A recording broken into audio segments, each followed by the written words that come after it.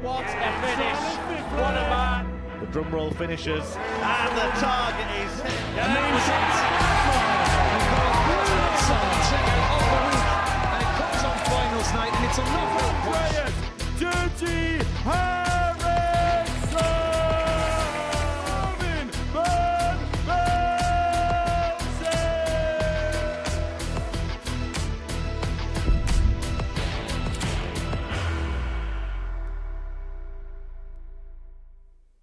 Hello there, good morning, and welcome to another day's darts, brought to you live and free on Pluto TV by the Modus Super Series. It's Wednesday, and that means, of course, that we will find out who the first player through to finals night on Saturday will be. It's the last day of Group A, and before we get into the action, here's a little reminder of what's happened so far.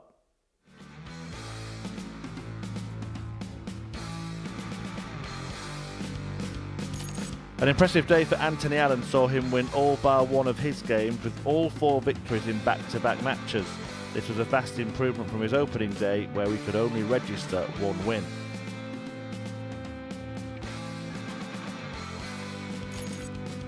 John Worley got off to a promising start, averaging in excess of 96 in his opening match against Kevin Edwards.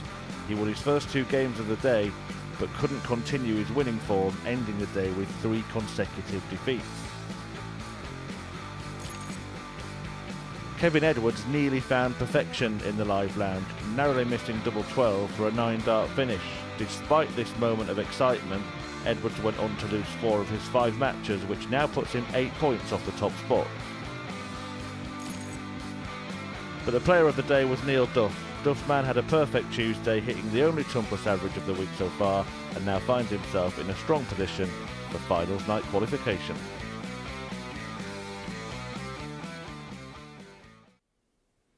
And that sees Neil Duff 6 points clear at the top of the Group A table. John Worley, the next best, after a disappointing end to the day, those 3 defeats in a row, basically the difference, meaning that he is 6 points behind. Anthony Allen had a much better day than day one, while Kevin Edwards had the reverse. 4 out of 5 wins on day one, 4 out of 5 defeats on day two. Andy McDermott on debut, winning 3 matches so far, and Rick Hessing getting his first 2 victories yesterday. In terms of the betting then for this group, well, look at that. Neil Duff, no surprise to see him such a strong odds-on favourite. It would take a minor miracle, maybe even a major miracle, for him not to win the group in this position. But what is interesting is that Duff has now moved to the favourite spot in the weekly outright betting. John Worley started the week as the favourite, but his sort of tailing off yesterday has seen him actually not just drop down 1 place, but 2. Derek Coulson, who comes in tomorrow, second favourite at 10-3. Worley now 4-1. Neil Duff leads away at 11-4, and he's looking in a very strong position to secure his spot on Saturday at the end of today's action. Neil Duff, he could move 8 points clear if he wins the first match of the day. He's taking on Andy McDermott. And Jack Garwood, who's going to be joining me in commentary for 15 matches today, spoke to Neil Duff before the action got underway. Neil, day 3 of your campaign here this week, but it's actually day 9 of the last 10 here at the Live Lounge. How are the energy levels ahead of an important day of action? Yeah, I'm actually coping not too bad. Kind of getting to my age, seems like things are a wee bit harder than that too. But I mean, I had this issue at the Lakeside, the first Lakeside, kind of thinking that would I be able to withstand it. But every match I played there was I could have stayed up for an hour 5 sets, so it doesn't seem to be a problem. I'm fresh every morning. I'm looking after myself after we finish, so yeah, I can do this here as long as I need to. Does the fact that you've played back-to-back campaigns here before give you that bit of help here? Yeah, but it's because I play here so much, I know how to manage my time when I'm not playing. So instead of going back and sleeping out there, so I'll go out and have a walk and try and keep life as normal as possible. So yeah, eat well, early to bed, and then every day's a fresh one. Excellent day yesterday, winning 5 out of 5. How important was that to take advantage of a below par rest of the group, perhaps? Yeah, well, I knew what I had to do yesterday if I wanted to actually take a stranglehold on the group. Takes the pressure off maybe a bit today, but I'll still be getting like I need every point. So, yeah, expect more of the same. And plans for the day, given that this is back-to-back weeks, is it important to win the group and get yourself a couple of days off? Yeah. It'd be nice to have a couple of days off. I'm kind of already half plans made that I'm going to head back to Belfast tonight. Take a couple of days, I think, from prior experiences, how you manage them 2 days when you're off. If you win Group A is vital as well, the Saturday night. So if I can keep myself occupied and get over the line first, and then we'll take it from there. Well, best of luck with that, Neil. Cheers, mate. Yeah, it does seem like it's almost inevitable that Neil Duff will be leaving on a jet plane and heading back to Belfast as the Group A winner, returning for Saturday night for the second successive week, of course. Came close to winning another double trouble last Saturday. It's been a very productive time here for Duff at the Super Series, and he's one of the most prolific players and prolific winners here in Portsmouth. The Duff man, of course, a 4-time weekly winner and a winner of double trouble, and now lives in Switzerland, not far from Zurich, and a little less far to come for Rodders from Weymouth. But he's got a way to go in terms of making an impact at the Super Series. He has got 3 wins to his name, Andy McDermott, but really would probably have to win this game to put himself in the conversation for Group B. Owen Binks, the referee today, and the referee of yesterday, Jack Garwood, is now alongside me in commentary. Morning, Jack. Morning, Chris. How are we? Very well. Good to have you with us. It's Neil to throw first. Looking forward to this. Game Like you said, on. Neil been the dominant force of yesterday, winning 5 from 5. And it seems to be a case of when, not if, he secures this Group A 100. title.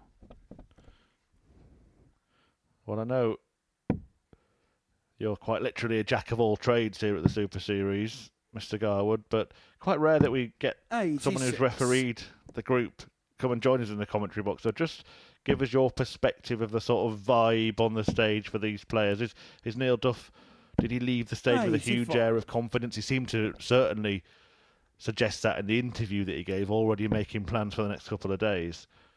It feels more like he arrived with that yesterday.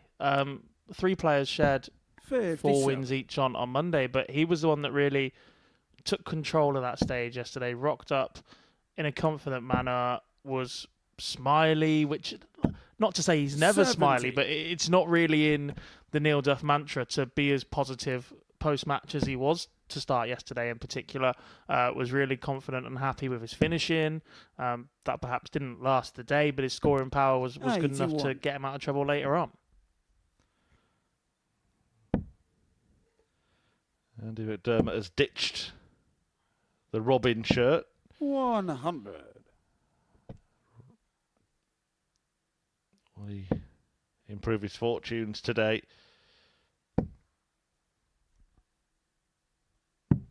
59. Neil, you require 146. The beauty of the pathways in darts at the moment is this time next year you really could be a millionaire. Get through the ADC, play well at the Super Series, go to 92. Q School, get the golden ticket, follow the Luke Littler journey. That's a name we're going to hear an awful lot over the next decade, isn't it? And beyond, to be honest, his impact will be felt for a long, long time. 58. Neil, you require And it's 54. players like Neil Duff who will probably be glad that they've had some of their best moments already in their career, potentially, because the production line is incredibly scary coming through. 41. Well, just And caused you himself a require problem there with a 160. wayward dart. Wanted the single 14, found the double, left himself an unorthodox target, and now will have to throw a single to leave a double. So only 2 more darts, that 44. double Neil, you guaranteed here require for Neil Duff. 13. And only guaranteed if he hits a single, of course. He does, double 4. Oh, wow. No score. And you require 160. He didn't have to split too often yesterday, but when he did, he had a bit of trouble with the single number, so he gets that bit right this morning. But McDermott, treble 19, doesn't go. That's almost the Neil Duff shot as well, that 116. He's sort of made it his own here. 56. Neil, you require 30. Times it's gone past. He's had trouble with a single. He's got 3 left. He's still an out here. 1 for double 1. No But score. that's a mess of his And own you require making. 60. Neil Duff was home and hosed in this opening leg. And suddenly he's come a cropper All started when he hit that double 14 inadvertently. And 13, he's proving unlucky for him. Game shown the first McDermott. leg. Well, he might have Andy ditched McDermott. the Robin shirt, but he's robbing that first Second leg, leg. it's Andy to throw first. Game on. That's a big moment as well, because Duff was pretty relaxed and confident in that interview we did with him this morning, and it's all about getting this job done and secure. But 100. this leg may seem insignificant now, but if this starts to unravel a little bit for Neil Duff now, he's chasing a performance or chasing to get back into this game and find his natural level. 95. If he starts missing more darts at double, this could be one of those bizarre days at the Modus Super Series. Yeah, and not just missing them at double. He missed the single numbers as well, didn't he? The 14 and the double 5. 83. So he should have had more opportunities than that. And McDermott suddenly found a little bit of confidence. 135. A bit like the striker who gets one going in off the backside to break a barren spell. He's taken that leg and now he's trying to build on it. Though this won't help. This 21. won't help at all. The positive for McDermott is, excuse me, his first start seems to be a lot higher so far today, albeit in quite a small sample space. The last 2 days 100. he's had a number of darts just below that treble 20. Part of me wonders if it's because it's been a bit of a bugbear of mine for the last 2 days while standing watching, but he's not fully opened his flights. We saw Steph Clark do similar in the Women's Week. 180. But they just don't fly through the air. Well, he's opened his 180 account for the day and has got a chance now to double his lead 97. against And he Neil records Duff. 77. That his 9th maximum of this week. Is he going to hit his 24th double? He Game is. shown the second leg. Andy McDermott. Well, who saw this coming? Not me. I'm sure not Third leg, it's Neil you to at go home. first. Game on. Certainly not Neil Duff. And I'm not even sure Andy McDermott. Let the camera know a little bit there that he's feeling it as well. Which is one of those that might go one of two ways. It could fire Neil Duff up a little bit, and that's not what you want. Or it could just let him know 42. that you're here and he's not going to have everything his own way over the rest of this morning.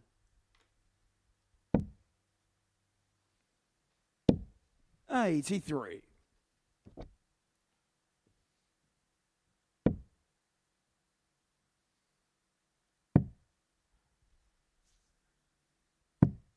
$96. McDermott is only 2 points away from that Group B position at the moment as it stands. Started the day in 5th place, but Anthony Allen in 3rd is on 10 points. 97. Big leg difference in that one as well. 10 legs between the pair, but as you can see, look, they're not quite open fully. That second one in particular.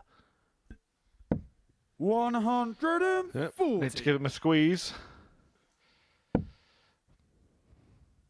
A lot of players these days don't have that problem. They use flight systems 60.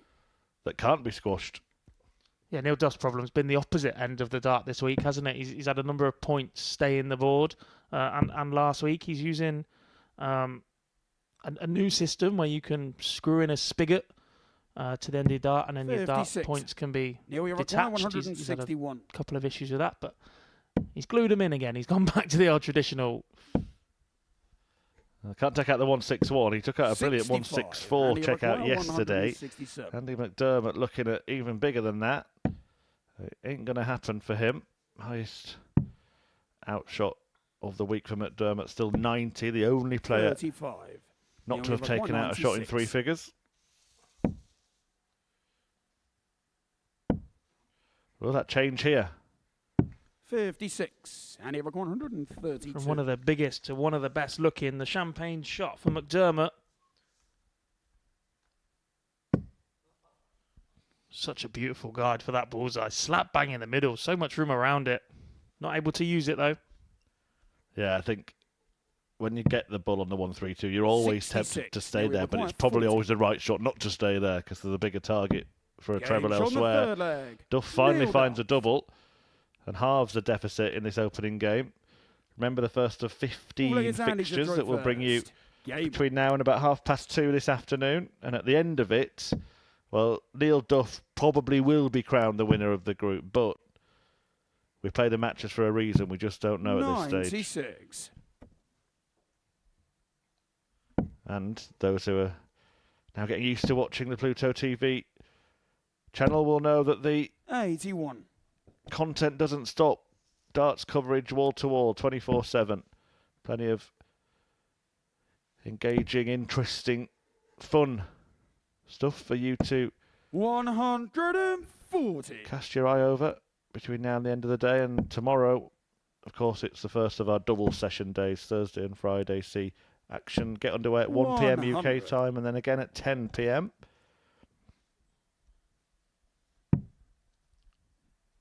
Potential for a bit of a local rivalry match in that Group C as well. If McDermott isn't fortunate enough to find his way 78. into Group B today, he'll take on Hampshire's Aaron Turner, one of 3 players coming in.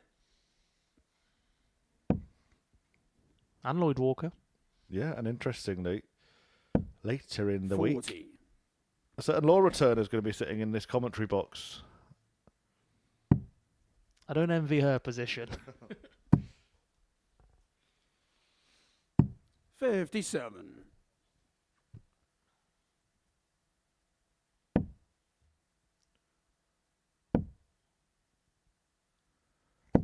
Well, that's a big move from Neil Duff just to get himself 130. back into the picture in this leg. 130 on offer for McDermott. Difficult dart to navigate, having to shuffle across. Can't find the treble.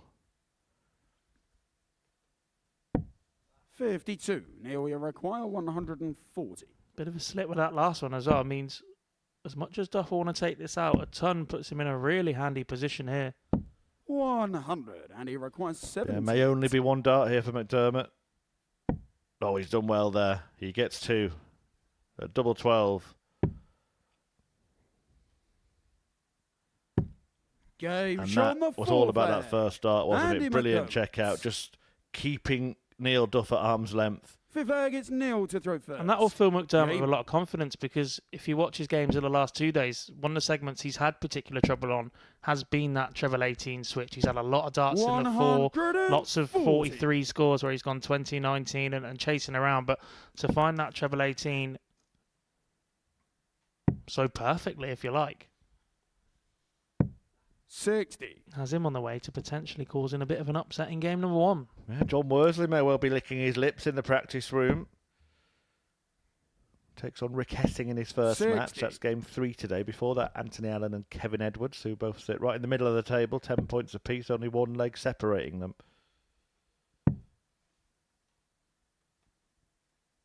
130. Interesting to see how Edwards will bounce back today. Played really nicely on Monday, picking up 4 wins. Just the 1 win yesterday. Him and Allen almost having inverse days, if you like. Anthony Allen having 62. the inverse fortune, but they both ran at exactly the same average yesterday, or close to it. It was an 81 each in that regard. So if you're Edwards, you might come away thinking, well, how haven't I picked up more? And if you're Allen, you look at it going, well, that's the difference. 95. Almost had that magical moment, didn't he? The 9-dart attempt, missing double 12. Kevin Edwards, we'll see them next. Right now, Neil Duff trying to cling on to the cliff edge here, and that 171. is a definition of clinging on. Both hands now on the cliff face and holding himself up. But wait a minute. 125. Now he requires 68. Chance for Duff to get back to within 1 then. 16's corridor. Double 16 now. 44. And that was a And he wild requires dart 87. double, and you wonder how much that first leg has really got into Neil Duff's head here, but it's double 18 for McDermott. The worst switching darts, double 9. 69. Well, will that be the only Now chance he require gets? 24. Does Duff now come bouncing back? Game shot on the Is fifth the hard leg. work undone? Neil Duff. McDermott still has the darts, but he has that little bit of scar tissue now Sixth leg, it's Andy to throw first. to Game. play through, having passed up the opportunity. Not so much the dart at double 9, but the one at double 18 was just not a sort of assertive dart, was it? 100. It wasn't thrown with any great confidence, more of a chuck and hope. I think if you offer any player the opportunity to throw for any 39. match at any time, they'll bite your hand off for it. But it does come with its own pressure, knowing that if you're unsuccessful here, Duff's got the darts in a decider. I've been impressed with his performance so far, 95. McDermott. Keeping his head. And no signs of that changing at this point, but one big shot from Neil Duff could just be an unbearable weight. 100. Yeah, there's been a nice composure to this performance from McDermott.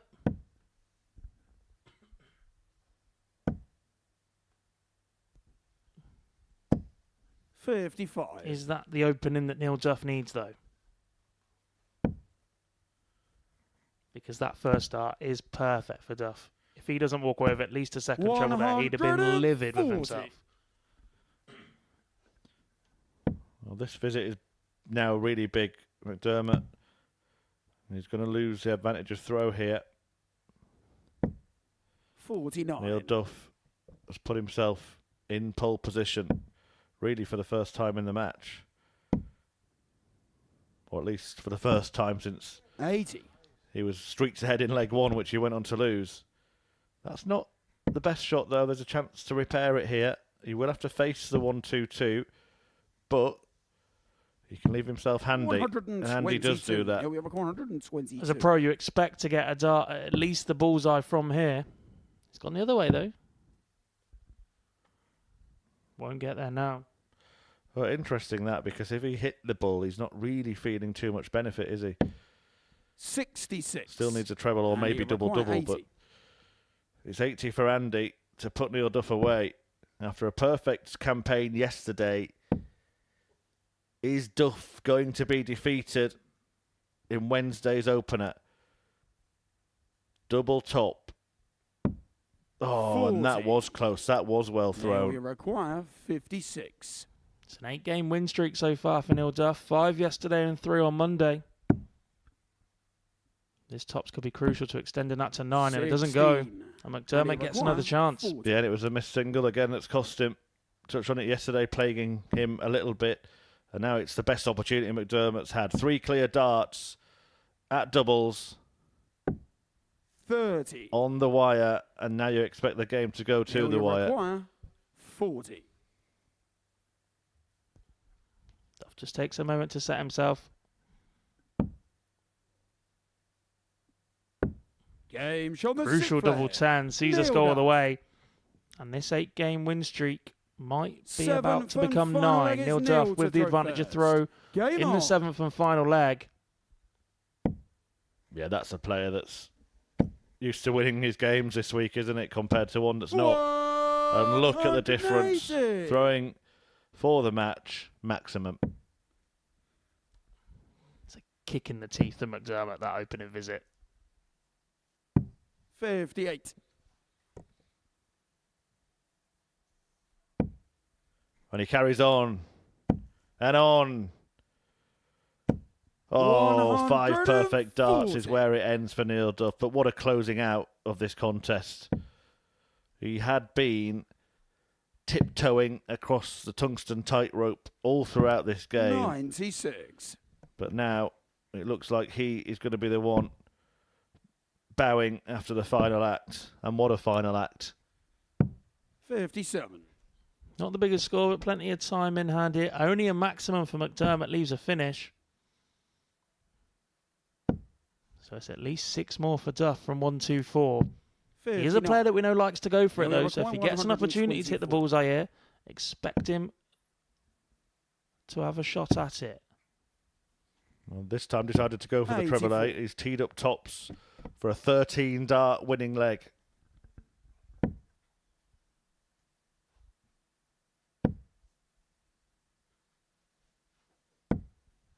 Second dart from 125. McDermott means he can't leave a finish, so more time for Duff to get this one wrapped up. Last dart in hand.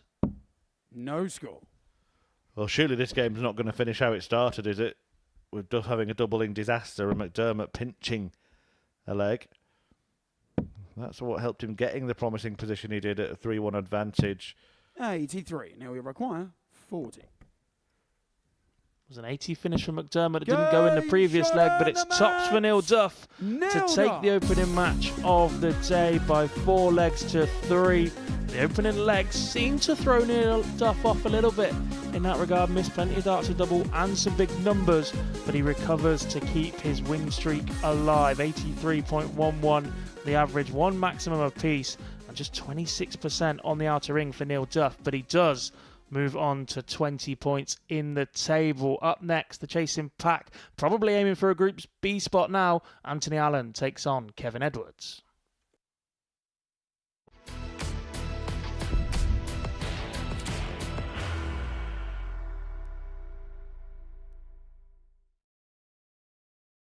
Are you ready to lift that trophy, Darius? Yeah. Let's do it then. Ladies and gentlemen, your Modus Super Series 9 champion is Lucky D, Darius Labanowski!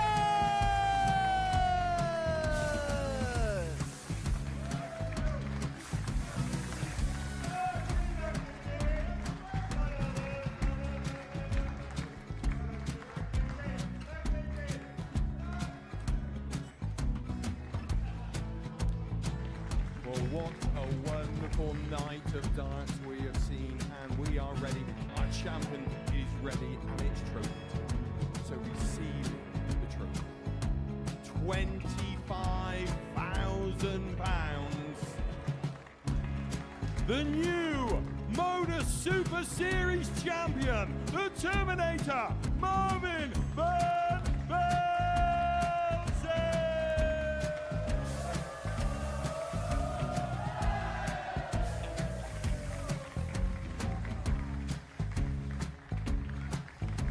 And one more time, the 8th Modus Super Series champion, the Terminator, Marvin Van Velzen.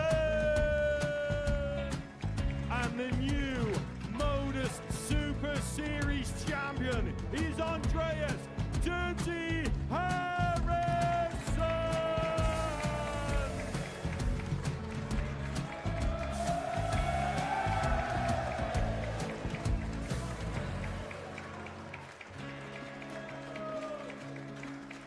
And one more time, the 7th Modus Super Series champion.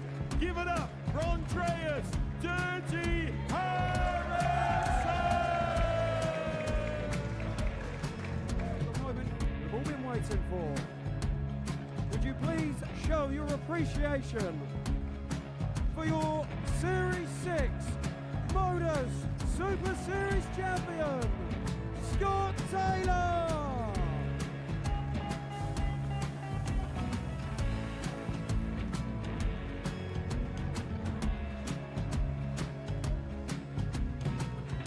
One more time, your new Modus Super Series champion. He is Chucky. He is Jim McEwen. Ladies and gentlemen, your Modus Super Series champion, retaining his title, the Nuke, Luke Littler!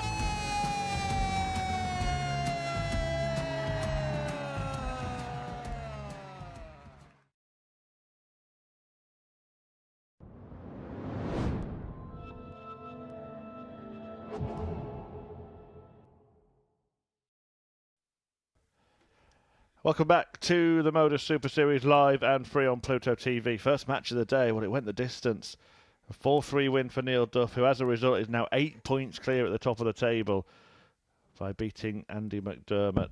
And next up, 2 players right in the middle, 10 points behind Duff. In fact, the pair of them, Anthony Allen and Kevin Edwards, who have really been, both had the same story on opposite days, Jekyll and Hyde stuff. Kevin Edwards, the flatliner, we had a good chat with him. We'll talk more about that in a moment. But Anthony Allen, 46-year-old from Coventry, making his 4th appearance here and had a much better day yesterday. 4 wins from 5, which is the exact same record that Edwards had on Monday when he beat John Worley in the last match of the day to stop Worley actually going through the card, and then delivered. And if you are following us on social media, then just have a look for the interview that he gave at the end of the day. And if you're not, well, follow us and have a look, because really remarkable story. Multiple cardiac arrests he had a few years ago. His wife saved his life. First leg, it's Anthony to throw CPR. first. Game on. Tried to throw a dart. Once he came round, he'd been in a coma for some time. It just landed straight on the floor. Thought he'd never play the game again. 140. Here he is, living his best life, playing some good stuff on the World Seniors Championship stage recently, and now back on the Super Series stage. Yeah, it's a story I've heard 28. a number of times, and it doesn't get any less remarkable every time that you do come across it. I've been fortunate enough to have worked with Kevin through the World Seniors Tour over the 99. last couple of years. He's been incredibly consistent on the floor in those events and the qualifiers. That's how he earned his spot at the Circus Tavern in the first place. And he's just an incredibly nice 121. guy as well. I remember before he'd even started coming to seniors events, Richie Howson says to 44. me, Kevin Edwards is coming soon. Good player, Kev. My area. Watch out for him. And you hear that a lot from players. Or this player's playing at the Super Series next week. Or this player's playing county. This player's really good. And sometimes you take that with a pinch of 45. salt. But when Richie Howson starts picking you up, who'd had the success that he had on that seniors tour from day one, you sort of sit up and listen a little bit. And 25. Kev certainly delivered what was promised. Yeah, missed a good fistful of match darts, didn't he, against Mike Huntley to progress at the seniors. And when you saw what unfolded after that, who knows how far he might have gone. And who knows how far he might go this 99. week. I think that whatever group he ends up in, he'll certainly be a contender to make it through to Saturday. And I suppose you'd have to say the same for Anthony Allen when you consider that their stats are almost 85. identical and their points tally is identical. I think Kevin more so, if he finds his way into Group P as well, there is that camaraderie between the seniors players. Derek Coulson and Martin Turner both in there. Conan 60. Whitehead not too Anthony far from the McGuire, region where 108. Kevin Edwards lives as well. So there will be that element to a Group B should he falls into that. But Anthony Allen, double Game 14 on for the 108, first leg. has plans of his Anthony own Allen. to take that Group B spot.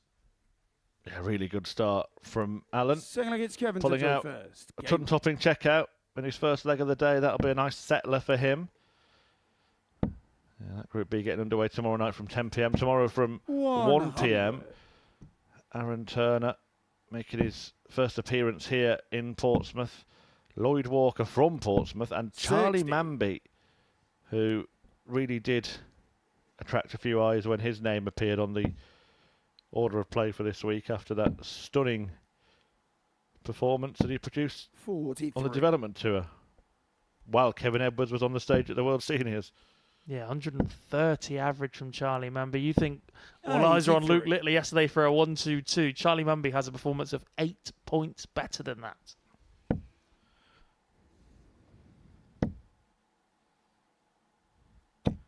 $81. Change of flight colour today for Kevin Edwards. Maybe just trying to change something up visually to kickstart his campaign back into gear. 135. Just to put in further context, the highest average here is the 122, isn't it? 122.69, held by Darryl Pilgrim. 99. Denny Order-Calter, the man on the receiving end of that. And I suspect as a player, when 99. somebody puts in a performance like that against you, it's a bit bittersweet because you appreciate just how good it is, but there's nothing you could have done about the result. Well, look, in the previous game, you couldn't begrudge Darryl Pilgrim because the game before he actually averaged 40. 118.88, which is still the highest 124. losing average. He lost that match to Scott Taylor. So 108 for 56. Allen to win the first Kevin leg, McGuire, 138 on offer for 138. Kevin Edwards in the second, but this is only to hold his throw with Allen perfectly poised on 68. He's so good at just floating one over 98. that bottom wire, but Anthony the issue for requires Kev is he needed 68. both of those trebles. Bullseye then. 43. So Edwards off the hook a little there with that first McGuire, start 40. going the wrong side of the segment Allen was aiming for. Edwards gets 3 clear at tops. And he used that one to perfection as well. Good weapon to have in the arsenal, isn't it? The ability Third leg, it's to Anthony use to a throw low dart first. or a high Okay. dart. Yeah, understanding how your darts not only go through the air, but landing the board and your ability to work your way around that 95. is an incredibly important weapon to have in your arsenal. Can he use this and start getting us all excited again? Yes, he can. 180. King Kevin Edwards, who missed double 12 for a 9-dart finish yesterday, starts off in perfect fashion. 60. It's only really when dart 7 goes in that you start to get a bit excited. If you're in Owen Binks's position, unfortunately for Kevin, 43. we're not going to see a second 9-dart attempt from him of the week so far. I wonder when the top players start thinking about it. 100. If they open a leg with a 180, they're already thinking it could be a 9-dart of this. You look at snooker, don't you, as a sort of example. It depends whether the balls fall, but they can see really early. 147's on here. 100. In darts, if you fit a 180, surely you're thinking you might be able to do it. Well, there's that iconic moment, isn't there, of Ronnie O'Sullivan asking Jan Verhaas to find out what the prize for a maximum is when he's one red and one black in, because it's on. Like, the environment never changes for a 9-dart attempt, I guess. So if you're feeling it, you're feeling it. Sometimes you know. Sometimes you, 100. even as an official Anthony today, requests 66. it's coming. Well, that's an okay miss. He can just stay there and then plonk one in double 18, which he Game shot duly the does third leg. to lead Anthony 2-1. Allen. Fourth leg, it's Kevin to throw first. Game on. Like we spoke about that Pilgrim Taylor match. The form of the game before, it was coming, wasn't it? Like, sometimes you're just on one of those hot streaks and you never want it to end. 134. Yeah, again, sat in this position, there are times when you just feel it. 98. It's like an energy in the room, in the arena. There are the complete opposite as well, where sometimes it does come from absolutely nowhere. I'll be honest, the Mason 85. Whitlock 9-dart, I was fortunate enough to be refereeing. I didn't expect that in that moment, but when we had the Lee Cox, Tommy Lishman back-to-back, it felt a 100. bit like one of those days at times. Leonard Gates' 9-darter here, he'd been threatening it for a number of times that week. 98.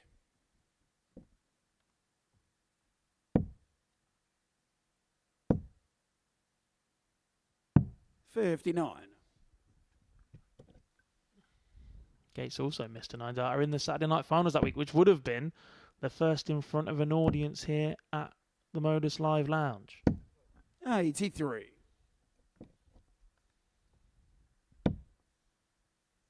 Chance then for Edwards to level up. Needs the 101. 140. Kevin Ibaquire, 101.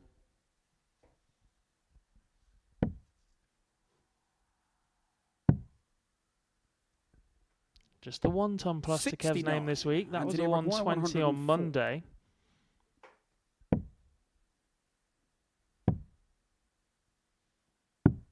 $88. Anthony Allen's already Kevin got Ibaquire, 4 of them. That would have been number 32. 5 of the week. But chance for Edwards to level up at 2 apiece.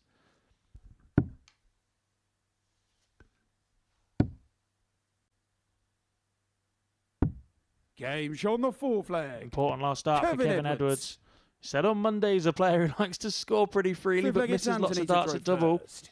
Game on. Just be happy to be at 2 apiece here. 58. As for Anthony Allen, it's been an intriguing week on the outer ring for him so far.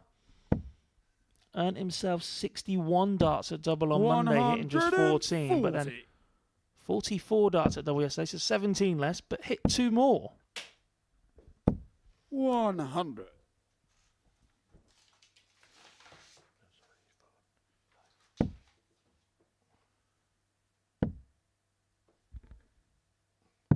$97.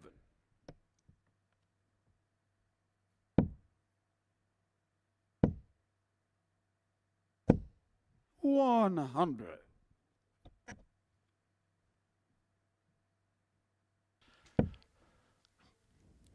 So deadlock, and that's not a surprise between two players who can't be separated or have 100. only been separated by one leg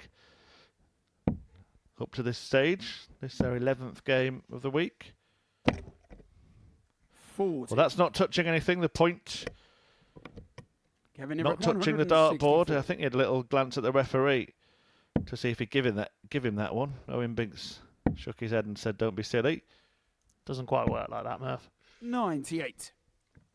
We've actually just been discussing that this morning. There's a new programme on the way with Owen and Jack talking all things 81. refereeing and Kevin rules. Everett, 166. That's one we didn't cover, isn't it? One of the more frequently occurring ones, but has to be touching the segment. And touching's the key word there. That's not 57. touching the segment he wanted, because some people Anthony, have you're said right, has to be penetrating the 122. segment. It doesn't, just resting against it at that point. Not the barrel, not the flight, the point. It doesn't matter if it goes under a wire either. You won't see that here, but some dodgy old dartboards about. 83. Kevin Everett, 9. Chance then for Edwards. Breaker throw on offer. Hit double 4 to win the last leg. Hits it Gage on again the for this fifth leg. leg. Leads Kevin 3-2 Edwards. and is now throwing for the match. And we said these two haven't been separated by much this week. Same number of points, Gage. just one difference in the legs difference column. The two games they've played this week have actually finished 4-3. Both of them have won one each as well. So 45. you wonder if that's a sign of things to come here. Kevin Edwards, we're hoping not, but just a 45 to open in leg number 6. There's no realistic ambitions really to win the 100. group. Still mathematically possible, but very, very unlikely. But winning this match would be such a huge boost in that battle for Group B, wouldn't it? 140. Because they're so close and because it might come down to leg difference, and if that does end up level at the end of the day, that head-to-head could come into play as well. 125. We saw that last week, I believe, or the week before with Steve Beaton. So it's happened before. It could happen again, and getting this one secured, knowing that the other two matches have been 4-3, one in either player's favour. 45. It happened with Steve Beaton. He was 2 points off top in Group A. He actually ended up getting through Group C on his average, having a higher average than Adrian Gray over the 2 days. 135.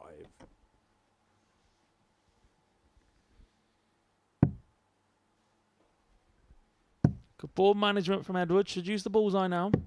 See a lot of players 126. staying up on the 20s for that, but that requires you to hit 141. 2 trebles. Allen, though, the 141.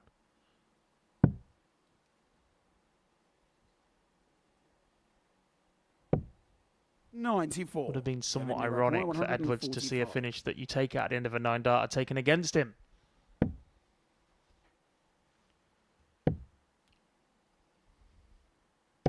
First dart perfect 85. for Edwards, but Anthony second, Everett, 47. not quite where he wanted it, and a chance for Allen to level up. Double 16. Now double 8.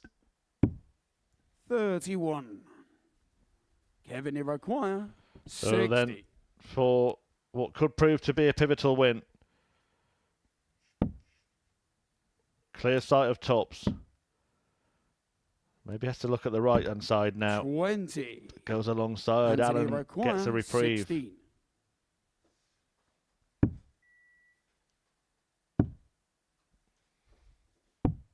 12. No Kevin good for Everett, Allen. Was convinced Edwards was going to be 40. able to use that second dart in the previous visit to just nestle below it, but chance once again. Should be a good guide, that one. Now he's got 2 of them. Game Last start in hand. shot Kevin and the Edwards match. defeats Anthony Kevin Allen for the second Edwards. time this week, giving him the advantage in that head-to-head battle. Should it come down to that later in the group, but perhaps more importantly, Kevin Edwards now 2 points clear of the man from Coventry. Both players over the 80 average mark. In the end, Edwards 80.97 and Anthony Allen 85.94, but decided on the doubles once again, 4 from 13 for Kevin Edwards. Coming up, we're going to complete round 1 of fixtures with Rick Hessing against John Worsley.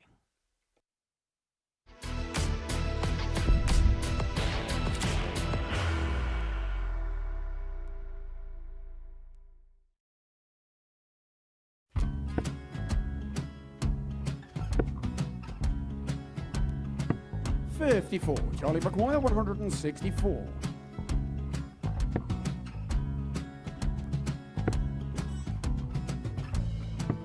$44.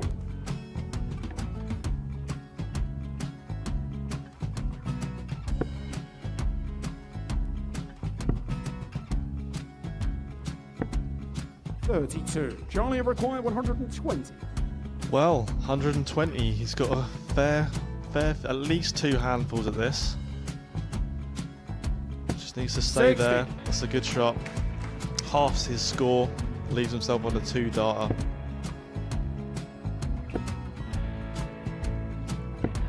$26. Charlie Time on his require side 60. to become back-to-back singles champion.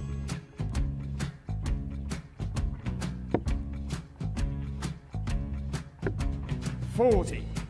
Definitely a couple of nerves in those last 2 darts. But he'll be coming back. It's a moment he's been in before this situation. Standing at the back of the 81. stage, Charlie approaching the require hockey with a 20. chance to win the title.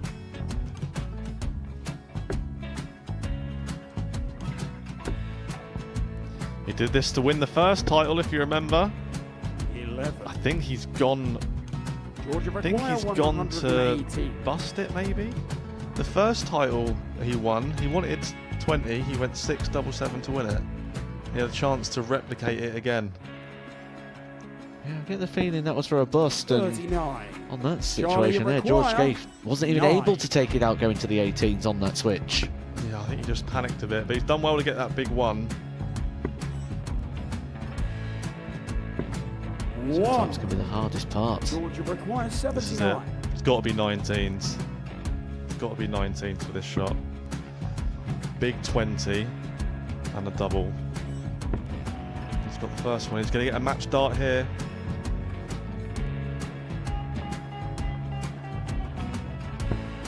$59. Charlie Threw the entire require body into that 8. one. Just didn't want to let go of the dart.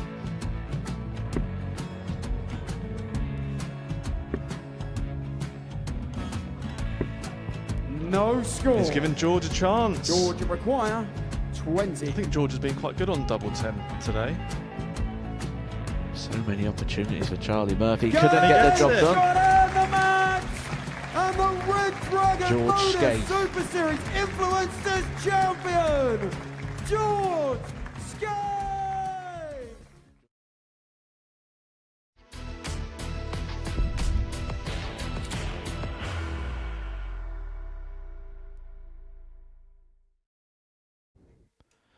Welcome back to the Modus Super Series live and free on Pluto TV, and we're into Game 3, where John Worley, who had a perfect day on Monday, takes on Rick Hessing, who had the exact opposite, but did manage to win a couple of games yesterday, growing into his debut week at the Live Lounge. Worley, of course, a former weekly winner, feeling a little bit under the weather towards the back end of yesterday, has since shared with us, hopefully over the worst of it.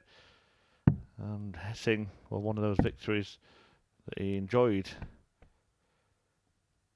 yesterday was against John Worley, a 4-1 win against the Chepstow Chucker. Worley really needing to probably repeat the day that he had on Monday to have any chance of topping the group, but even then it might not be enough, particularly after Neil Duff got out of jail against Andy McDermott in Game 1. He started the week really brightly, didn't he, John Worley? But as you said, wasn't quite feeling yesterday. And now work to be done. First leg Need to is run the Rick card today and hope for first. losses for Neil Duff if he's Game going to on. win Group A, albeit quite an unlikely situation. But Kevin Edwards is now level with John Worley. If Rick Hessing is to 95. repeat the feat of yesterday, Anthony Allen plays Andy McDermott next. The next time John Worley comes to the hockey 26. against Neil Duff, he could find his level with 2 other players. Yeah, and regardless of the result in this one, if Neil Duff wins that match, and he would be qualified for 125. finals night by 11 o'clock on a Wednesday morning. About as early as you can do it, isn't it? Unless you're the referee. I'm there every week. 60. Worley on 12 points in the table, can only get to 22. Duff already on 20, 100. so even if Worley wins this one, if Duff beats him and gets to 22 himself, the leg difference is vast. That'll be Duff 100. popping the champagne cork and booking his flight to Belfast. Is flying to Belfast a cause for celebration? 45.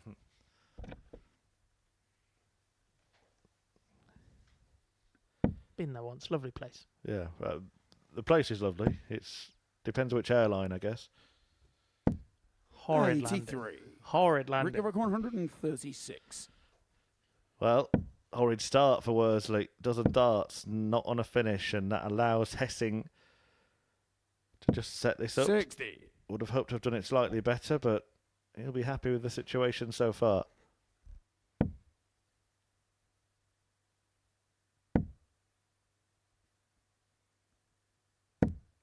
$83. Rick Everett 176. Chance then for Hessing to take the opener. Down for 16. Back up for tops. 56. John Require 149. Outside chance for Worsley to pinch the opener. 3-ton pluses to his name this week, but they've all been under 110. 81. Rick Require 20. Hessing is back for double 10. He's been so much better on this than he has on tops this week. I feel like he's struggled to reach at times. 15. John Require 68.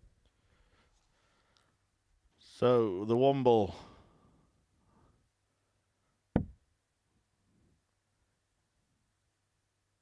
manages to dig Sean the himself out of a first hole leg. in the opening John leg. Worsley. It was a little bit McDermott-esque, that, wasn't it?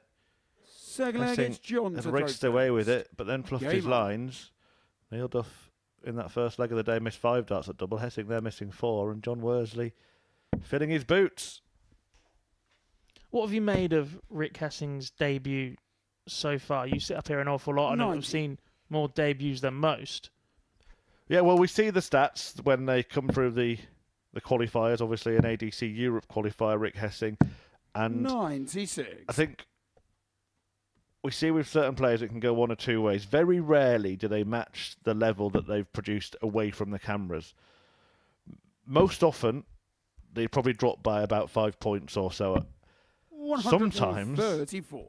they exceed what they've done before. Simon Adams is a classic example. Peter Wachuri did it here. Not to just Recently. name every player that's 60. been from Africa. Kendrick Corden was another whose Yeah. averages we were looking at before he got here and going, there might be a bit of trouble here.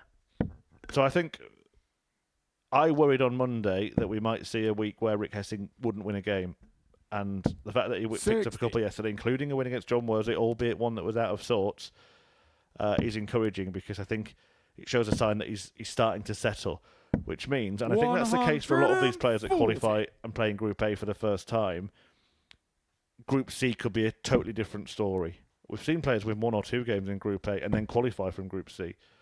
The very first week here, I know he wasn't an inexperienced player, but Kieran Tian finished bottom of Group A, won the week. So yeah, I think that he's probably about where you'd expect him to be, but you really want to see how he pushes on in Group C.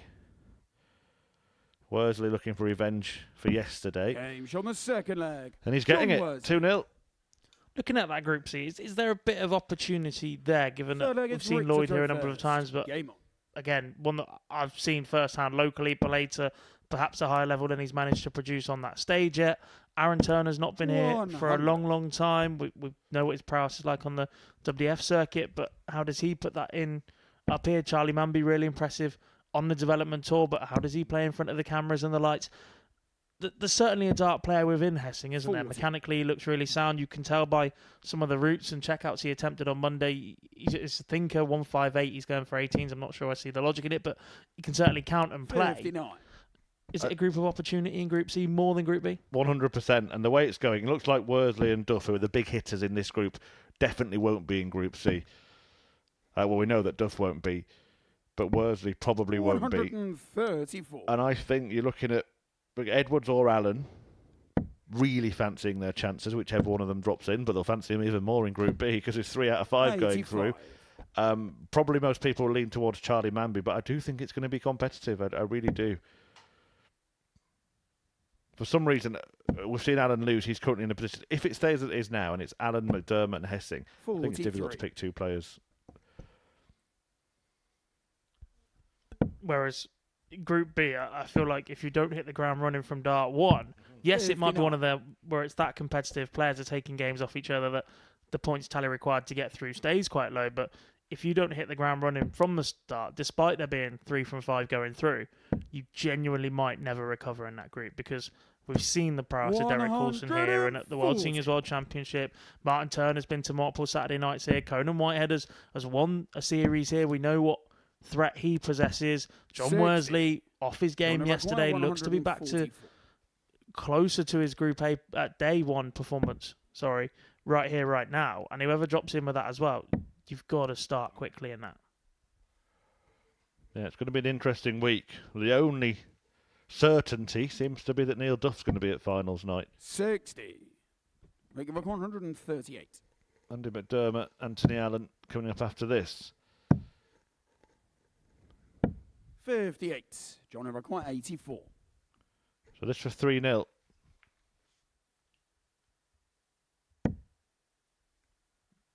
It just looks so clinical. Game shown the He's been third absolutely leg. perfect when John it's come to Worsley. finishing. 3 out of 3 on the doubles, and 84 to add to the 68.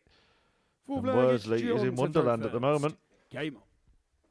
Yeah, when he rocked up on Monday morning and started the way he did, this is the level you expected Worsley to almost maintain for the week. We know he's capable of this. His record here is very, very good in getting to Saturday nights. 140. 4 from 5 on day 1. Just picked up 2 wins yesterday. Hessing beat him 4-1. 45. I'll remind you again yesterday, so this is a real cold serving up of revenge. That first start from Worsley is so much better today. 132. Does enjoy a switch to the 18s, Dennis Priestley-esque, Conan Whitehead-esque actually, who we might be playing in Group B. 58. Conan might genuinely be one of the best in the world at that switch. He does it so often. He sort of made it his own. Well, first dart's been perfect. First and second dart have been perfect. Every single visit in this leg, and this time he adds a third for good measure. And you expect him to get the job done on his next visit. Currently averaging 99 is John Worsley. John Everquite 49. And he's on for an 11 dart leg. He opts for tops.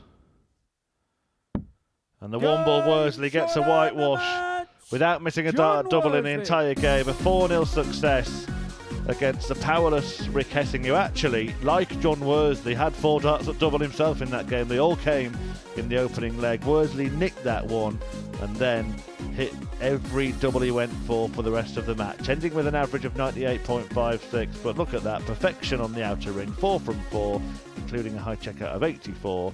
Worsley wins. He'll take on Neil Duff in a couple of games' time. Before that, Andy McDermott faces Anthony Allen.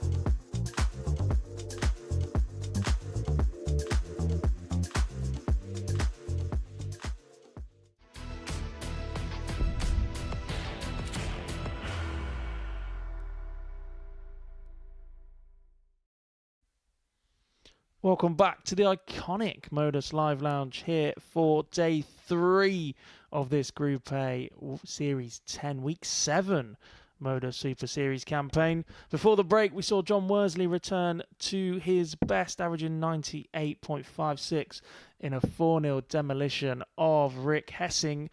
Up next, Andy McDermott, the man from Weymouth, takes on Anthony Allen. Important match this one, Chris, in the race for First Group leg, B. it's Anthony Allen Andy losing his to opening throw round first. fixture to Game Kevin on. Edwards, is now playing the role of the chaser.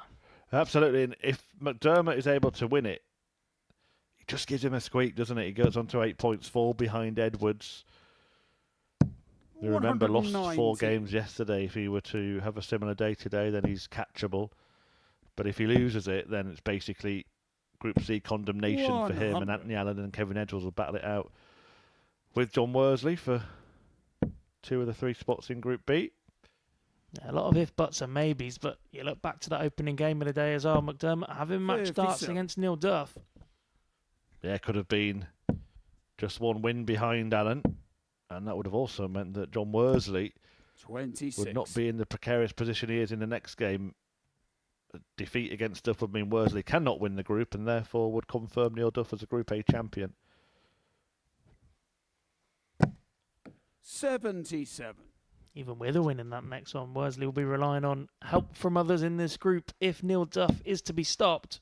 And who would have thought that after winning all your matches, 100. or winning your first 4 matches, sorry, on Monday, lost his last one. After those first 4 wins, to think that he could be out of contention 44. game 2 on Wednesday would be a huge shock. It's a strange flipping, isn't it? Because both Kevin Edwards and John Worley won 4 out of 5 on Monday to then only pick up 100. Worley 2 yesterday, Edwards 1, but meanwhile Anthony Allen did the inverse. 58. But he's made an okay start here against a throw. He should be getting first starts at double, unless McDermott can produce a big check out. 95. And Eric 146.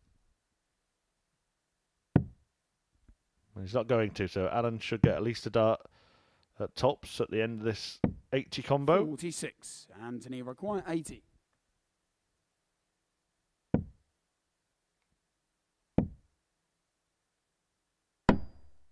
$40. Bit of a wild one, And that he last one at the required double. Well, it was on the wire, just not the wire that we usually mean. No chance of recovery 44. for McDermott, so Anthony it's another Maguire, 3 in hand 40. for Anthony Allen at tops. Both of those quite high. Game shot Just the first perfectly leg.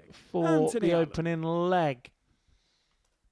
Break a throw for Allen. Second leg, it's Anthony to throw first. Game And I think it'd be interesting to chat with Anthony Allen when this week is all said and done. I was speaking to him between matches and whatnot over the last couple of days, and he's seemingly in a position where he's just grateful to be here playing darts. He's been waiting on a hip operation that was cancelled the day before he was due to have it at one point, so he's not been playing as much as perhaps he would have liked and chasing the circuits, if you like. But if you look at the way he's built from day 1 to day 2, you can see those improvements where he's straight back into that competitive mix, and he'll be looking to 60. keep that going for the rest of the week.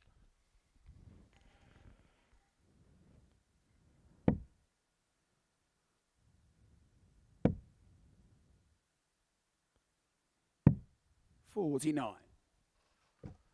Just in a real dropping off here from McDermott, and just wonder how much that first defeat has damaged him, because it would have been a real sort of statement 26. victory, wouldn't it, against Neil Duff?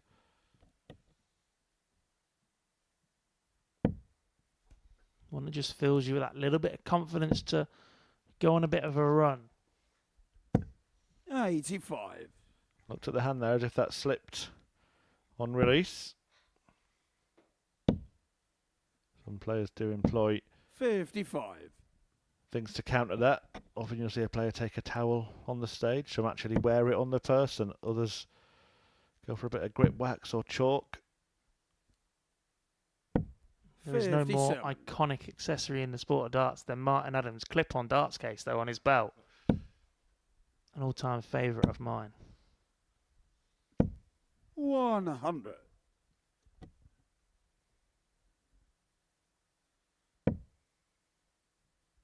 There was a situation last year where it was so hot during the summer, we had players freezing their equipment in between matches. 174. Anthony Brook, 106. Cold play from Andy McDermott to put the pressure on Anthony Allen. 28. And he requires Certainly 40. did so after those 3 darts, and McDermott 3 in hand to level up. Chasing for double 5.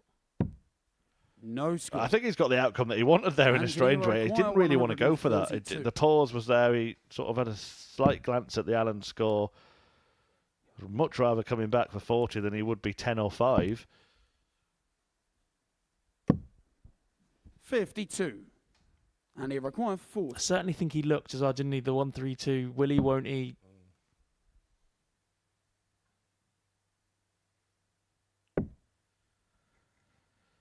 Going round and round the roundabout.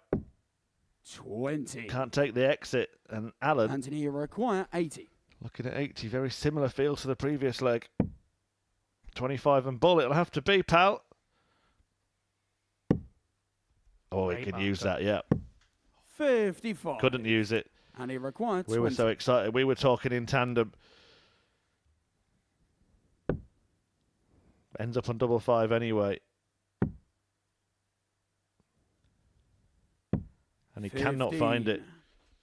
Just all a little Anthony bit scrappy required now, isn't it? It 25. was so easy for McDermott in the first couple of legs against Neil Duff. He was the one taking advantage of scrappy darts, but Anthony Allen double 4 now. No score. And he's in the wrong segment And he too. require 5. I've seen better endings to legs. It's not over yet. Double 1 as a result of that treble. Scared of it. Now has to attack. And he does Aims on attack. the second leg. And McDermott Andy hits McDermott. back. Not the way he would have wanted to win the leg, but he's won it all the same. But One it's Andy apiece. to throw first. Game on. Actually a break back as well. So it gives him back effective control of the contest. But to be honest, I don't think either player will feel in control at the moment. No, neither really have that command over their 60. dart, do they, when it comes to those crucial little adjustments around the outer ring at the moment. 85. And there does become a possibility that the back end of legs start doing damage to the rest of the leg as well, that the confidence starts to go and 34. the control of the dart starts to drift that little bit more.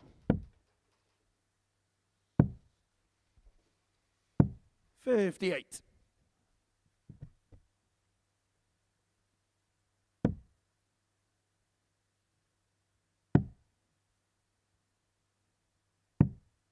$43.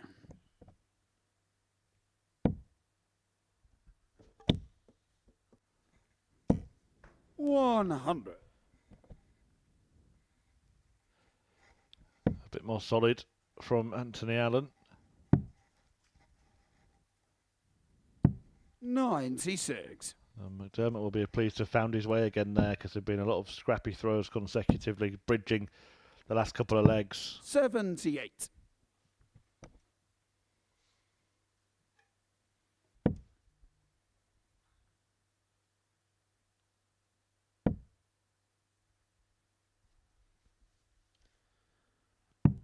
Bit of a 43. mathematical mistake from McDermott. And it was dart 2 actually that caused him the issues. Dart 1 was fine, but had to switch away from 60. dart 2.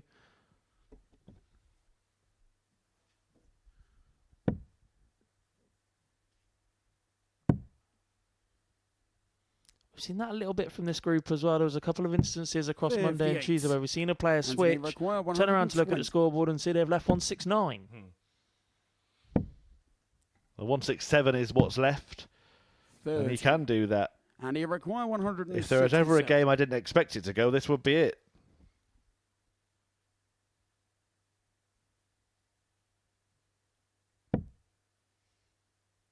You'd be correct. A combined 2 from 18 on the outer ring this pair so 93. far. Anthony require 90.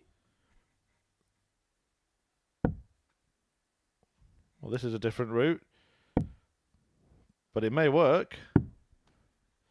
74. quite. And it requires 74.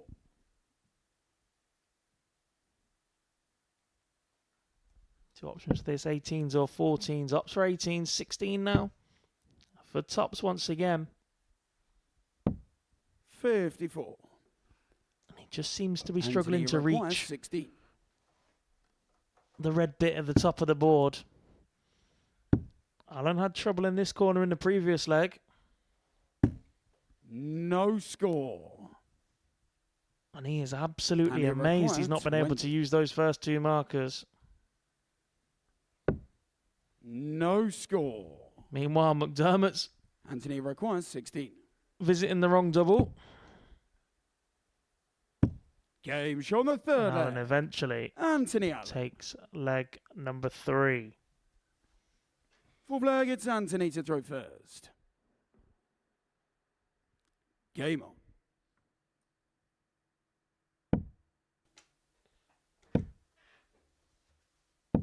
$95.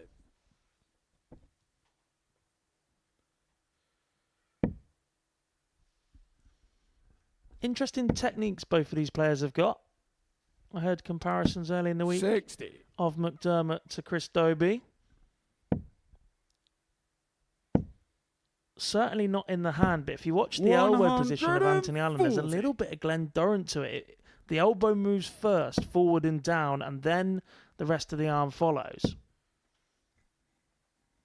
I think you're being harsh on Glenn Durrant to bring that up when he's not playing well, Jack.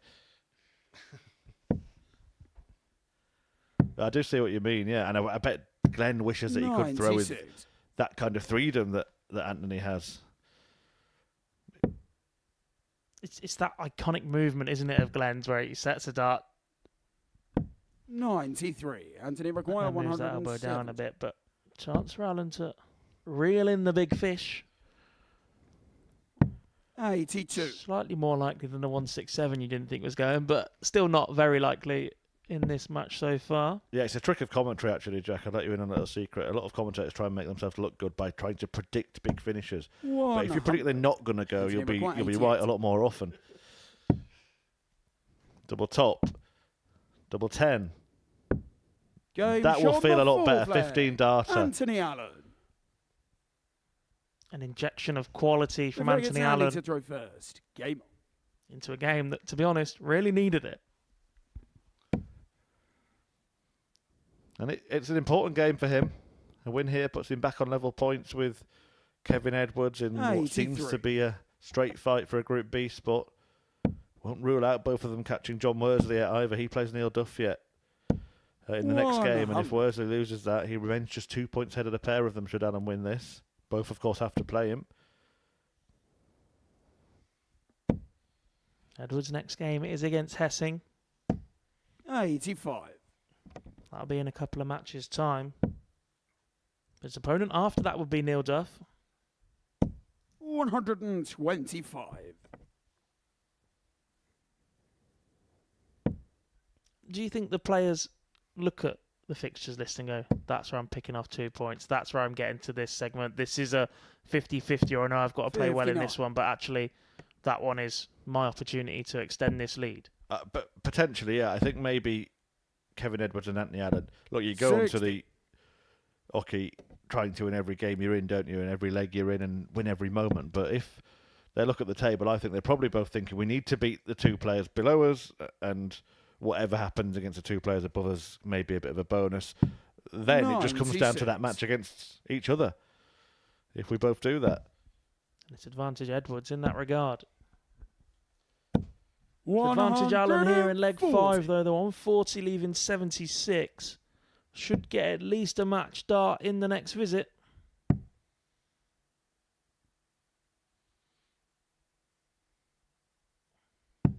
$58. So to Anthony wrap up requires what had been a 76. poor performance with back-to-back 15 dart legs here, Anthony Allen. He can still do it. Treble 19, yep, that's found for double 8s. And what a way to win it. Well, it took 300 Anthony darts Allen. for the first half of the match, but just 30 for the last two legs. And Anthony Allen can breathe a sigh of relief. And that win gets him back on level terms with Kevin Edwards and back into third place in the table. But it's all about first place next. Neil Duff will qualify for finals night if he can beat John Worley after the break.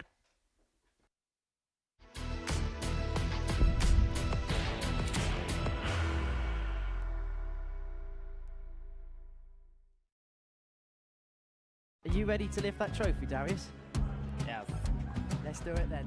Ladies and gentlemen, your Modus Super Series 9 champion is Lucky D, Darius Labanowski!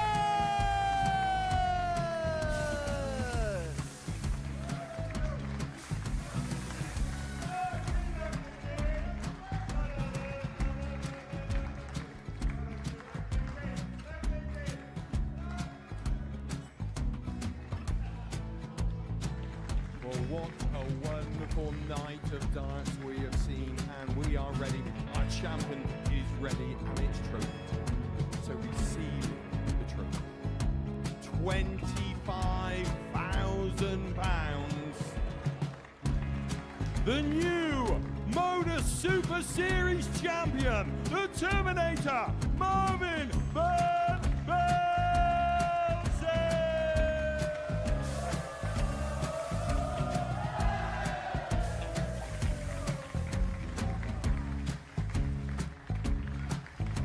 And one more time, the 8th Modus Super Series champion, the Terminator, Marvin Van Velzen.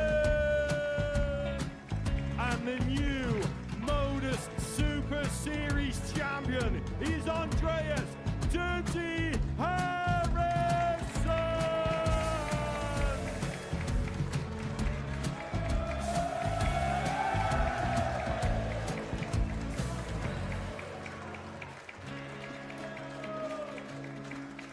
And one more time, the 7th Modus Super Series champion. Give it up for Andreas Dirty Harrison. The moment we've all been waiting for. Would you please show your appreciation for your Series 6 Modus Super Series champion, Scott Taylor?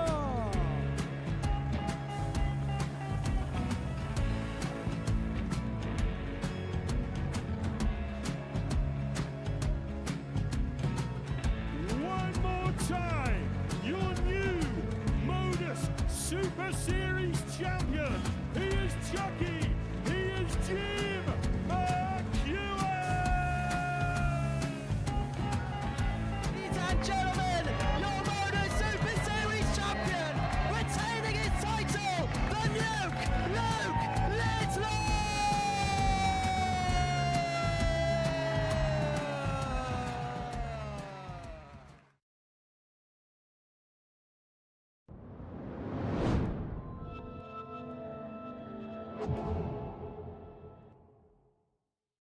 Neil Duff! But I think someone like Neil, I think he might ball the target for the match, and ball is found for a wonderful 1-6. He ups the tops.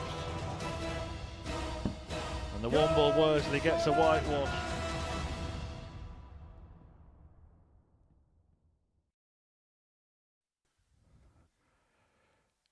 We're about to find out. Neil Duff looking to secure his Saturday spot and to do it pretty much about as early as you can.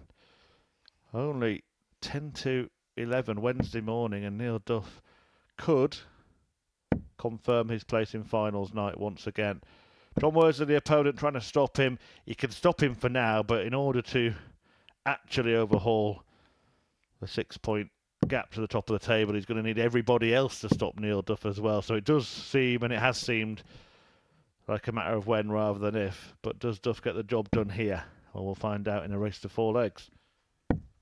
Intriguingly, with the way that the fixtures work out, obviously these two are playing each other now. Duff will return then in match 9. And then he's got a bit of a gap to 12 and 14. So a defeat here would give him time to sit and stew about it, if you like. First leg, it's Still John incredibly to throw unlikely first. he doesn't go on to win this group if we're being completely Game honest. Yeah, won all of his games yesterday, Neil Duff. Only defeat came against John Worsley in the second game on Monday, so currently on a 9-match winning streak. 43. It was a very different Worsley that took on Neil Duff yesterday, though, wasn't it? Yeah, and there's been decent signs from 100. John so far today. Brilliant performance in a 4-0 win against Rick Hessing, averaged in the high 90s, 4 out of 4 on the doubles. So that would have just give 60. Duff something to ponder ahead of this one.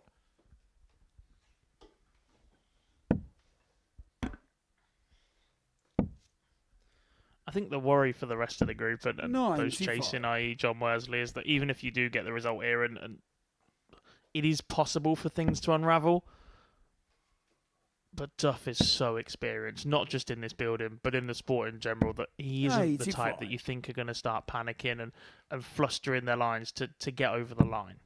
Yeah, well, at risk of going all Roy Keane here, Jack, I think Worsley probably wants to forget about winning the league and focus on the players behind him. Because he is only 2 points ahead of Anthony Allen and Kevin Edwards. If he loses this match, the real damage won't be the fact that he's not going to catch Neil Duff, because that's unlikely anyway. The real damage is that suddenly he becomes really 99. catchable. Yeah, win here for Neil Duff. Not only would seal him the group, but would mean a win for Kevin Edwards next up. Over Rick Hessing would have 60. serious implications for the table. It'd get him level, wouldn't it, on points? Still a big leg difference deficit, but he would be all square with 3 games to play for the remaining players, and Anthony Allen would only be 2 points behind. He's only 2 points behind as things stand. 134. Final round of fixtures, game number 13. Kevin Edwards against John Worsley. Well, they may, even though it looks 100. predictable Johnny require 80.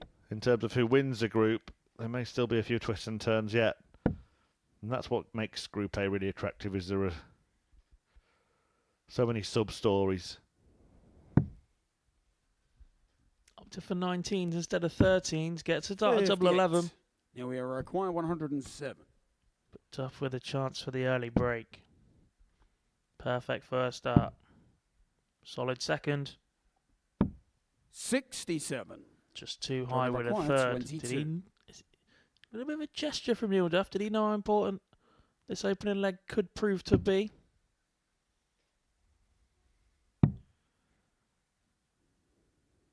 Double 4. 14. Duff comes back. Yeah, we You just require can't see him 4. missing 3 darts at tops. Been so prolific on that target. Will only be allowed to miss 1. Double 10 for cover. Double 5. 30. Worsley's getting a Johnny real require present here from Neil 8. Duff. Almost the same first leg that he played against Andy McDermott. He missed 5 darts at double in the first leg of the day, did Duff. He's already missed 4 in this one. And he won't get any more because Worsley finds a way in to lead the match 1-0. Second leg is Neil to throw first. Duff Gabe. was just 4 from 15 on the outer ring in the first game. He's 0 from 4 in this one. 81. They're not the kind of numbers you expect from the former Lakeside champion. Especially not coming off the back of a double start week. He spent the best part of 6 days solid 60. in this room, in this building, throwing darts at double at the start and end of legs. 59.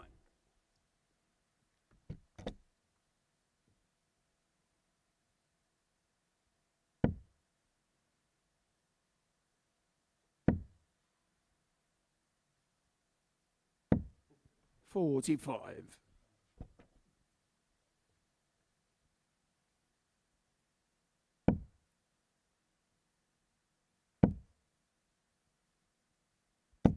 $140. There's been no real issues with the scoring power of Neil Duff.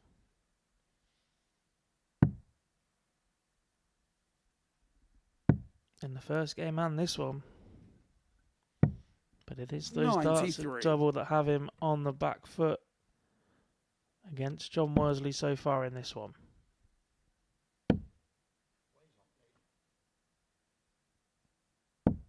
$45.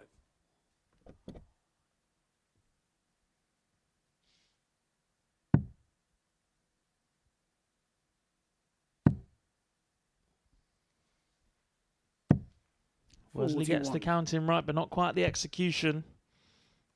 Time on Neil Duff's hand in leg number 2. 140. Beautiful setup. Exactly what he would have hoped for when he towed the hockey.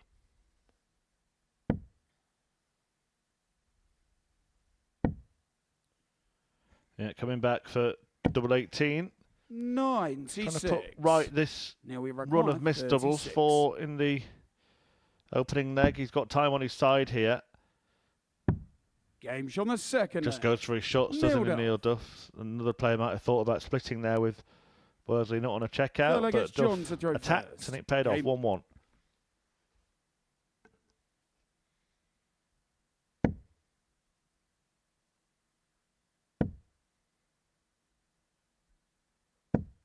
$70. Not bad first start from John, but 2 wild ones with the second and third.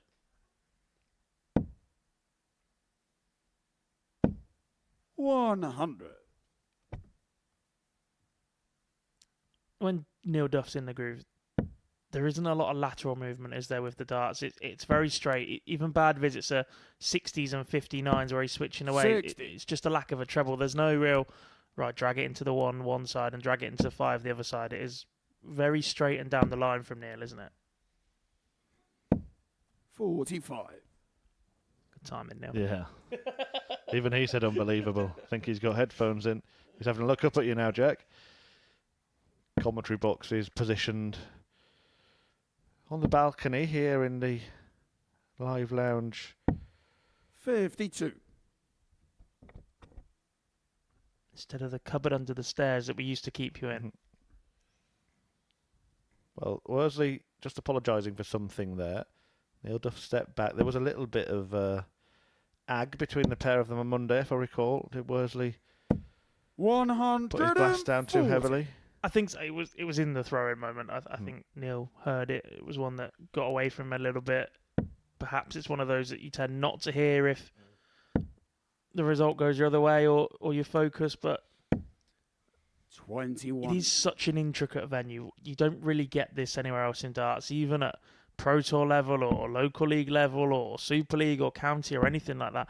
You have the ability for a loud noise to 100. throw a player off, but that room is so quiet Monday to Friday that the slightest little sound does have the ability to just distract a player's rhythm just that little bit. I mean, I sometimes think, we're in a soundproof commentary box, but I sometimes worry about shouting at the wrong time or something. 92. As a referee on Now that we have stage, a is that ever in your 160. mind? Or you can feel a little cough coming on, or you don't want to just sort of shuffle at the wrong time and make a noise?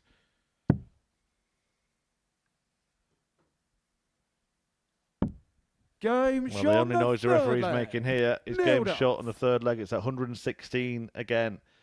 The Fourth Duff leg route, is Neil the to throw approved route, first. 19 treble and then double top.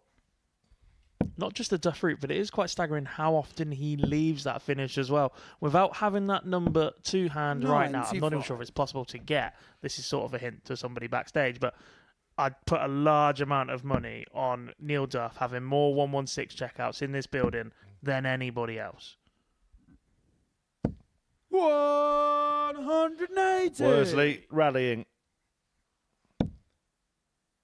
Hasn't been his best performance. It's been more the John of Tuesday than the John of Monday, which we did see 100. again in his first match. But a maximum might wake him up.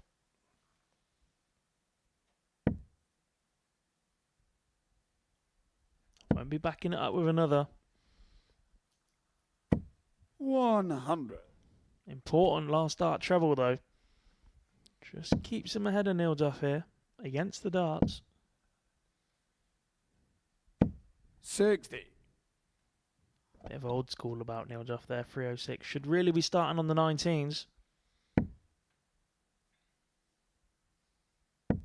But it's Worsley in complete control of leg 4 here against the darts. 68. Will be an important break back. Well, was in complete control, but he rather made a mess of it. The first start in the treble 20, then a single 5 and a treble 1, and suddenly Neil Duff's going to get that baton. 180. John number 153. Now the 153 really has to go for John Worsley. Starts on treble 20, treble 19.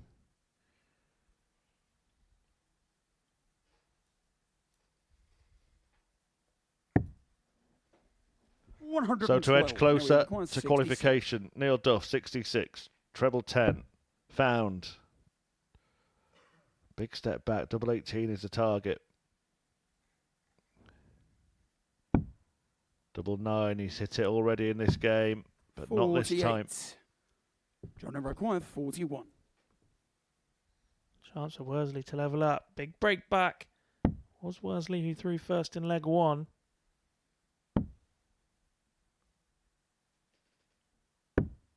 $31. Inside on the double Neil, 10 now, and a chance 80. for Neil Duff to extend the lead.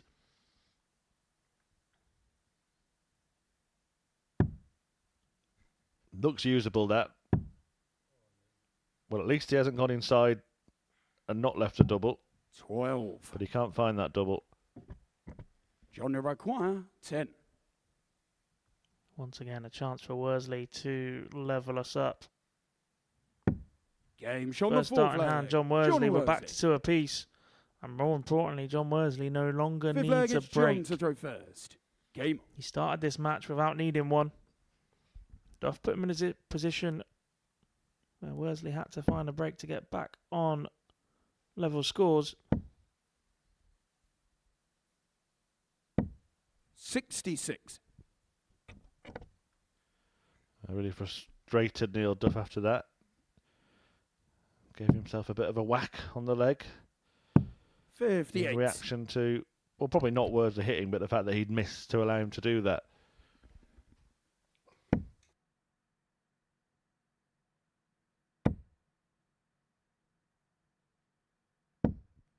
$180. Worsley's really warmed into this game. 25. Second max for the Womble.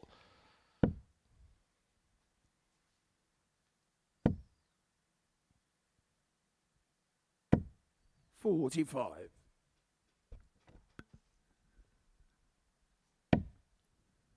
Worsley doesn't even finish, but time on his hands right now. 95. Duff seemingly letting the last few legs get in his own mind here.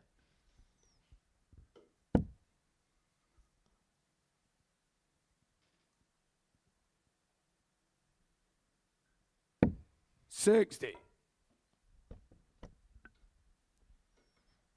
Bit of an awkward one that last start for Worsley. He was in the position where he was on a finish after scoring 40 with his first 2 darts, but you drag it into the 1 or the 5 with the last dart, you remove that. You want to obviously keep 64. chipping away and building your John score as O'Reilly, much as possible, but that 150. does come with an element of risk, especially with some of the deflections that John Worsley gets off his own darts.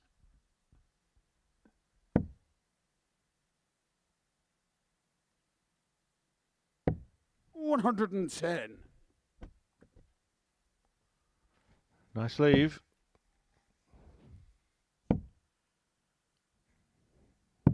$137. That's a good John number visit required, from Neil 40. Duff, but nothing he can do here to stop John Worsley. Just halting his charge. Double 10. I'd be interested to see if Duff 20. goes for the 25 and ball Neil, on this required again. 122. The 18s is the approved route, surely. Has gone that way this time. Interesting that he's changed his play, but neither have been effective. 41. John number required 20.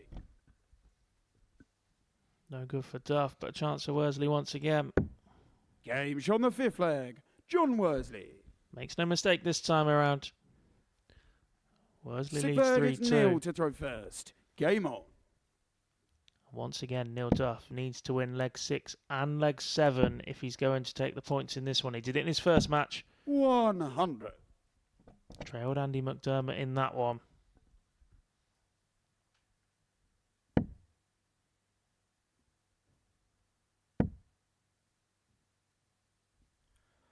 A reminder, 140. Worsley just clinging on to faint hopes if he wins here, but really doing himself a favour in terms of securing a Group B spot. Neil Duff, with defeat, will have to wait for qualification to be confirmed. Of course, it could be confirmed without him even playing again.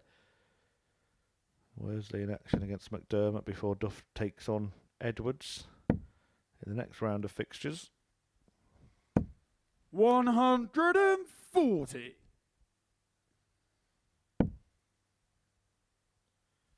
But if he can turn it around and can win, then that will be him 100. crowned as the group champion. Duff has won 10 of his 11 matches in this group so far, but the only man to beat him is John Worsley. 45. Now we require As far 161. back as his second game on Monday. 45. Well, look what he's left. The Duff. Was there not a period where we renamed like the 112 or something, the house? I think it was 121 or 101 maybe. 45. But this is the Duff, and he will Now we take it out. He always 160. takes it out, never misses. Yeah, thanks, Neil.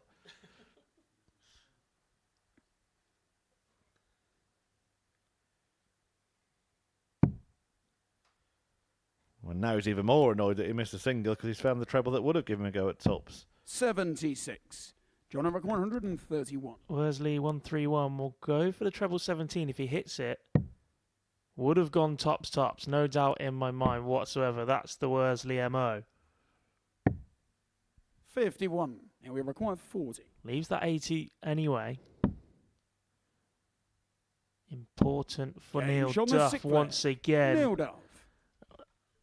His doubling has been a little bit erratic today Seventh for and Neil Duff, final but leg what is you John can to say throw about it is first. in Game the on. clutch moments when he's really needed it, it's been there. It was there in leg 6 and leg 7 against McDermott previously, and when he needed it in this leg, it's there for him once again. And so one leg will determine whether Duff gets it done 125. right here, right now. Worsley with a decent opening gambit. Finding two trebles. Duff answers in kind. 140. And there's a curious little statistic that might evolve here. In the very first game, Neil Duff was 4 from 15 on the outer ring. 45. He's 3 from 14 as it stands, so one dart, one hit to end this leg not only would give him the points to win the group, but would mean he finishes with exactly the same double in stats as the 121. first game. Yeah, the same can't be said for John Worsley. He's 3 from 13 here, but he was 4 out of 4 in his first match. Flawless on the finishing. And Duff has made a move here. If Worsley doesn't find a treble, then Duff is going to have... 43. Well, he does find a treble, but not that one. Wrestle control here, Neil. When he gets that bit between his teeth, there is still a 100. fantastic player within Neil Duff, and we've seen that at various times this week.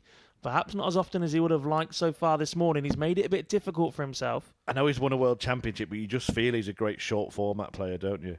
You've seen him get to the double trouble 60. final twice and Now win we one have of them. 140. If we had one leg shootouts, you'd think Duff would be up there. And he might do it in style here. 120. Well, that checkout success is not going to be matched, but it looks like the match and therefore the group is about to be his.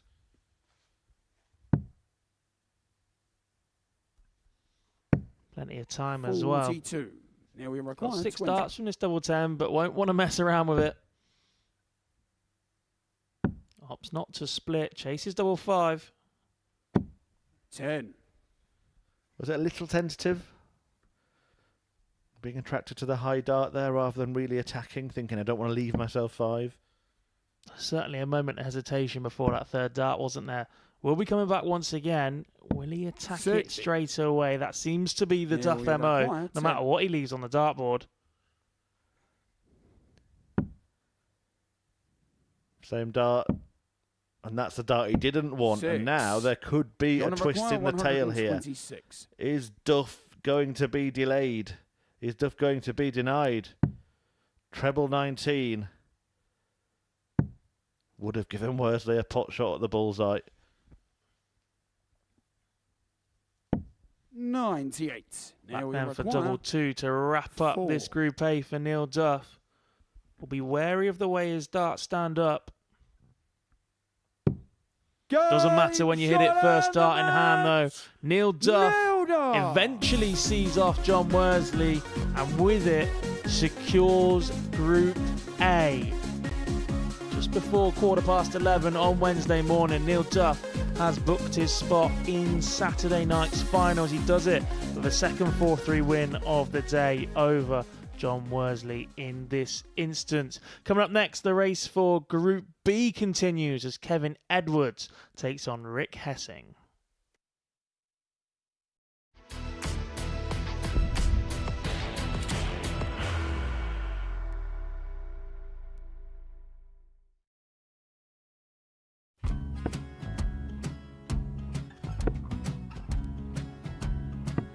$54. Charlie McGuire, 164.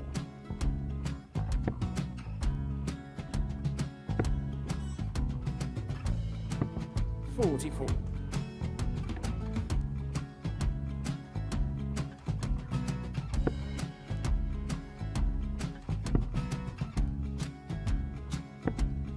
$32. Charlie required 120. Well, 120. He's got a fair, at least 2 handfuls of this. Just needs to stay 60. there. That's a good shot. Halves his score. Leaves himself on a 2-darter.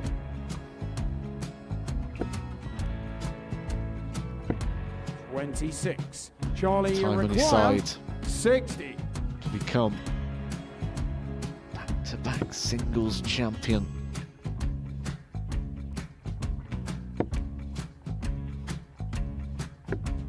$40. Definitely a couple of nerves in those last 2 darts. But he'll be coming back. It's a moment he's been in before this situation. Standing at the back of the stage, Charlie approaching the required Yoki with a 20. chance to win the title.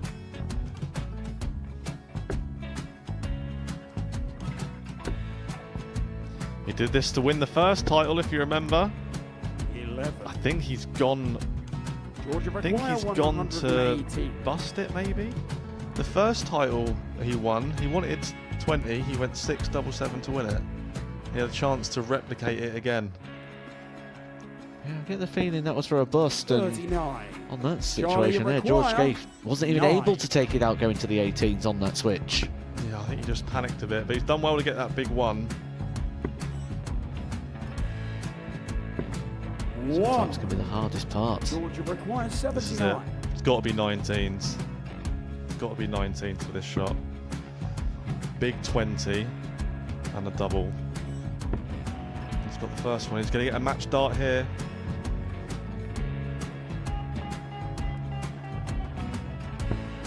$59. Charlie Threw the entire required body into that 8. one. Just didn't want to let go of the dart.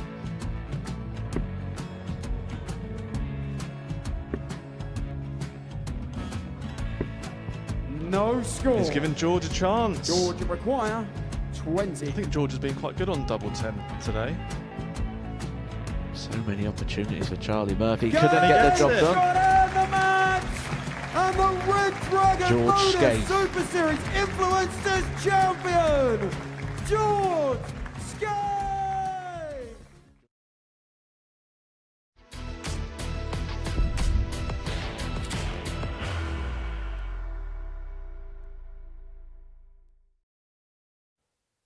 Welcome back to the Modus Super Series, where on week 7 of Series 10, the first Saturday night finalist has been confirmed. Neil Duff cannot be caught in Group A, and he has secured a spot at Saturday's finale. Once again, made the final of Double Trouble last week. Is Duff going to go one better and move one step closer to realising that darting dream of being a Champions Week winner at the Live Lounge? Up next, it's a meeting between Kevin Edwards and Rick Hessing. Hessing bottom of the table at the moment. Edwards has ambitions of making it into the top 3 and securing a Group B spot. And that now, with that defeat for John Worsley by Duff, has become a 3-horse race, really. Worsley could be caught by Edwards with victory in this one on points. He's got a much superior leg difference, but Edwards can get rid of some of that deficit if he can dish out a bit of a beating to Rick Hessing here. Yeah, not to get ahead of ourselves either, but the final round of fixtures, it would be Kevin Edwards against John Worsley, and that's a chance to really flip the leg difference in your favour. A big win for you is a big loss for them, so bear that in mind as the day goes on.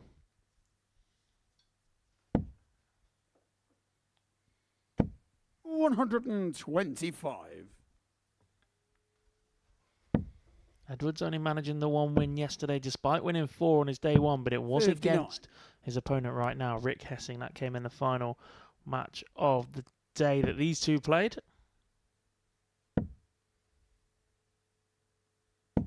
$85.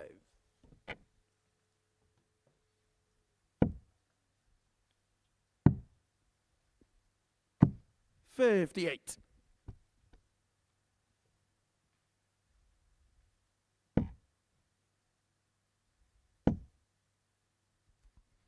I think one of the issues with Hessing is that often when things don't go his way early in a match, he does tend to capitulate. We've seen him lose 4-0 to John Worsley. Okay, Worsley played excellently 44. in that match, but I've just noticed a little bit of petulance at times in Rick Hessing, and he doesn't seem to react sort of expressively 81. with his face and things like that. The petulance happens when he's at the hockey, when he's throwing. Yeah, it's one of those. If he sits and watches this back, might be one of those elements that he picks up on and takes away as a learning point. That, especially if you watch the group as a whole or watch the darts as a whole, every dart is 94. important. Even if you're 250 points behind, this might be the one time that you get that chance. And something that you really can do here with the amount of games you play is 100. get used to building good habits. Do the right thing all the time. The right thing here is hitting tops. We've seen him use these kind of markers.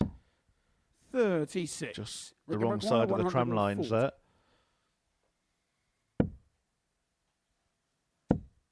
You see there, the 140 is not going, and there's just less caretaking with the second dart. When he could have, ensured scoring a ton, leaving tops. If Edwards doesn't take this out, then he'd be back for a better finish. And that's what's happened. Regular requires 62. Especially in this group, where it has been a group of missed doubles and opportunities given. 53, so double 18. 44. Kevin requires 5. Doesn't go once again for Hessing. Edwards for 5. We've seen this left a couple of times as well. It's not the most common finish you're ever going to see on a dartboard. Typically, if you split inside on 5s. But 18. no good for Edwards once again so far. Straight for it, straight in it. Hessing. Rick Hessing accepts the blessing. Second leg, it's Rick to throw first. 1-0 lead for the Dutchman. Game on. Difficult darting territory to try and emerge, isn't it? So many good Dutch darts players. 43.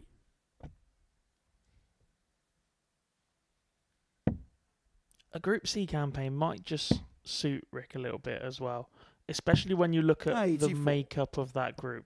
This group as a whole is quite experienced. The players are all 40 plus years old.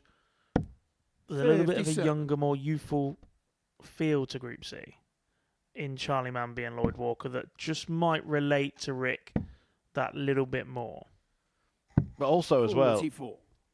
if he finishes bottom of this group, which is where he is at the moment, his first game will be against Lloyd Walker. His second game would be against Aaron Turner. 2 games that are 96. very winnable with all due respect to all players. Doesn't play who will probably be the favourite in Charlie Manby until the last game of the day. So could just build up a head of steam, a little bit of momentum, and that's something that he's not been able to do in Group 60. A.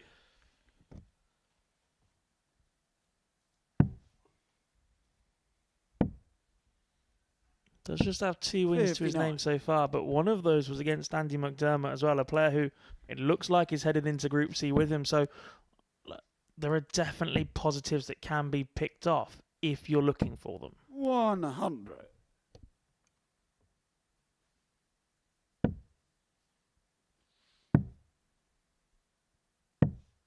$94.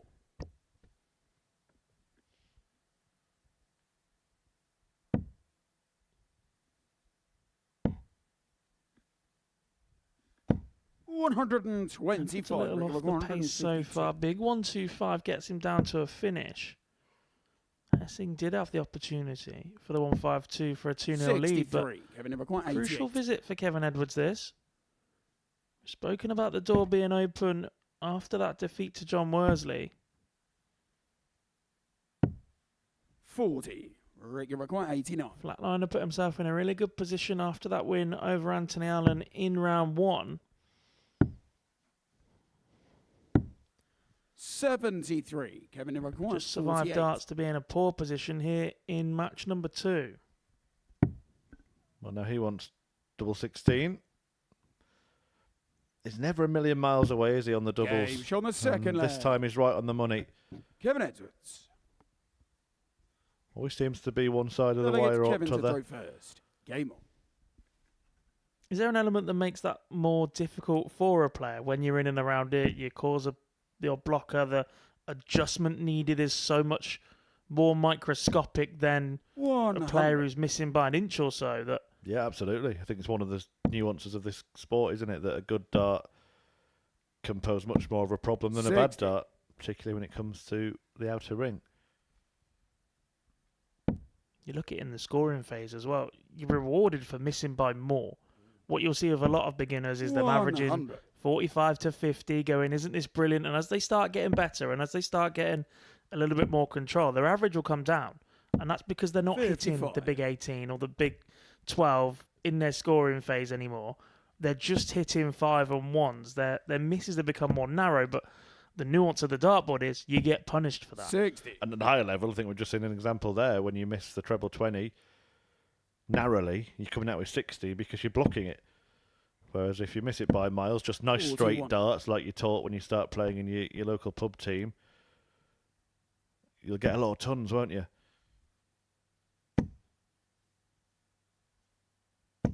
$180. An instant feedback responses. It wasn't that great because I scored 85 or 100 because you get a big shout from the referee, but 60.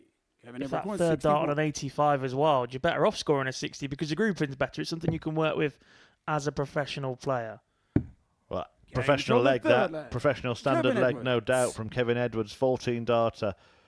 Really Four-legged Rick to throw strong first. closing out Game of it. A 180 to leave 61, and then that taken out in 2 darts. Treble 15, double 8 to turn this tie around. 140. We saw this on Monday from Kev, didn't we? Early doors where perhaps was a little bit slow out the blocks, but once he hit the afterburners, he took control of an 100. awful lot of matches, and perhaps we're just seeing that here from him again.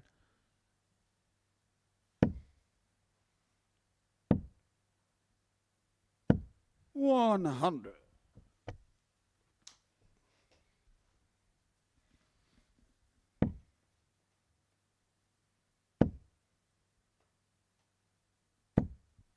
$85. A little bit of grimace with that last start there from Edwards.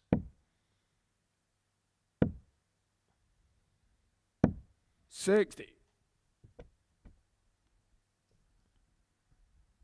He is a player who I said I've worked with for a number of years through the World Seniors Darts Tour, been prolific in those floor events, incredibly difficult to beat, and that's all around his consistency. Lots of 140s, lots of straight darts, uses the marker really nicely. 60.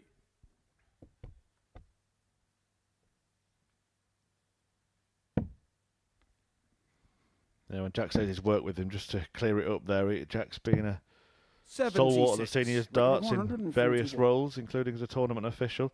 He's not his coach or anything, if that's what you're thinking. He was sort of taking credit for Kevin's good performance here. Yeah, if you're 55. another seniors Kevin player out there, Everett, they'll 100. be too upset by that. But I've seen it firsthand. There's been a bit of a running joke between myself and others that have worked in that with Kev as he goes for double top for second time in Game the on the visit. fourth leg. Kevin Edwards. Ton checkout for Edwards. Fifth leg, it's Kevin. He's only to averaging throw 81, first. but the start of the Game match was poor. The last couple of legs have been absolutely brilliant.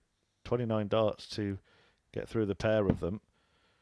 He'd be competitive on the Pro Tour with arrows like that, with arrows like this. 140. Indeed, and as I said, there's been a bit of a running joke between myself, Kev, his partner Mandy, and a couple of others about 95. wearing shirts with his name on it.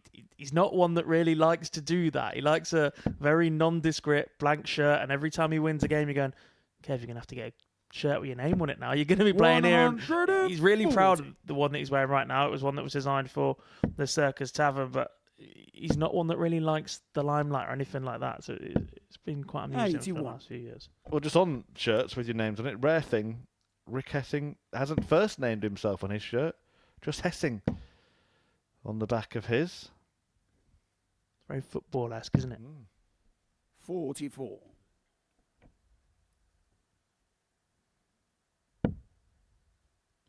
I do envy dart players sometimes in my refereeing uniform, 96. if you like. I get to be a little bit creative with... Yeah, you're supposed to blend in, Jack. Blend into the background. The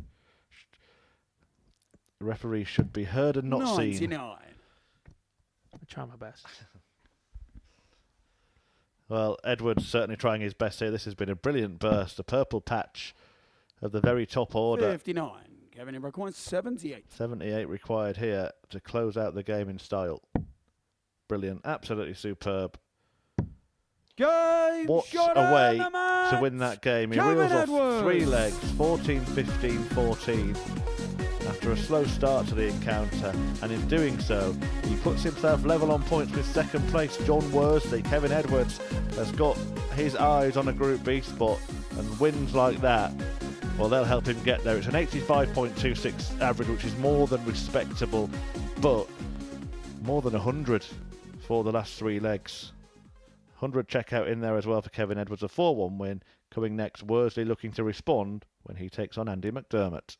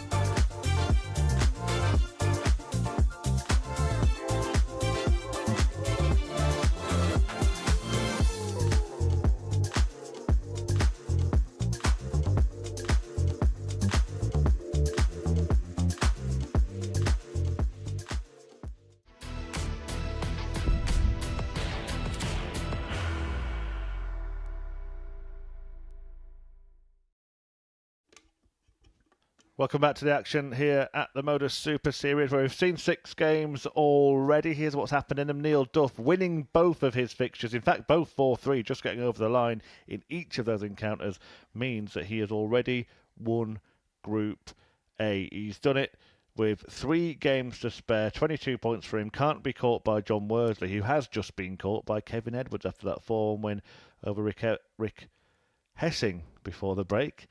Anthony Allen still in the race for Group B as well. Worsley can put 2 points back between himself and Edwards, and 4 between himself and Allen if he can get the better of Andy McDermott, who, like Hessing, hasn't won a game so far today. You asked me, Jack, earlier about Hessing's debut appearance. I'm going to ask you about your thoughts on McDermott's debut week so far. I think it's been pretty reasonable and solid. There's been a couple of things that he'll definitely want to work on. I think a group reset could be absolutely perfect for him. You look back to players like Kieran Smith, whose debut in Group A didn't quite go so well, but ends up winning Group C. And Group C is a bit of a group of opportunity. We keep saying that along with the Champions Week of this series so far, and it could really suit McDermott. At times we've seen some really, really good darts from him. At times we've seen some little erratic. Yeah, the Champions Week so far, just for reference, Scott Campbell, Shane McGurk, Alex Small, Jensen Walker, Sam Spivey and Reece Robinson.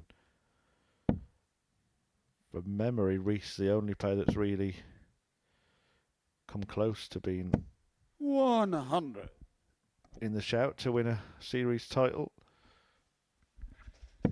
And naturally, the way they were just read out, they're in order of their averages for their winning weeks as well. So Scott Campbell is 58. on course to be in Group A and will be confirmed as a Group A player on Champions Week if the winner of this week doesn't have an average higher than 91.76. That being said, chance of opportunity, whoever wins this week, if they perhaps coming through a Group B, you look at someone like Derek Coulson, who's been a player who's got to Champions Week as a runner-up with a good average. Might just fancy the job here this week to get his name not only booked into that Champions Week, but with the double opportunity of a Group A.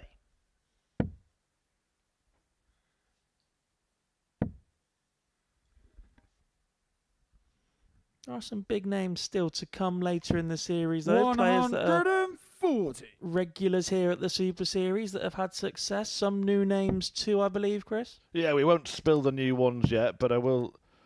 Well, we'll announce tomorrow a couple of big names.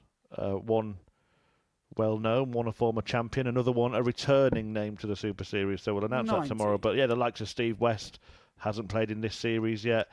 Tom Sykes hasn't played in this series yet, will be. Former champions Andreas Harris and Darius Labanauskas haven't played in this series yet, they will be. Interestingly, even though we've seen him in 2 weeks, Steve Beaton hasn't played in this series yet. We just cannot get enough of the Bronze Adonis. John Henderson, another one. So yeah, plenty of players who could win their week and immediately be installed as favourite for Champions Week should they do it.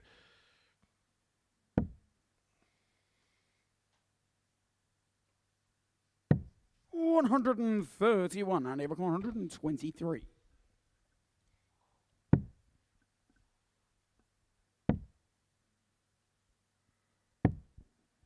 $55. John require 40. Chance for Worsley to wrap up the opening leg. Takes on the first leg. John Worsley. Just going back to that question that you asked me about Andy McDermott, I think the one thing you can certainly look to improve on over the next couple of days is just the care over those big numbers, making sure that you're still in with a chance of that checkout after your first start. Just pick off those key big numbers, keep the scoreboard ticking over if it's 60s and 59s rather than 45s and 44s with those one dart that isn't anywhere near where you want it. We've seen 51. That dart an awful lot from him this week in that treble 18 target when he's switching back up. And if that is an issue when he's switched down, then perhaps start looking at 17s and manage the board just that little bit more if your 19s isn't where you want it to be. Or switch to the 18s first, especially in the early part of a scoring visit. Sometimes your position in the leg and the score remaining dictates where you need to go, especially if you want to leave 97. 3 and 6 dart outs. But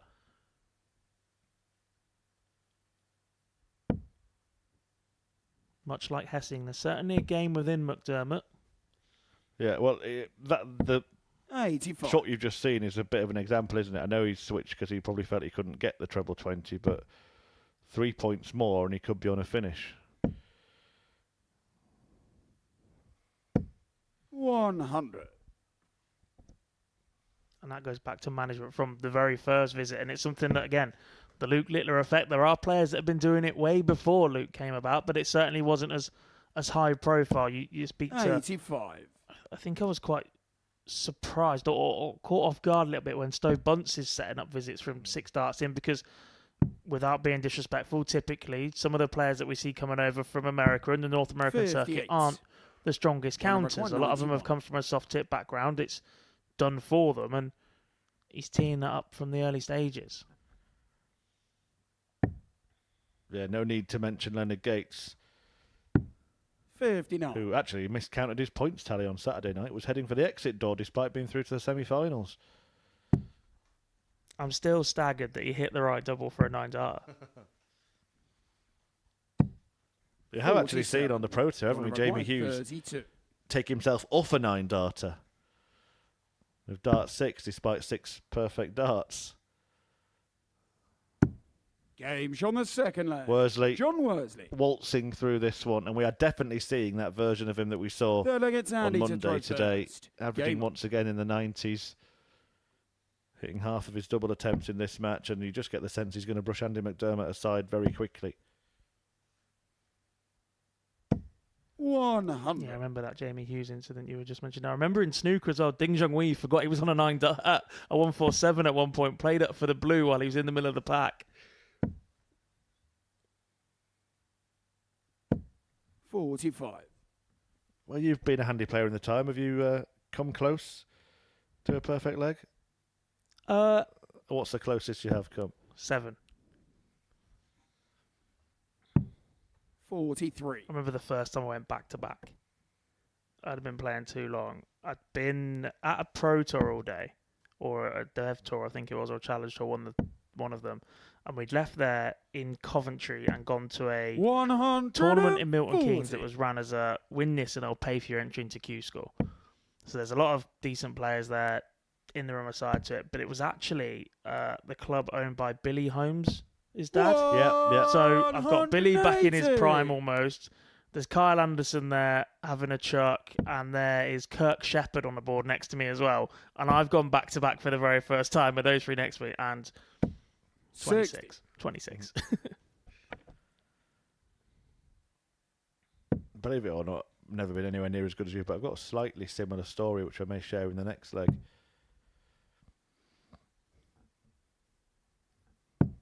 58.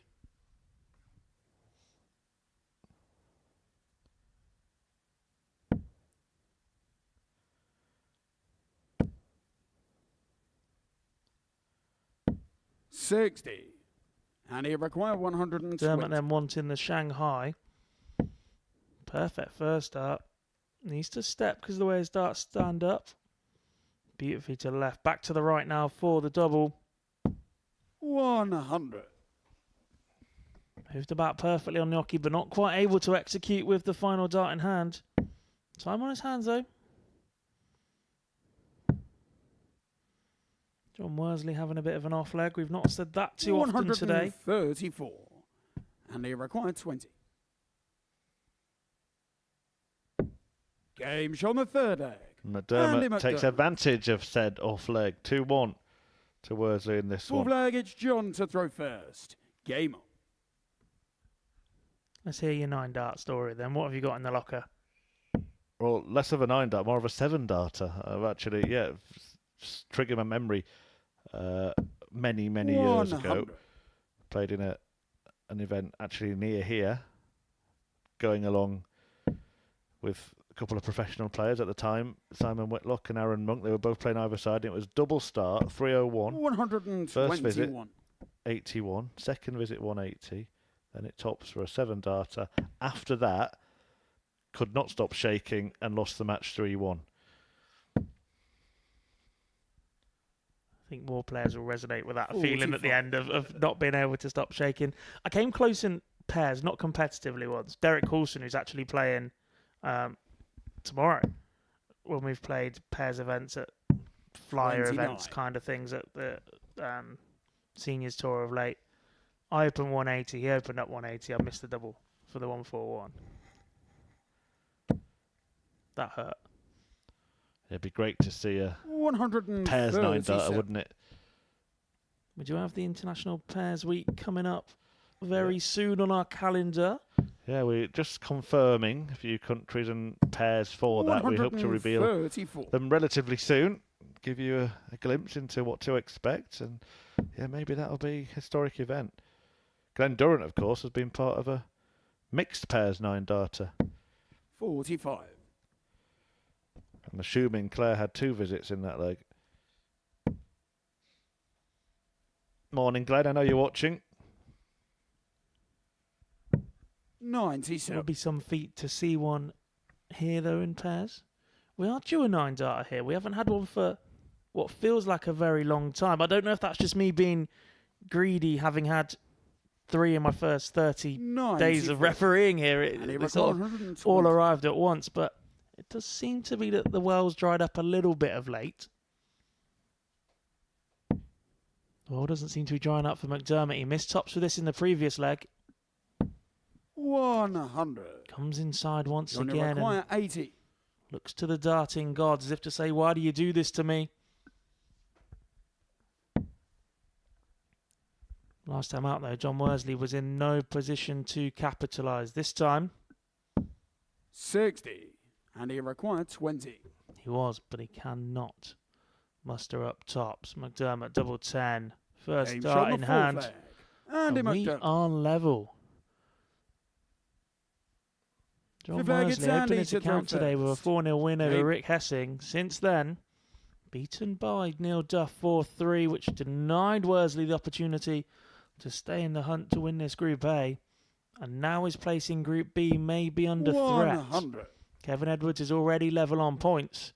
And Andy McDermott from 2-0 down has levelled this match up at 2 apiece. 17. That international pairs event that we were just referencing is coming up straight after Champions Week of this series. We'll start on, apologies, Women's Week straight after Champions Week. 28th of April for Women's Week. The 5th of May, the international pairs getting underway before Series 11 starts. And yeah, we do have some interesting teams. One of them actually has been confirmed, so we can 66. share that with you. Kenya will be part of the lineup, and Peter Wachiri will return, and he'll be partnered by Manpreet Kelsey. All of the others, some are confirmed, but we will wait to reveal the lineup. 140. A couple of countries that we're still trying to secure. And then Series 11 getting underway 83. on May the 12th.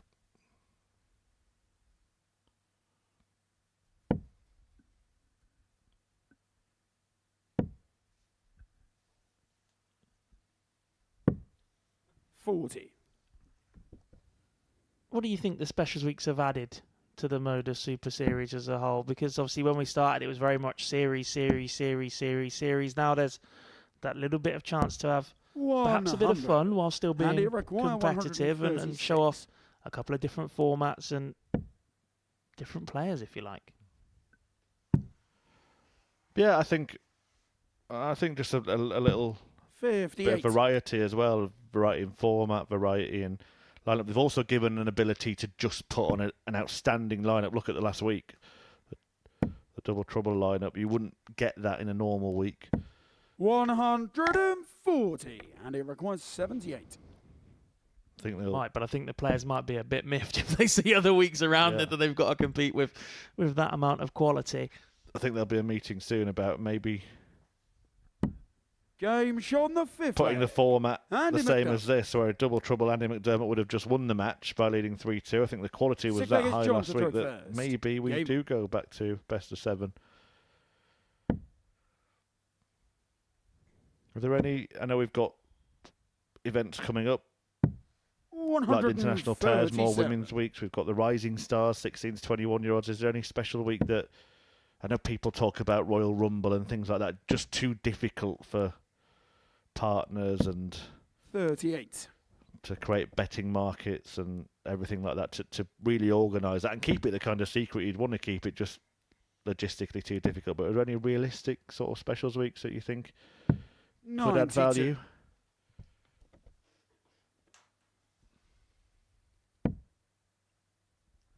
I'm not too sure, to be honest. Like, you might get some of our international viewers calling for games of 60. cricket or something, but again, they become difficult to show off to a newer audience or to put onto TV, if you like. 100. There is a possibility of grouping up former world champions. I know the Legends of the Week is 46. very similar, but there is 12 plus former world champions in one shape or another that are all eligible to play at the Super Series. 140. Just to list off a few of them: Adrian Lewis, Steve Beaton, Martin Adams, Richie Burnett, Scott Mitchell, Scott Waits, Neil Duff, Shane McGurk, Devon Peterson as the ADC Global Champion, Trina Gulliver, Lisa Ashton, Bo Greaves have all won women's titles. 32. You've got Robert Thornton, John Henderson as former seniors world champions. Add Ross Montgomery to that list right now. Then you look at youth champions, current in Archie South and Paige Pauling. You look at flag. John former Worley. youth champions in James Hubbard, etc. 7th and Yeah, final certainly leg. It's possible. Andy to throw first. And still possible any Game on. outcome in this match as well. 3-3 after Worsley goes out in 14. Double 16 found to do it. So this one in a decider. And I have to say, earlier in the match, I said Worsley was just going to brush McDermott 59. aside. Hasn't been the case.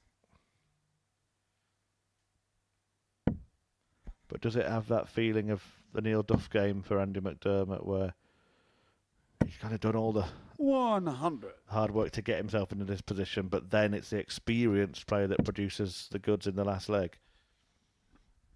And this is partly why I think a reset in Group C would suit McDermott really nicely. It's difficult to walk off the stage after a 4-3 defeat with a smile on your face going, do you know what, I just pushed one of the favourites really close, I've had my opportunity. But I think a day to take that in, 41. readjust and go, do you know what, I've not got to handle them tomorrow, potentially, if Worsley gets his way within this group, that I can take those positives against players that aren't as heavily fancied and can put that into 49. practice in the group of opportunity. Well, he's got a slender advantage here.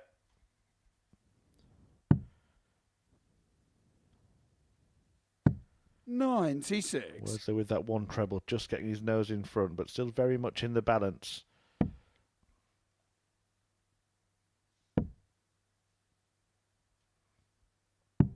$59.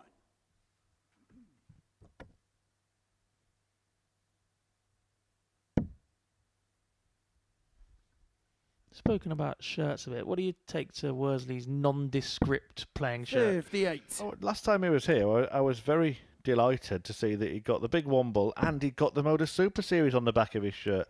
I think it's a big letdown, John. Do better. 58.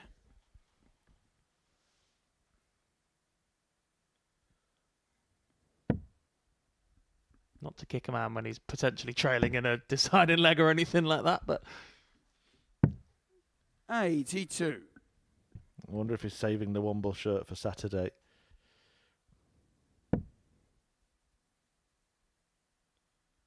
it's a gamble that you'd be pretty confident in assuming, 60. given his record in, John never Everett, failed to make it to 124. the Saturday night stage of a Modus Super Series campaign. And this is on. The bull to win. 99. Very, very close. And he required 120. Has missed this on the double twice already in this match. Both times he hit the treble first dart. This time needed it second dart. Won't go for McDermott. 56. And a chance for Worley to clean up the 25. 1 for 24 maybe. That is the route he opts for. 2 at double 12. First dart in hand. Doesn't need both of them. John Worley is back in the winner's circle. He started the match off really brightly. It became a bit of a battle, winning in 7 legs. Worley, 86.87 average, 4 from 9 on the outer ring. Regains control of that race for Group B. Up next, the man chasing that, Anthony Allen, will take on Rick Hessing.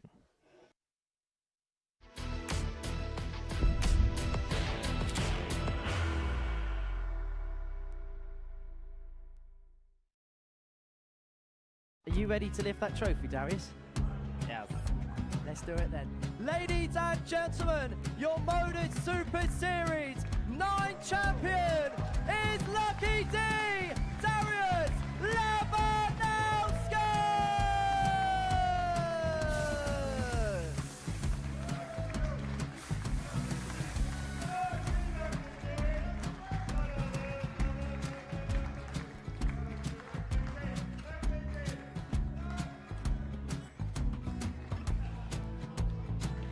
Well, what a wonderful night of darts we have seen, and we are ready.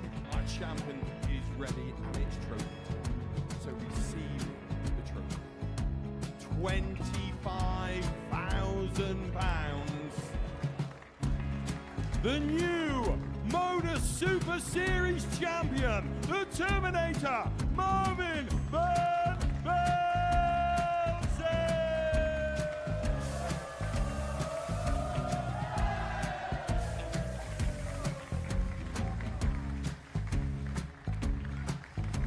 And one more time, the 8th Modus Super Series champion, the Terminator, Marvin Van Velzen.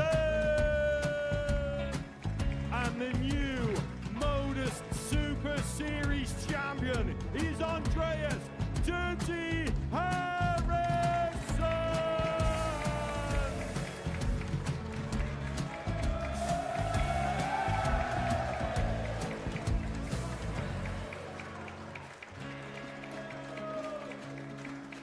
And one more time, the 7th Modus Super Series champion. Give it up for Andreas Dirty Harrison! The moment we've all been waiting for. Would you please show your appreciation for your Series 6 Modus Super Series champion, Scott Taylor!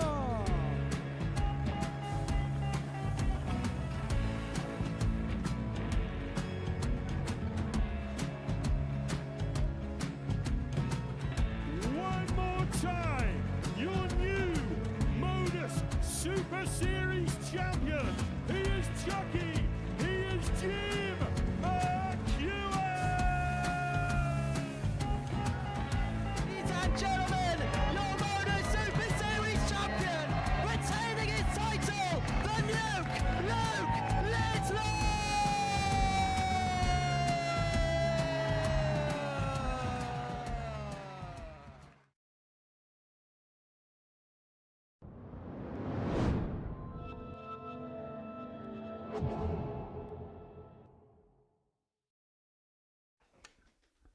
Welcome back to the Modus Super Series live on Pluto TV. We've reached the midway stage of this Wednesday action in Group A. Coming up next, Anthony Allen will be taking on Rick Hessing. Allen still in the hunt for a spot in Group B. Although that job has just been made a little bit harder after that last win by John Worley. And picking up the points against Andy McDermott in a 7-leg contest. chance now for Alan to respond in this round of fixtures. First leg, it's Anthony to throw first.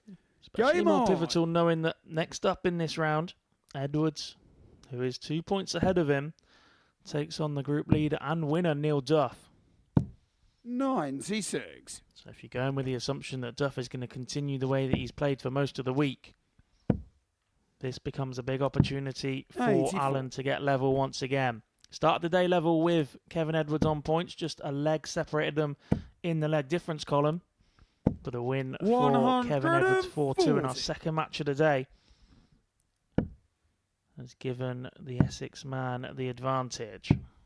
27. Jack and I were talking 9 darters before this match. I was just looking back. I couldn't remember when the last 9 darter was, but it's actually last August. It's been a while.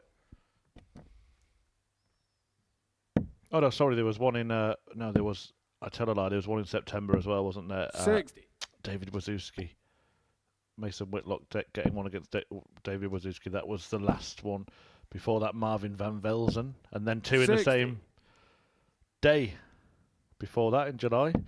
So we have been waiting now 100. Anthony require 105. 4 months for a 9 dart finish.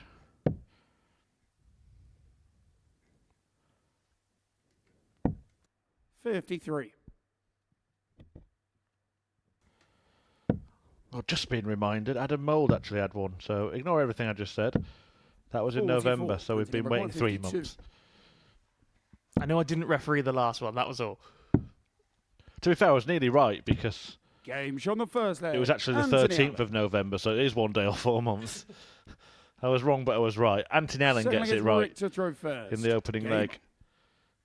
Yeah, last year, Adam Mould, Mason Whitlock, Marvin van Velzen, Tommy Lishman, Lee Cox, someone 100. else, can't remember.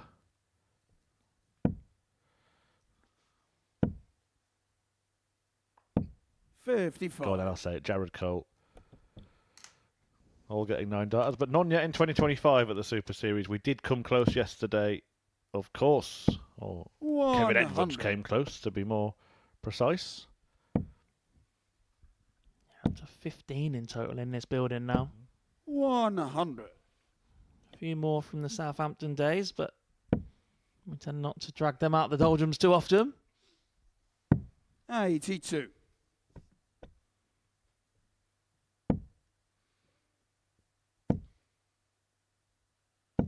$100.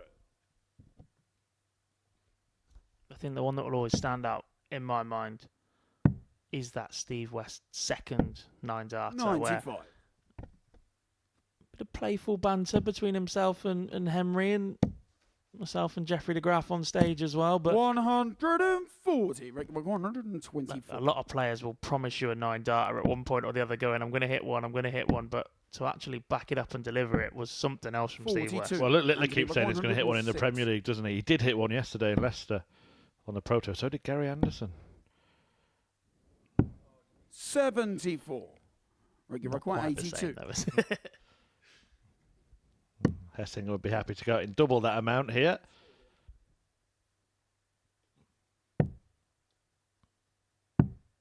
$22. Anthony required 32. didn't quite go to plan that one for Hessing. Chance for Game shot on Allen the and second double leg. 16. Anthony Allen. For such a common segment to win a Third leg leg, it's on, Anthony I feel to like throw double first. 16 has been Game on. underutilised by this group. They are, for the most part, a group that has left and favoured tops. But 66. there's a couple of players where you could argue that a new target, something fresh to aim at, might just give them a little bit of a spark, 45. especially players like Andy McDermott, who's left tops a lot but has struggled to reach tops a lot. Hessing the same. When he has one legs, it tends to have been on double 10 because he's missed a dart already inside at tops. And at 24. that point, double 16, double 8 breaks down just that little bit nicer. I saw it was posted actually on one of the Super Series social media channels yesterday. The 100. famous Sebastian Białecki, 40 when he went 8 double 16. 140. Seb was actually the player who hit the first 9 I refereed in this building. 125. And he got the biggest response from an opponent I think I've ever seen. Anton Ursland gave it the biggest cheer you've ever heard. 180. It was at the end of the day, if I remember rightly, that one, the very last leg. 180 here from Alan, puts him on 91, and this is 61. looking like Anthony a Buck, very 91. promising performance from him.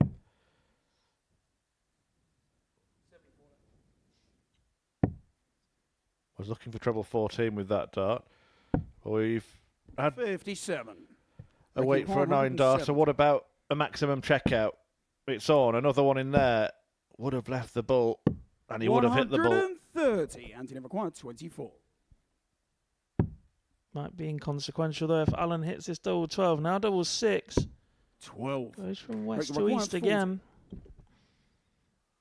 Was in complete control, but Hessing can cut the gap in half, and he has done that. 2-1, break a throw as well. Just walked back with a little bit more confidence there, didn't he? Having done that, almost taking out the 170, setting up with a brilliant 130, and then hitting tops to break. It's just that little bit of swagger, isn't it? That little bit of bounce in your step. 85.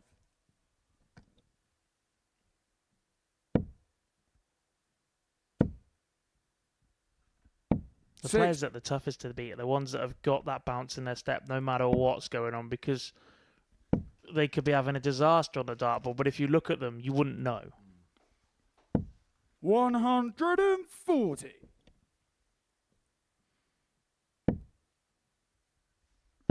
By contrast, there are some players who visibly wear their heart on their sleeve, shall we say. Conan 121. Whitehead might be one that you'd put into that category that we're going to see later this week. 85. Yeah, and Alan's rather emotive as well. He reacts a lot, doesn't he? 100.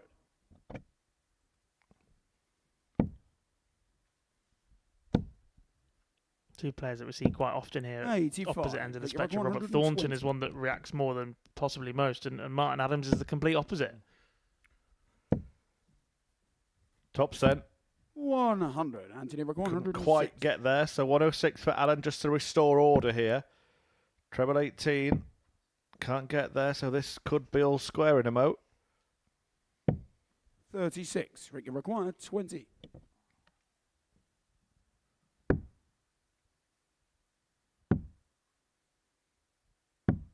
$15.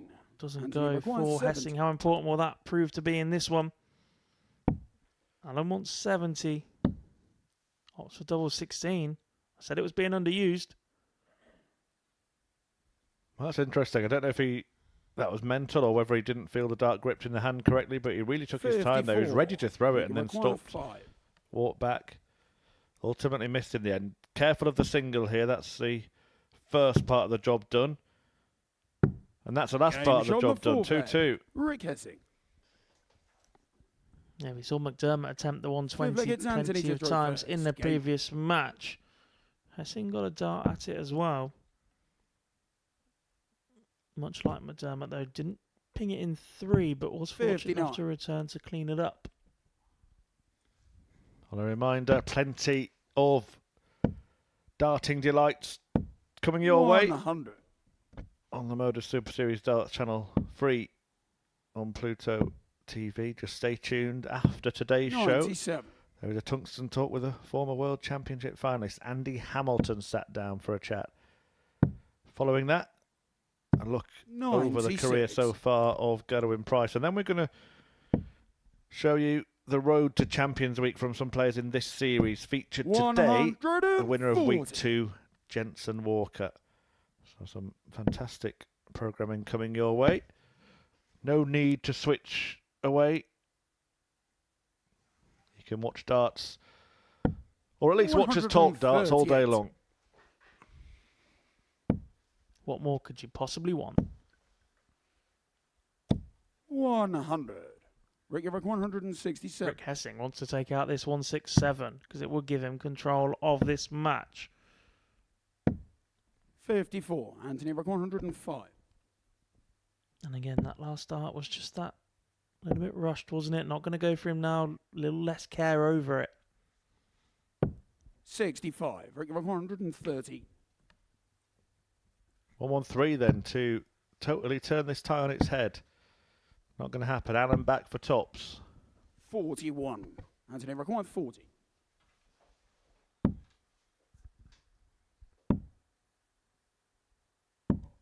No score. Not sure where that last one's gone, but chance for Hessing once again. He's already had 6 darts at a finish. Game shown the 5th leg. Only needs Rick 2 more. Hessing. 72 goes cleanly for Rick Hessing. 6th leg, it's Rick to And throw he's now first. throwing for Game the match. And what a spanner in the works this would be for Anthony Allen's hopes of Group B.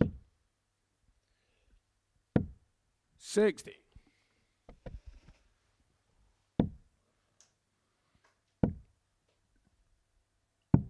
$99.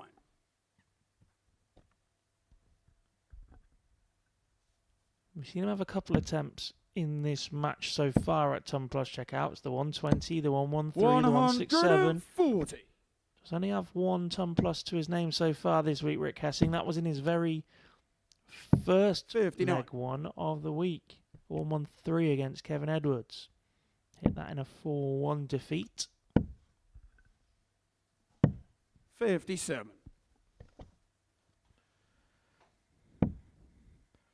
And again, it just speaks to the point that we were discussing earlier, that it has felt at 59. times that when it's not gone his way, he's kind of folded a little bit. But when he's in a match, he really just go up for it and starts playing better. 125. Bit of a wild one to finish. Leaves possibly the worst finish in darts. 140. Rick 190. Absolutely no player likes 119.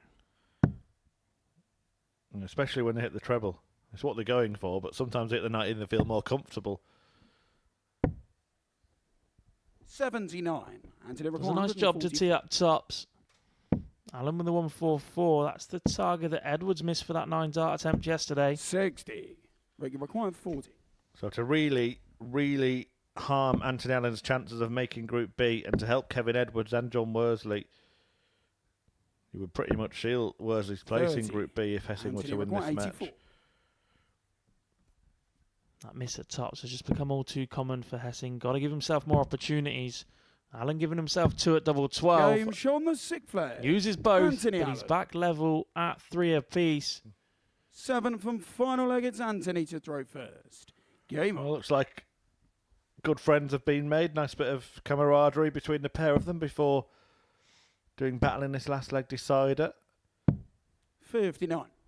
It is the 4th time today that we've gone all 7 legs. 140. As opposed to Monday, where it felt like there wasn't any. 45. And there wasn't any at all on Saturday either, which was such a surprising first to 3.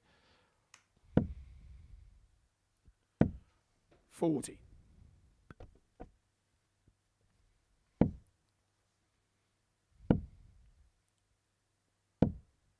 $60.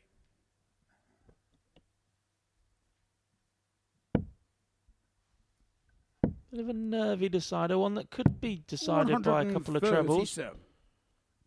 Perfect timing for Hessing. 100. And at least 6 from here for 184. 58. The troublous visit only really hurts if Allen finds another of those. 96. So Rick of still 126. advantage Hessing against the darts in the decider. So wayward first. 76. And Rick 141. Well, 50 left if he comes back. If he comes back. Treble 19. Leaves double 12. What a way that would have been to win it. Rick, you require 50. And there's a second bite at the cherry for Hessing. Opts for tops. Finds it first dart in hand. You feel like he needed to do so. Rick Hessing. As when he has missed that, it has been low. Rick Hessing is back in the winner's circle. He defeats Anthony Allen by 4 legs to 3.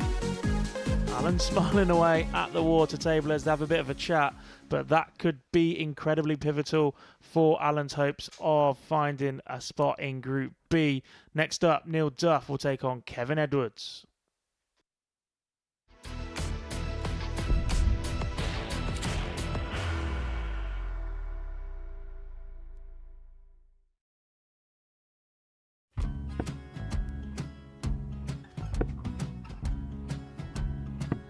$54. Charlie McGuire, 164.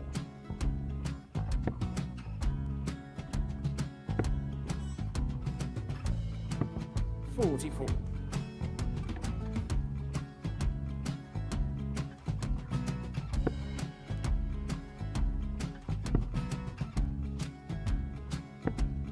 $32. Charlie McGuire, 120. Well, 120. He's got a fair, at least 2 handfuls at this. Just needs to stay 60. there. That's a good shot. Halves his score. Leaves himself on a 2-darter.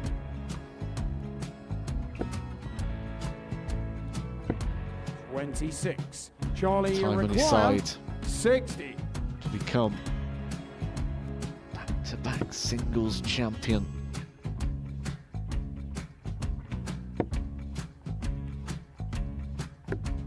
$40. Definitely a couple of nerves in those last 2 darts. But he'll be coming back. It's a moment he's been in before this situation. Standing at the back of the 81. stage, Charlie approaching the McGuire, jockey with a 20. chance to win the title.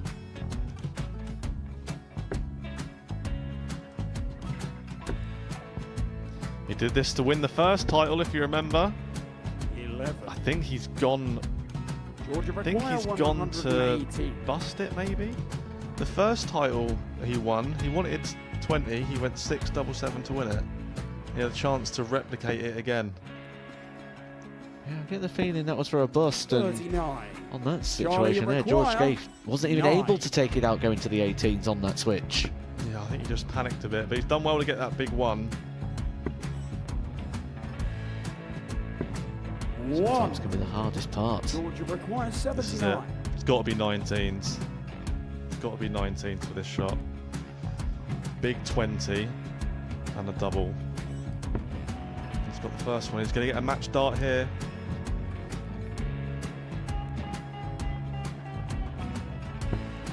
$59.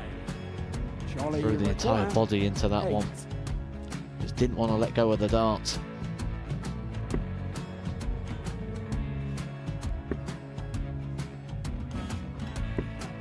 No score. He's given George a chance. Georgia McGuire, 20. I think George has been quite good on double 10 today.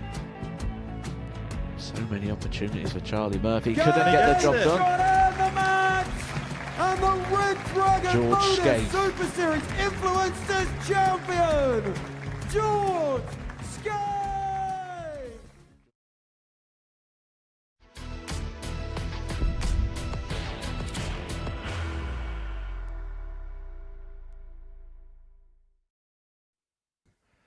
Welcome back to the Modus Super Series live on Pluto TV. Stream now, pay never.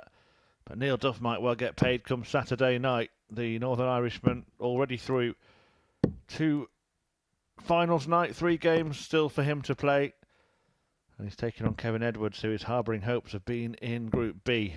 A victory for Edwards here would pretty much First leg, it's seal Neil to throw that first. space Game after on. Anthony Allen went down to Rick Hessing in the previous game. There would be 4 points between Allen and the 2 players he's chasing, and only 4 more to play for. So a big opportunity 41. here for Edwards, and he'll kind of be hoping that Neil Duff, having secured his qualification, will take his foot off the gas. Yeah, and if you look ahead to the remaining fixtures as well, Allen still has John Worsley to play 121. against the darts and Neil Duff to play against the darts, so not an easy feat for Shaggy. Edwards himself playing Duff now will return to take on 140. McDermott in match 11 before taking on Worsley in the final round of fixtures, but we put a pin in that game a little bit earlier on, it could be all wrapped up by then, 100. Chris.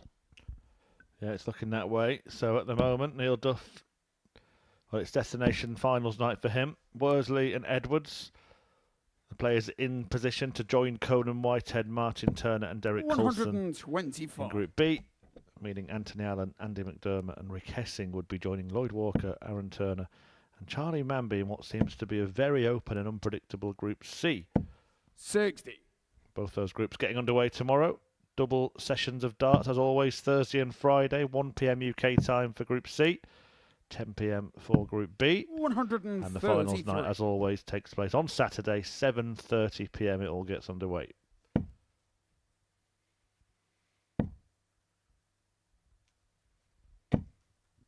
Now we are requiring 62. Despite having this group wrapped up already, Neil Duff showing no signs of slowing down at the moment. 22. Kevin, you require That was for a 106. 15 dart leg.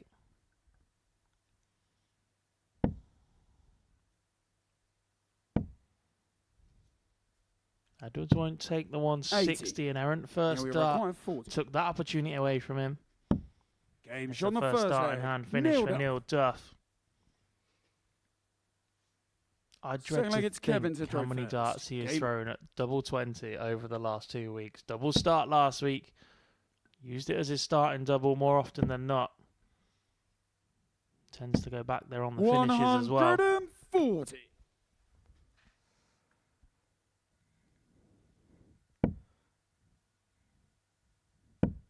Brilliant start this from Neil Duff. Couldn't quite complete 135. the maximum. Of course, by the way, you can watch the action live on Pluto TV, but you can also watch it here in the venue. The Live Lounge in Portsmouth is the 140. place. And you can get your tickets via that QR code. That'll take you to dartshop.tv. Only £5 60. to be sat up close and personal watching finals night here at the Super Series.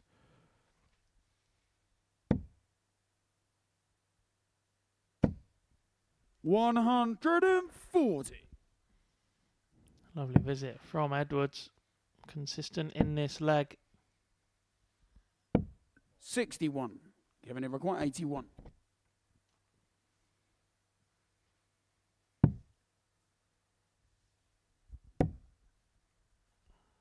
Needed the treble for this to be a 12 dart leg. 49. I just found the wrong one. Tidies up in the end. Duff not really in this one, despite a really strong start to it. 59. Kevin, you require 32. Game shot on the No second mistake leg. from Edwards Kevin in that Edwards. double 16 corner. And like I said, I feel Third like leg, that it's Neil segment's to been throw underused, first. particularly by Kevin Edwards. One, I've seen how prolific he can be on that segment firsthand in the past, but two, because of the way his darts lie, he likes to stack a dart on 55. top. We've seen that at the bottom wire of the treble 20. If he throws a dart for 60 and wants 20 tops, then he's far better suited than one that misses the double 20 by a little bit above. 140. That becomes an issue for him. I've enjoyed watching him this week, Kevin Edwards. I think he could be a danger. And what 140. he gets a chance to do here is give himself the belief that Neil Duff, who's the favourite to win the week, that he can give him a game, that maybe he can even beat him. And if he does make it to 45. Saturday, that is something to hold on to.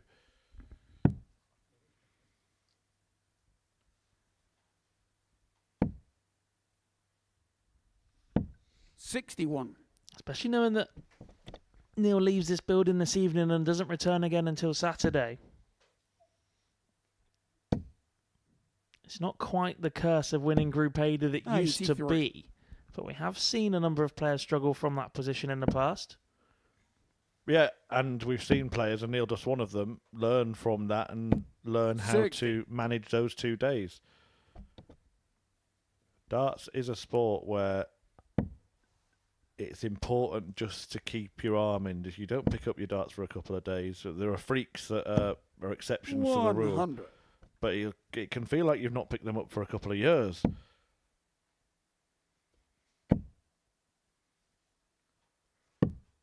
145. He's on Kevin course, Edwards, by the way, here, Neil Duff, to 133. match the best points tally in a Group A campaign. He's only lost one game so far. Nobody's ever done better than that. Seemingly gone under the 43. radar that up Yeah, we until are this quite point, hasn't 40. it? But double 20 here. Now double 10. Game shot on the Two third little leg. facial Neil Duff. gestures from Neil Duff there. A shake of the head when he left double 10 and Fourth leg, it's Kevin to throw first. one a little Game grander before he left double 5. But back to control in this one. Leads 2-1. 60.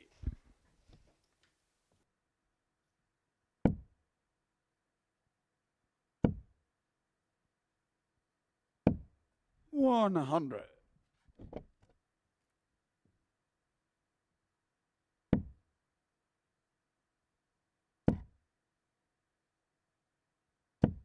$100.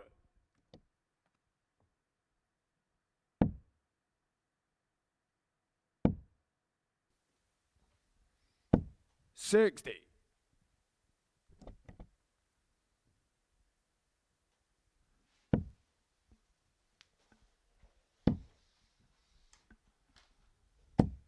$100. Just keeps the score ticking over, does Kevin Edwards.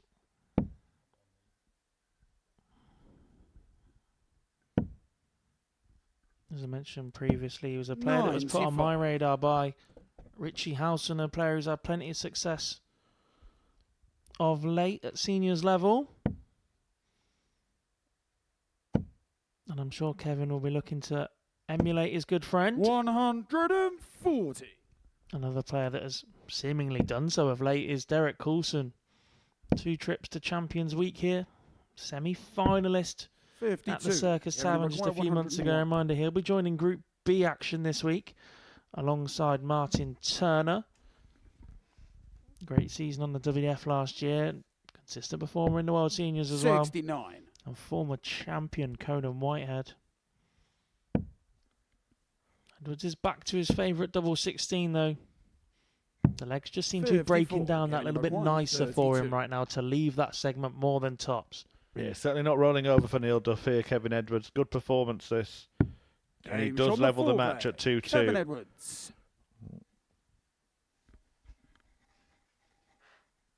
Fifth leg, it's Neil to throw first. As you Game can see there, far superior average to Duff, 100. but needs to find a break of throw at some point.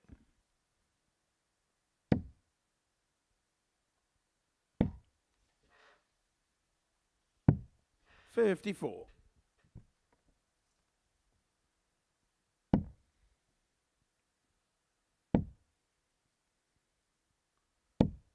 $100.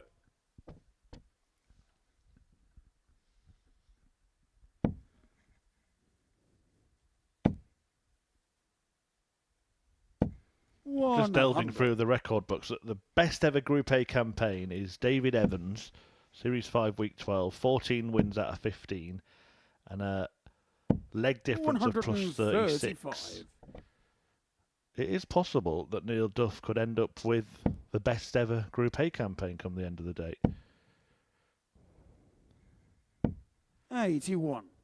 And you're right, that really would have gone under the radar, how good it's been. There are another 2 players that have had plus 36 leg difference, but they had 13 out of 15 98. wins. Christian Kist and a certain Luke Littler.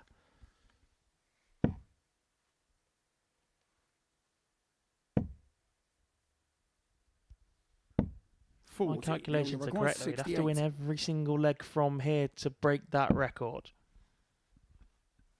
This might not be the worst place to start. Double 16. 36. Yeah, currently plus 27, so Yeah. 2 more legs from here and then... He'd 10 for none, wouldn't he? But or could drop 1 and match it. And Kevin Edwards has got a thing or two to say about that. 32. Game shot on the Neil fifth Duff leg. responds Neil Duff. in the perfect fashion. Edwards hit the big visit, got the big shout Sixth from leg, our it's Kevin referee to Owen throw Binks. first. Game on. But Neil Duff was having absolutely none of it.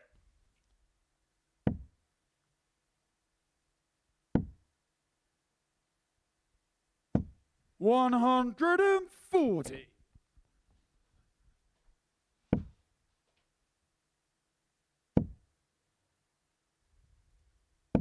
100. Just trading blows as we go along. This is definitely one of the better quality contests we've had of the day so far. Yeah, really good game of darts. And I think 95. even with defeat here, Edwards will come away with some belief.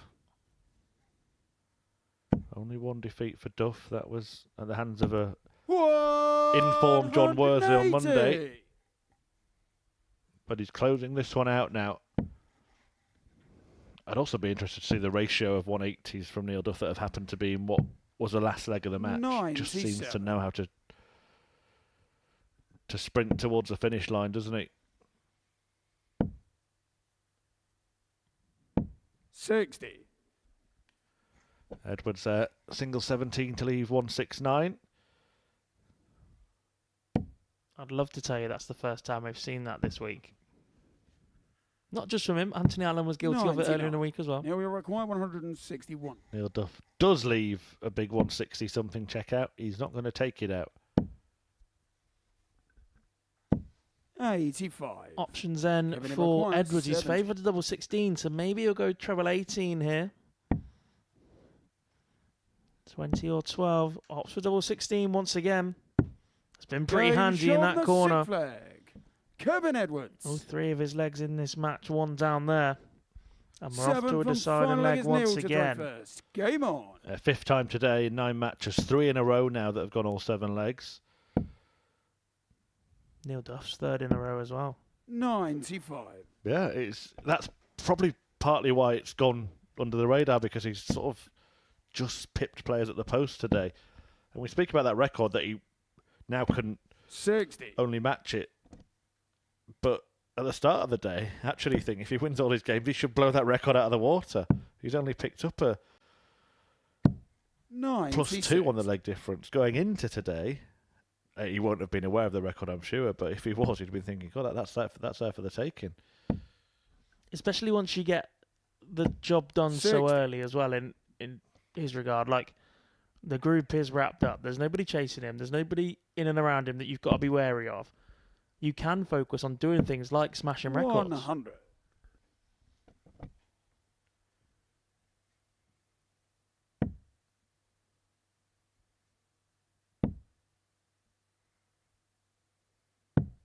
$44.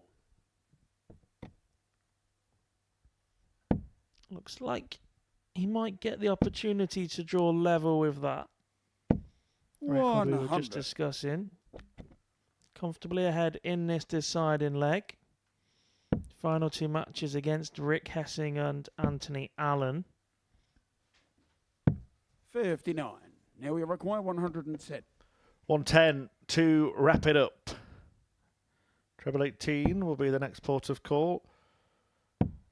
50.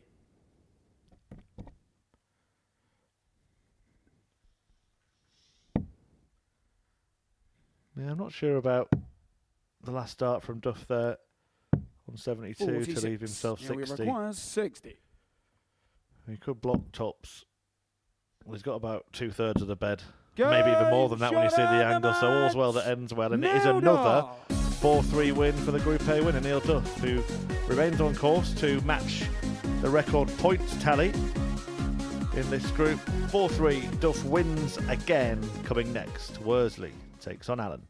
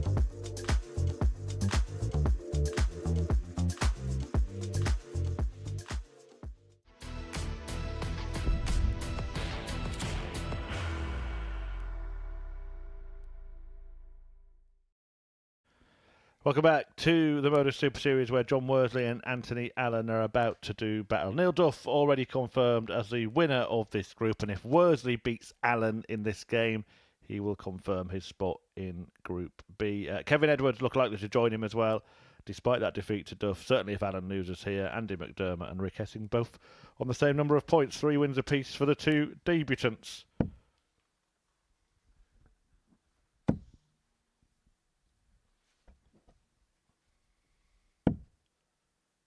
Don't really, I think it's fair to say with Anthony Allen, you never really know which Anthony Allen you're going to get.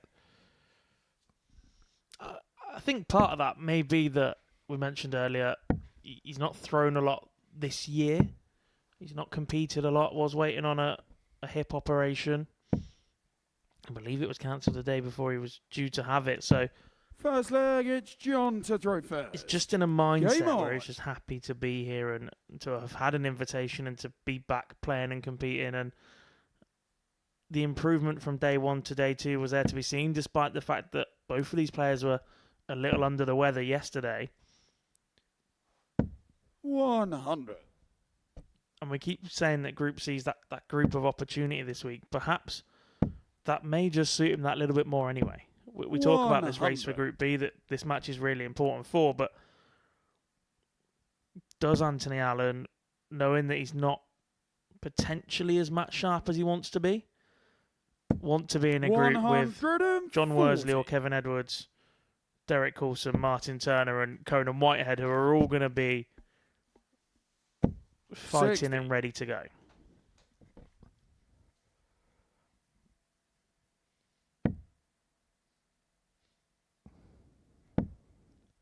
I do have a little bit of inside information about one of the players next week. Or, sorry, not next week, tomorrow. Yeah. Derek Coulson has changed his darts. Whoa! Seems odd, never change a winning team. Typically throws quite a chunky barrel, has opted for something a little bit slimmer, more room in the treble segment. Just going to that back to that point as well. I think that's why it's one of the reasons why Group B offers that advantage, that percentage advantage of getting through, to eliminate that kind of thought process. Obviously, every player goes on the stage trying to win every match, but going to require 148. There were players they used to say about Group A, didn't they? Or I'd kind of rather play all week, and then they'd miss out. It's a Lee Cox rule, isn't it? Miss out on leg difference in Group A, and then end up not getting through Group B. You just got to get through to finals now, however you can. 100. Anthony requires 78. I do feel for Lee. He seemingly has missed out from Group A, Group B, Group C in every single possible manner you can imagine. If there's an outlandish situation that sees a player not qualify from a position of strength, then Lee Cox has probably experienced it here at the Super Series, and yet he keeps coming back for more. Double 16 for the first leg for John Worsley. Game shot sandwiches it in between the two darts either side and holds his throw off the bat. Second leg is Anthony to throw first. Game 5 more games to come after this one. Edwards taking on McDermott before Hessing meets Duff in a bottom against top encounter. Then 60. Edwards against Worsley, Duff against Allen, and McDermott against Hessing, the final game of the day. There is also a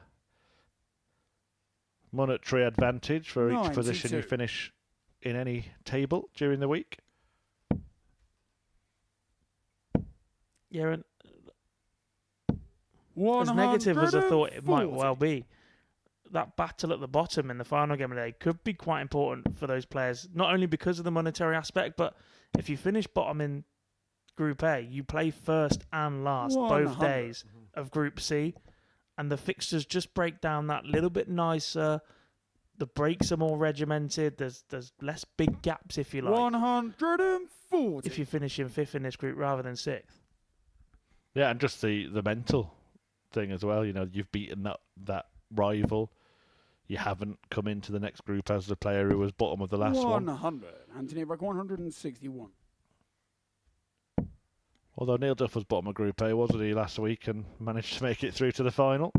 99. Although I think any player would have almost be proud to be bottom of that group, and it was, 4 wins from top to bottom?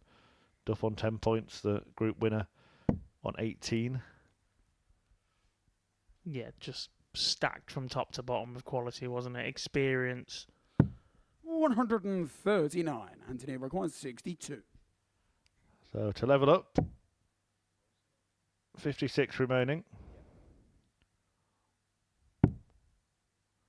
So that leaves tops. 42. Johnny Can't requires find it. Worsley 70. with a chance for an early break. Tops for treble 10 as first dart target. Hits it slap bang in the middle, so dart tops. He used the 16s in the last visit. Last leg, sorry. 60. Went Anthony for tops and required 10s 20. this time. Doesn't pull it off. Game shot on the second. Alan leg. does. Anthony All Allen. square. Third leg, it's John to throw first. Game on.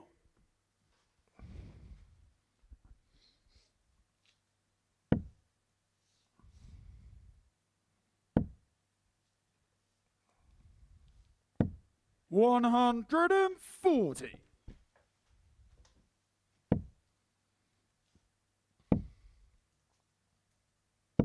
60.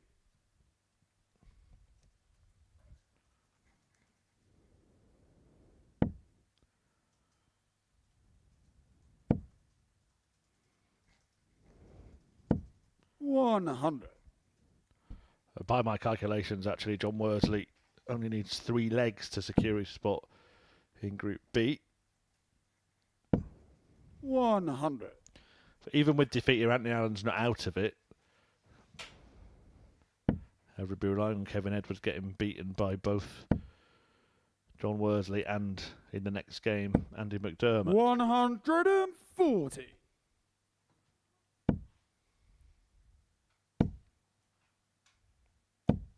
$85. Johnny require 121.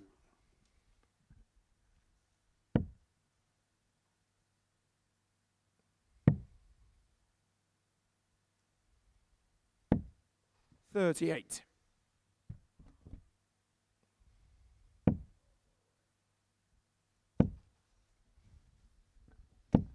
$45.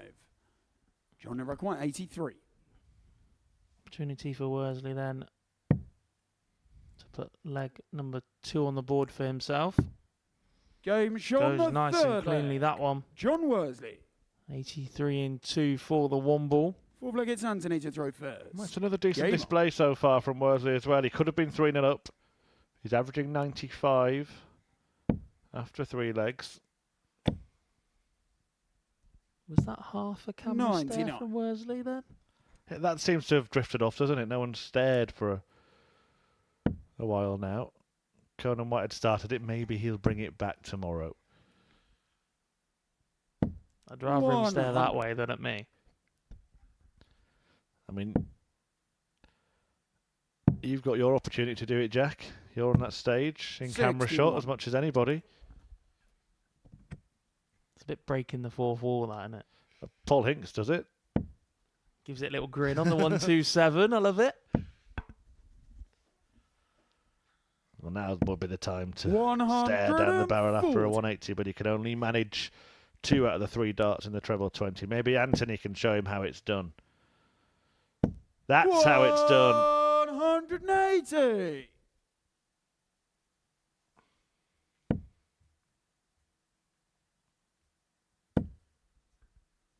Gets Allen first to a finish. Worsley needs a treble to 60. join him. Anthony require Doesn't go, so 161. 6 darts from here for Anthony Allen for the 161. Down to treble 17. Wants the bullseye. 125. Went for the bullseye. Did not hit the bullseye, but not a bad second place for that one. Leaves double 18 on his return. Yeah, happy accident from Anthony Allen. Good leg of darts. He's now taken his average into the mid-90s as well. Leaving 36 85. after a dozen in this Anthony leg. required Great game, this. 36. Good quality. Double 9. Game All shot on the fourth square leg. as well. Anthony Allen. Fifth leg is John to throw Well, first. Anthony Allen wanted Game a conversation with John Worsley there. John Worsley did not want to engage at all. Yeah, the one ball in, full focus on the job at hand. will want to book his spot in Group B. The one that does offer 180. better opportunities to qualify for Saturday night, something he's done on every single appearance here in the past. 80. 8 Saturday nights to his name. 4 times he lost out in the group stage. 2 semi-finals. 2 times he's been to the final with 1 win and 1 runner-up.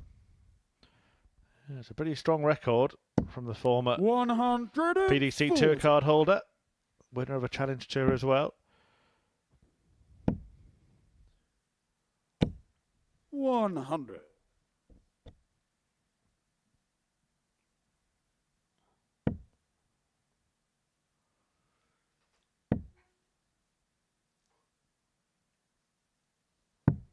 $44. I'm not sure I'll ever manage to get over the way that Worsley sets a dart in his hand. It is 45. quite John number unique. 137. But I can almost understand it. It's like the prod forward to me almost helps him lock the elbow into place. And that's how to keep the dart 57. straight. There might not be much muscle tissue there by the end of his days. 60. John number 80. However you look at it, is incredibly effective for John. 20 for tops to regain the lead in this one. 60. Well, that one fell flat, but he will return. Dominant leg of darts this. Well, it was. A maximum here suddenly puts Alan back in the picture. 180. Third of the game for John number Shaggy. 20. Is it a third leg of the game for John Worsley? First dart outside. Second dart a bit closer.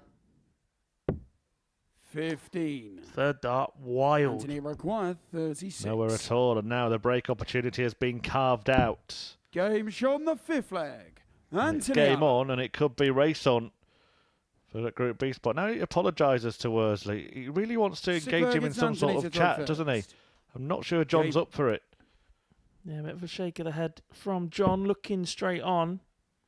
Clearly a little bit disgruntled with his own performance. I don't think 96. Anthony's done anything untoward.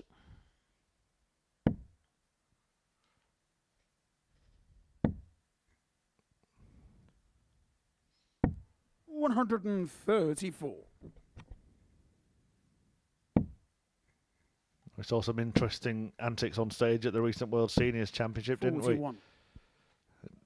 I believe, Jack, you were tasked with refereeing the infamous match between Leonard Gates and Graham Usher.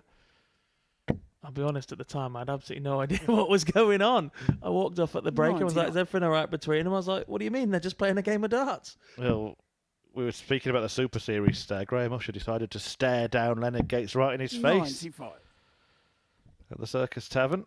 I don't think there was too much in it, I'll be honest. I think a lot has been made of it because it was such a weird reaction. But what it felt like from my position was Graham thought he was throwing first in the leg. 140. I called that he wasn't throwing first in the leg. He tried to make his way back to the water table, and Leonard was blissfully staring away at the screens above. 99. Spoken like a referee, that John Jack. number 120. Speak like a commentator now. All right, there was lots of drama, and we absolutely loved it. Treble 20 here to add a bit more drama to this one. Would have got a go at the bull had he found it.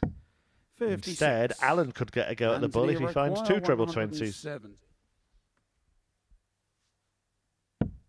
Come on, firm. Favourite shot of Luke Littler this. He absolutely loves to reel it in and chuck the celebration in as well, but won't be going for Alan this John time. number 72. Worsley back for 72. Treble 12 for double 18.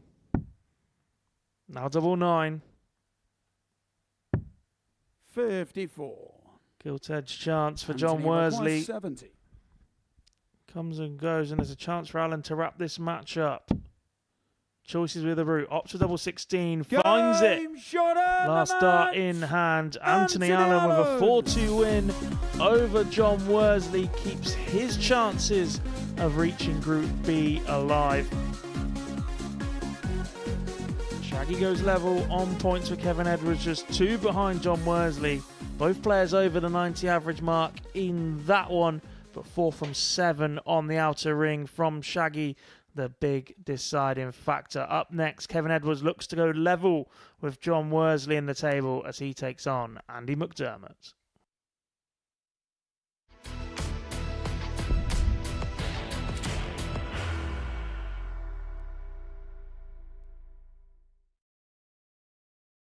Are you ready to lift that trophy, Darius? Yeah. Let's do it then. Ladies and gentlemen, your Modus Super Series 9 champion is Lucky D, Darius Labanowski!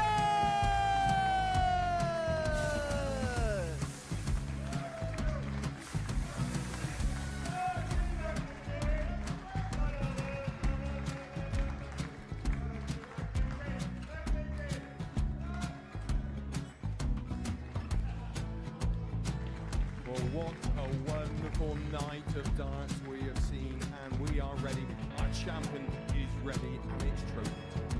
So receive the trophy. £25,000. The new Modus Super Series champion, the Terminator, Marvin Van Velzen.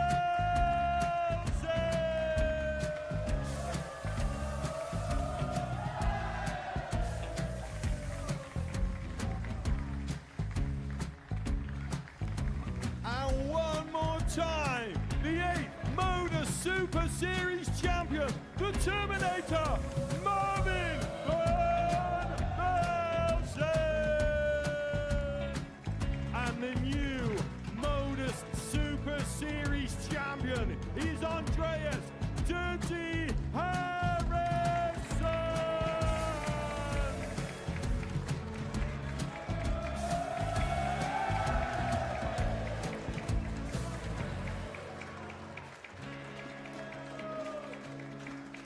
And one more time, the 7th Modus Super Series champion. Give it up for Andreas Dirty Harrison. The moment we've all been waiting for. Would you please show your appreciation for your Series 6 Modus Super Series champion, Scott Taylor?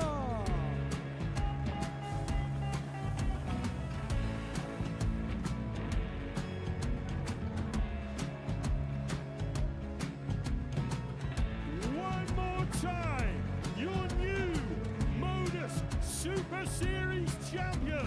He is Chucky. He is Jim McEwen.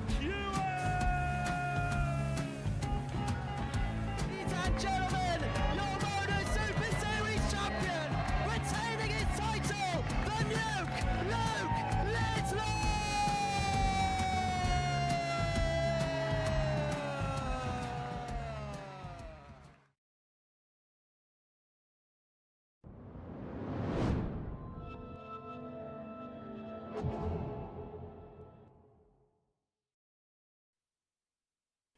Welcome back to the Modus Super Series, where we've got 5 more games to bring you live today on Pluto TV. And the first of them features Kevin Edwards, who's trying to tighten his grip on a top 3 finish and therefore replacing Group B for the rest of the week against Andy McDermott, who already knows he will be competing in Group C tomorrow afternoon. Chris Murphy and Jack Garwood talking you through today's action. And if you have missed any of it, confirmation that Neil Duff has won the group, that John Worsley is pretty much in Group B, although just 2 points ahead of Kevin Edwards and Anthony Allen, so there could still be a twist or two yet. Game on! And that McDermott and Hessing are bound for Group C. Yeah, and despite their places in the table and the bit of a charge that Kevin Edwards finds himself on right now, you expect this to be quite a tight contest. McDermott already today took Neil Duff deep and John 57. Worsley. Both of those matches requiring all 7 legs.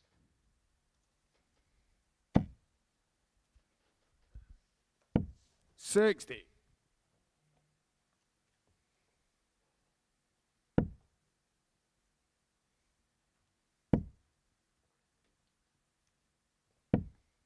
$36.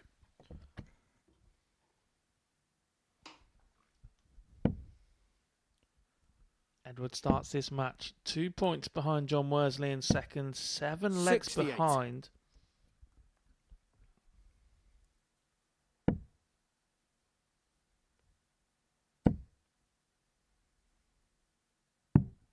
$40.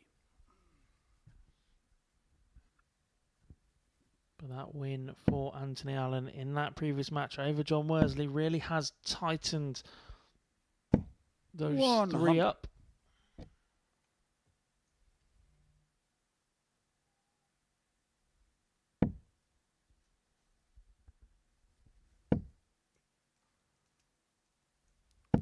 $60. Kevin Everett 136. Time on his side here, Kevin Edwards, but treble 20 will be the plan. And now he can just go for a... 88. Well, he was going for a single 16 there. That would have left him on tops. Instead, he will have to throw a dart in the single 8 again to leave that target if he so chooses. 58. Kevin Everett 48. Instead, he opts for double 16. And it proved to Game be on the first leg. a wise ploy. Kevin Edwards. I don't think I can state any more So how here's Andy to the throw upturn first. or return Game. to form for Kevin Edwards that we saw on Monday has coincided with his return to use double 16 over tops. Well, it's quite ironic in that leg because he initially intended to leave tops on the previous setup shot. 93. But the slip into the 8 helped him get to double 16.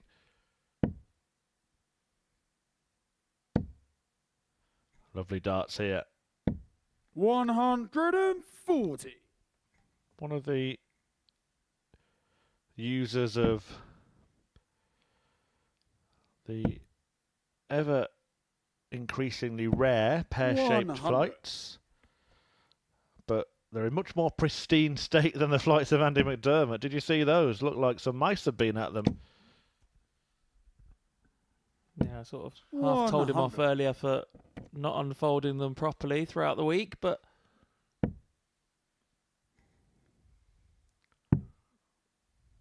they've certainly bashed into each other a few times this 42. week, haven't they? Since he changed them as well, by the way. He did start the day on Monday with a very similar style, but it was a green stem and a green tint to the flight. 100. Yeah, they do look like he's been sort of nibbling away at them. 45. Kevin Everett 161. 161 for Edwards then. 2 goes at it. Gonna need both. Good look at the bull. Does 90. look at the bull and hits it. And we'll be hoping for 2 darts at double 16 once again. We'll take second prize of a dart at tops, providing he hits the correct big 58. numbers. Kevin Everett 71. First prize of 2 at double 16. Now 1 at double 8. Wasn't happy 63. with that dart at double 16. Was a little bit wider of the target than he would have liked. But not for the first time this week. McDermott finds himself on a bogey number. 125. Kevin Everett 8. So double 4 for 2-0. Nicely Games on done the by second Kevin leg. Edwards. Kevin Edwards. But a good Third leg, performance it's here. Kevin to throw first. Game on. Averaging north of 90 and seemingly halfway through the game. 140.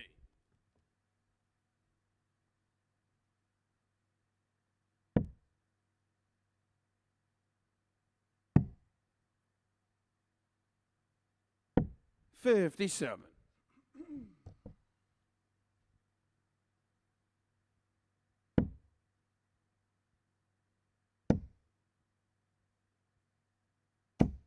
123.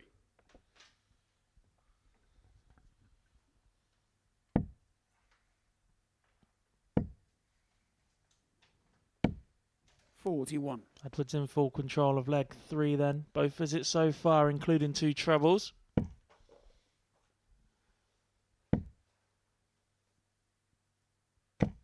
Make that 3 from 3 in this leg. Down to 98 after just 9 darts. McDermott is a long way away and he's letting those on stage know he's not happy with that. The thing is, they're not badly thrown darts, they're just low, and I think that, to me, it's an overreaction. It's negative body language, negative expression. This is all very positive from his opponent. 60. It goes a bit back to a discussion me and you had about the Premier League a little bit earlier on, where we spoke about players' setups being one size fits all, and I wonder if 57. Kevin Ibrahim, this 38. setup has success for McDermott elsewhere, but maybe there's something in the flights that might just keep those darts a little bit higher for him. Leg. Kevin Edwards clearly has a setup that works for him. Absolutely. Really good display, this. Full-legged Sandy to throw first. Kevin Edwards averaging in the mid-90s. Hasn't got going at all, Andy McDermott, in the game. He's not had a dart double. That's a better start for him. He's getting really angry. I just don't think that the margin of the miss merits the reaction that he's giving. It's frustrating to watch, to be honest. Perhaps so. It's the level that he feels he needs to be at to beat the likes of Kevin Edwards, who has been so solid. Obviously, 14 darter in the previous leg, but if your reaction to a good dart is negative, then you're building a bit of a bridge for yourself. 140. Well, that was superb.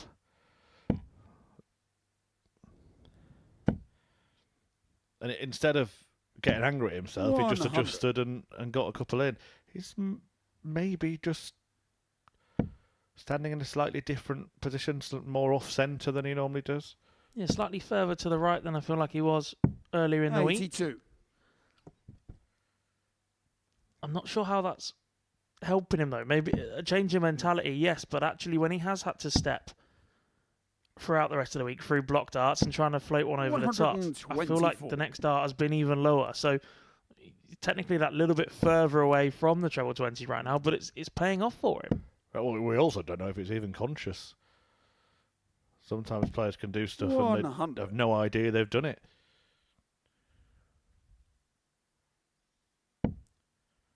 Here comes Kevin, tapping him on the shoulder. 100. Hello, hello, hello. Let's be having you.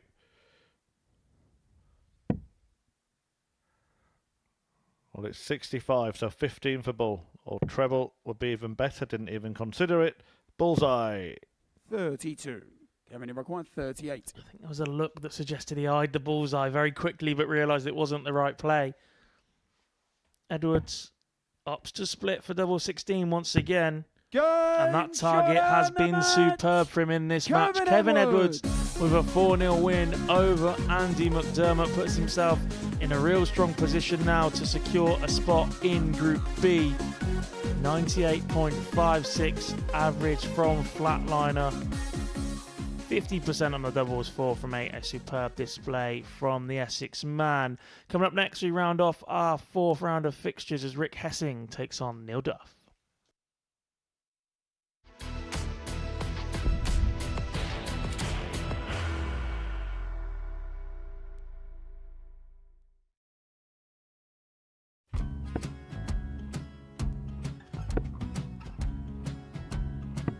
$54. Charlie McGuire, 164.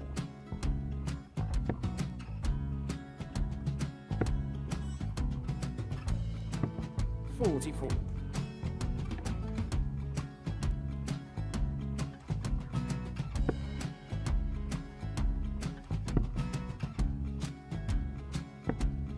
$32. Charlie required 120.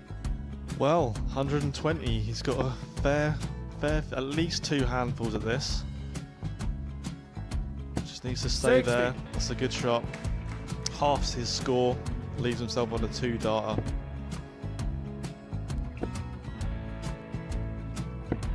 $26. Charlie Time on his require side $60.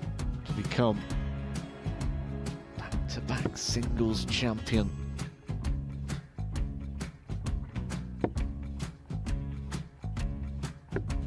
$40. Definitely a couple of nerves in those last 2 darts, but he'll be coming back. It's a moment he's been in before this situation. Standing at the back of the stage, Charlie approaching the required hockey with a 20. chance to win the title.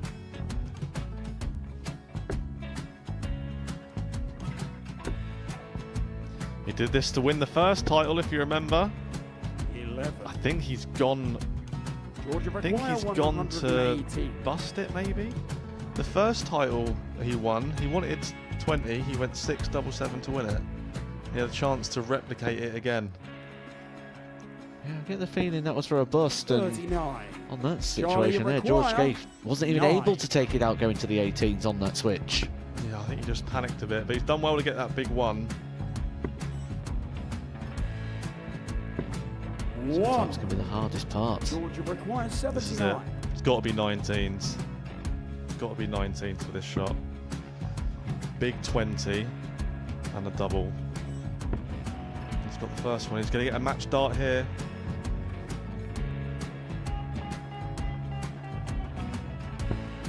$59. Charlie Threw the entire require body into that 8. one. Just didn't want to let go of the dart.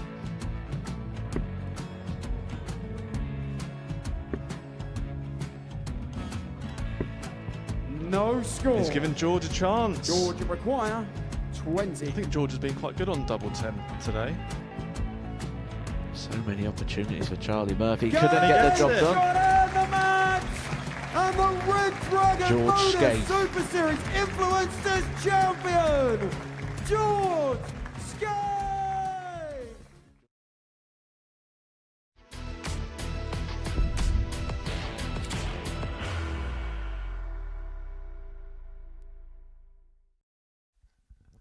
Welcome back to the Modus Super Series, where before the break we saw Kevin Edwards dismantle Andy McDermott 4-0 with an average just shy of 100, putting Flatliner in First leg, it's Rick to superb throw position to first. potentially qualify Game for on. Group B. Coming up next, Rick Hessing, who currently sits bottom of the table, takes on our group winner Neil Duff, who had this wrapped up nice and early 85. today. Is on track to match the best records we've ever seen here in Group A. 60. Yeah, still nobody's gone through the Group A card. 100. Finds himself in a position where not only could he match the points tally, but he could match the greatest ever leg difference tally alongside it as well, so he'd sit right at the top 100. alongside David Evans, but he would have to win 4-0, 4-0 from here. Previous matchups in this 30. one, Duff did beat Rick 4-0 on Monday, and it was a 4-1 victory yesterday, so there is a chance here for Neil Duff to put himself in that position, but he 100. does play Anthony Allen in the final round of fixtures. And those games have been a little bit tighter, or one of them has, 4-3 in Duff's favour on Monday 60. before he beat Anthony Allen 4-0 yesterday. So he's already achieved the results he needs to join that club. 140. And he's made great progress to breaking immediately here. 101 after a dozen darts for Neil Duff. 99. Hessing does find You'll a treble require to leave the 101. 127, but Duff with the first chance. Going for the bull there. 53. Rate of 127. We'll come back to that in a minute, but that route for 101 is something that I'm not sure I understand. 55. Now we require 48. Chance at 48 then for Neil, though. He should go 8 for tops. Finds a single number. 8. Rate of requires 72. This is 2 at double 20, though. And Hessing here 72. Went treble 20, double 6 last time. Now dart double 16. Game show on the first Finds leg. it Rick Hessing. with his third dart of the visit. And that Second leg now is Neil means to throw David first. Evans' spot as Game the on. greatest ever Group A campaign we've seen here at the Super Series is safe. Yeah, very, very nice finish that. 140. Clinical stuff. Very slick, Rick.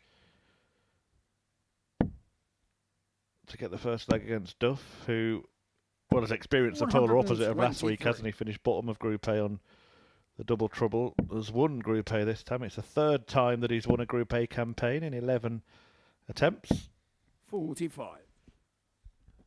Just going back to that 101 though, starting on the 19 segment is something that I'm still struggling to get my head around. 96. Not as an official, but as a player as well. Like, the misses I just think are better up top if you hit a single number. They leave 96 and 100. 60. The trebles aren't too far off either. The big number missed downstairs leaves 98. So you have to go back up to come back down again. And if you hit the single 19, 82 I think is one that tempts you to go for the bullseye, or treble 14 that you throw at a lot less frequently than if you'd hit a single 20 from 101 to leave 81. 55. And you throw at treble 19 or treble 15. But Duff is a player as well who just goes for the same patterns all the time. 96. The counter argument would be, would a player do that maybe when their opponent's on 127, but not if they're on tops? We know the answer for Neil Duff is yes, he'll go the same routes 60. time and time They again. require 109. He might find himself in a spot of bother here. Hessing could be the one breaking him, though he can't do it in this visit after that first start. 41. Now we require 141. Yeah, if the Duff man's not careful, it won't be the leg difference record he needs to worry about. Might struggle to match 60. the 28 Rick, you require points 68.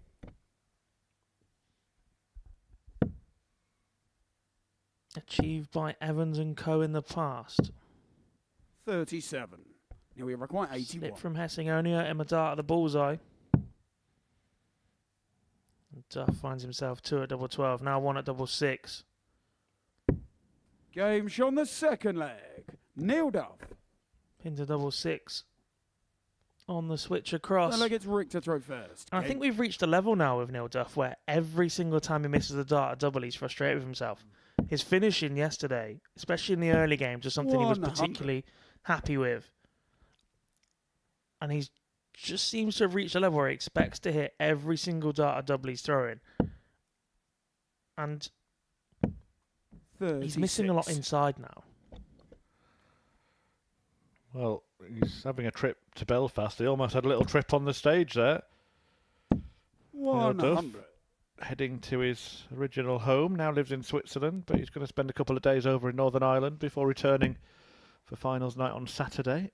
He was that confident, 100. he already planned it out. I think he was that confident he's already booked the tickets, but he didn't go as far as saying that in the interview with your good self this morning, Jack. I think there's an 41. element of you can look a bit silly if you admit to that, isn't there? But plans have been made, certainly. When he won the Lakeside, every single interview he gave all throughout the tournament, he said, I'm going to win this tournament. And at risk of looking silly, and he did look a little bit silly when he was 3-0 down to Jim McEwen in the quarterfinals, but managed to turn it around and went on to be good to his word. 100. I'll be honest, before that week started, Neil Duff wasn't a name I was too familiar with in the darting landscape, but by the 170. end of it, you'd watch an Rick, interview of his or watch the 160. comeback against McEwen in particular, and everybody knew who Neil was by then.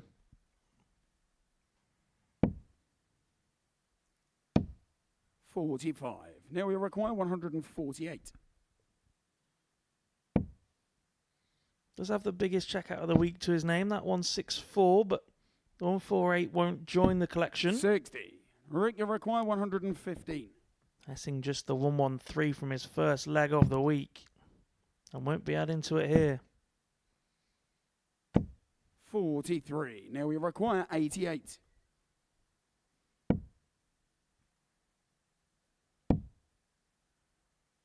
Dart the bullseye. 49. Rick, you require Drags 72. it left.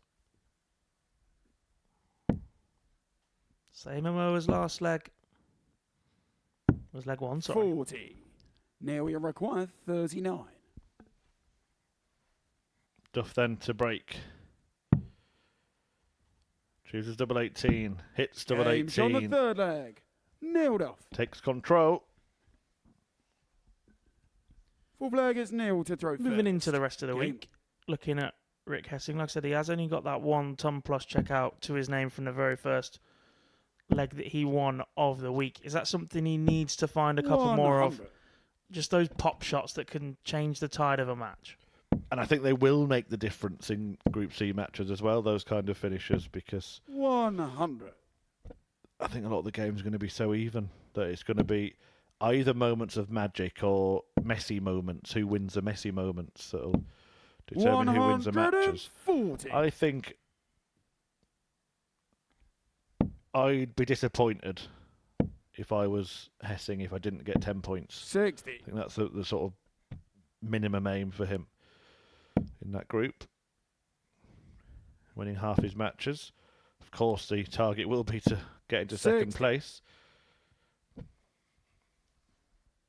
Could still finish this group with 10 points, but would need to turn this one around and then beat Andy McDermott 100. in the final game of the group. Obviously, 5 more matches to be played in Group A than there are in Group C. 60.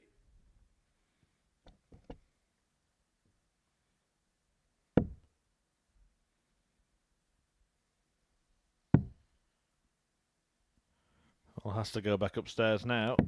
101. Does so to great Now we effect. require 141.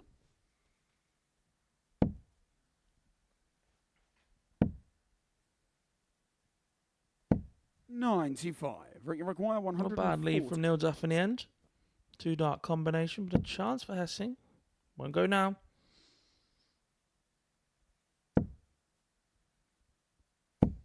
$60. Now we require 46. We're a little bit disappointed to have not found a treble there. Apply the pressure a bit more to Neil Duff. Game shot on the Who's fourth been leg. really good on doubles. Neil Duff. 18 in this one. Finds it once again for a 3-1 lead. Fifth leg is Yeah, and Rick to having throw hit it in the first. previous leg, he Game on. decided to leave it in that one. He had the choice to leave tops, didn't he? But Duff went 10 for double 18, and it proved to pay off. 60.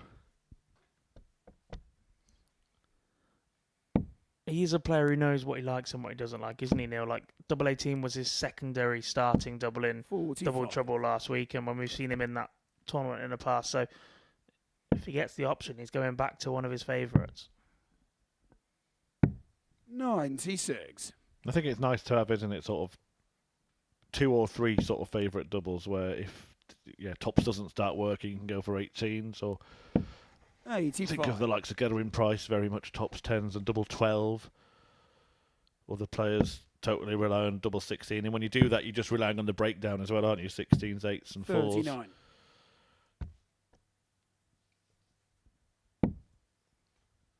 If you look at the absolute greats, so they're the ones that typically aren't too afraid. They don't have a solid preference. You look at Phil Taylor 60. and Michael Van Gogh, and they've both had periods where they've gone for tops, or they've gone for double 16, or they've just allowed to see where the leg breaks down. Well, Phil Taylor was sort of originally regarded as very much a double 98. 16 man, but every time at the World Grand Prix he would start on tops.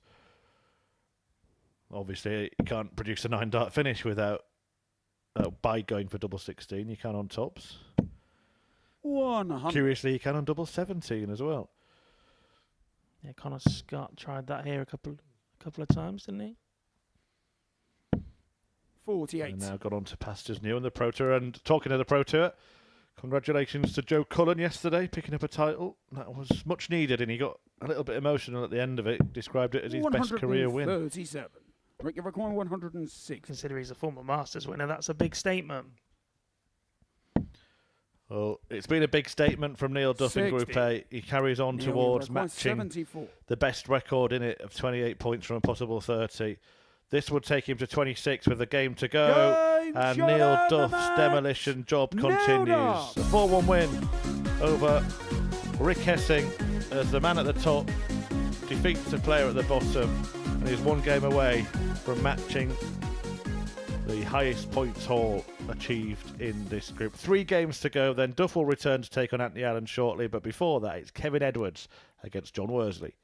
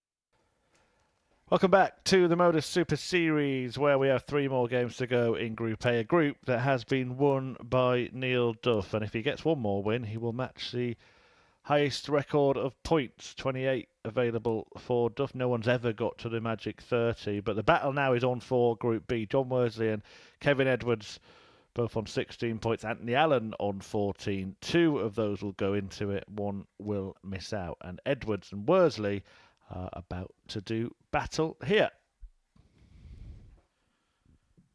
I'm just looking at the...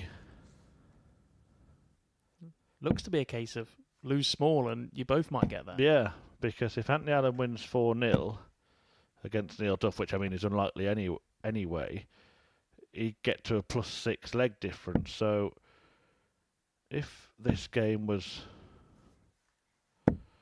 4-3, first leg, it's Kevin to Kevin first. Edwards. Game on. Then both Worsley and Edwards would be through.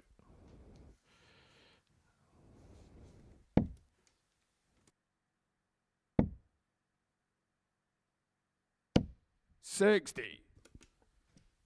John Worsley actually only needs 1 leg to secure his spot. Only a 4-0 defeat would put him at risk here.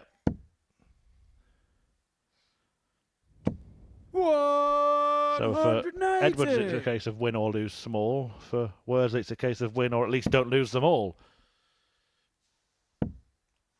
And a 180 opener will certainly help. 45.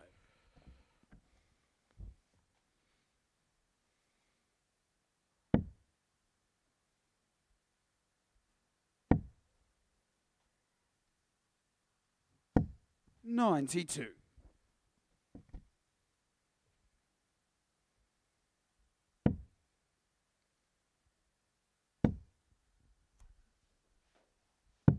$99.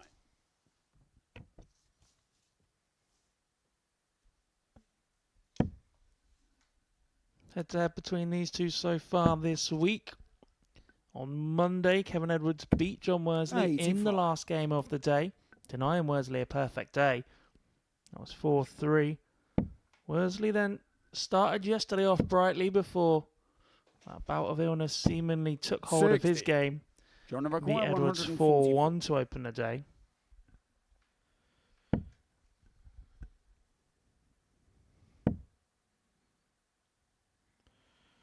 Do you expect to see both of these players on Saturday, regardless of 96. what happens here, or do you think they're both at risk in Group B? Or I even in expect Group to C? see at least one of them. Okay. I think to say that both of these two would, if they were to make it to Group B, would 89. definitely be at Number Saturday would be 48. quite difficult, knowing that you've got a former champion in Conan Whitehead in there, you've got a two-times Champions Week participant in Derek Coulson, and Martin Turner will definitely be competitive as one Game titles shot in the the first WDF leg. system. John Worsley. Despite how well these two are playing, to say they'd both get out of that group, I think would be Second quite against John to difficult. throw first. If Game on. they found themselves in opposite groups, then I think, yeah, you'd say, right, they're both going to Saturday, because one of these two would be a standout in that Group C. Well, Worsley is now in Group B. He's got that leg that he needed. Straight away. 100.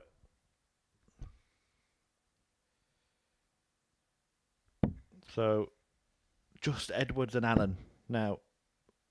Not certain of which groups they'll be in. 26. Duff straight through to Saturday. Worsley in Group B. McDermott and Hessing in Group C. And that Group C duo will do battle in the final game of the day to decide who 56. finishes bottom of the table. Financial incentive to finish fifth, plus a slightly more generous fixtures list over the next 2 days. 100.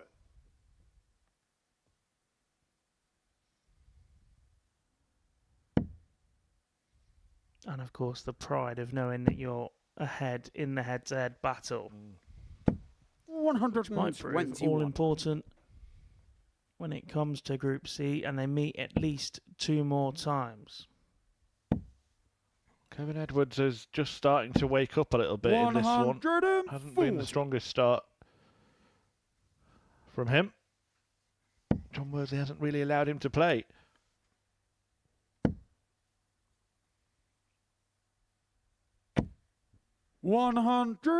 Quick glance at the scoreboard from Worsley in that visit before deciding to plough on with the treble 20 scoring.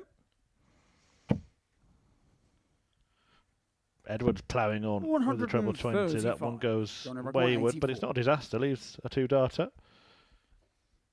This might be a disaster if he doesn't get a look at it. We'll go for the 14s now, Worsley.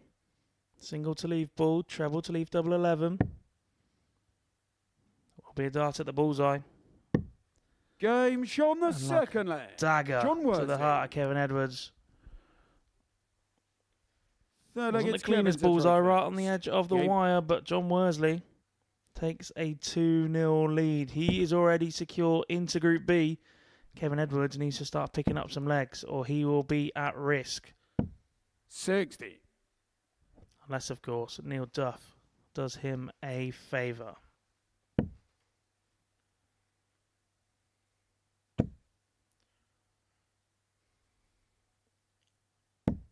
$40.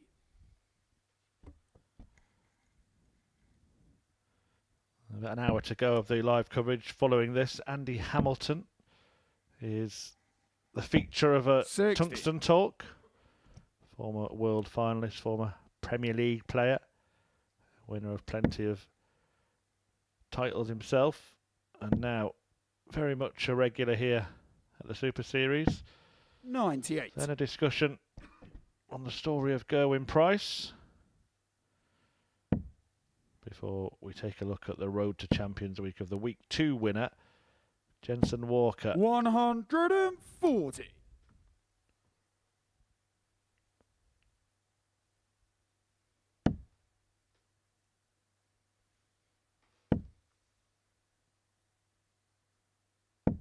$81.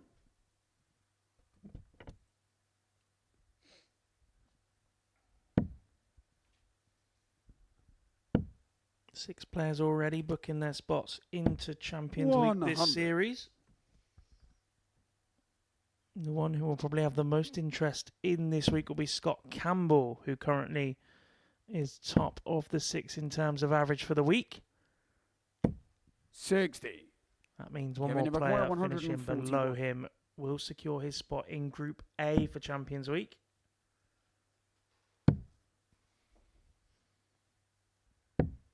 $109. Lovely setup from Kevin Edwards. He's gone back to his favourite double 16. We'll get 3 in hand at the next visit, but how much pressure will it be under? Worsley. First start, treble 20. Second out, just below. Thought maybe he's going to pile in a max there to apply as much pressure as possible, 32. But double 16 for Kevin Edwards. Game shot on the third. First start in hand. He Kevin really Edwards. is feeling that segment of the board right now. Yeah, he's been superb in that department. Fourth leg, it's John to throw first. Game on. Just a holder throw for Kevin Edwards, though.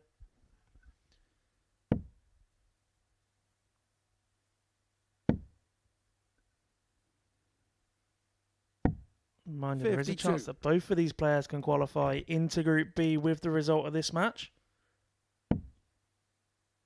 Worsley already secure in that manner. So a win here for Kevin Edwards, or a small defeat, 140. i.e. a 4-3. Would be enough for Flatliner to return tomorrow night from 10 p.m. Yeah, I mean, you'd think it would be a moot point anyway, because 177. you'd expect Neil Duff to get the job done against Anthony Allen, get to that 28-point joint record. But you never know. And what you don't want as a player is to be heading back to that practice room to have to sit and watch that final game where it might swing one way, then the other. Job done. Thank you very much. I know where I'm going. Enjoy the last game. 96. Well, 6 more points would have got John Worsley to a finish there. Meaning, had he gone for the bullseye at 25, he'd have been on 1. But he might wish he had now. 180. Yeah, straight back to that board management discussion we were having a little bit earlier on.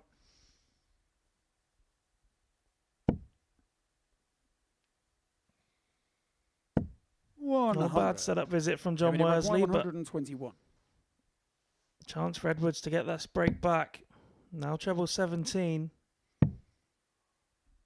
Doesn't earn himself a dart at the bullseye. 43. John requires 76.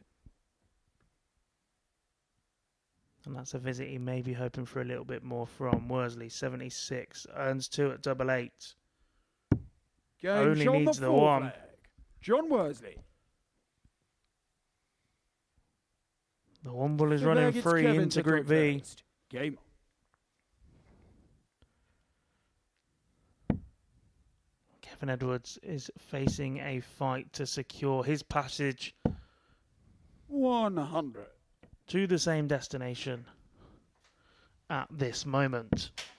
Yeah, he might be waiting and watching as just described, and hoping that Duff does continue this 97. brilliant winning run that he's on.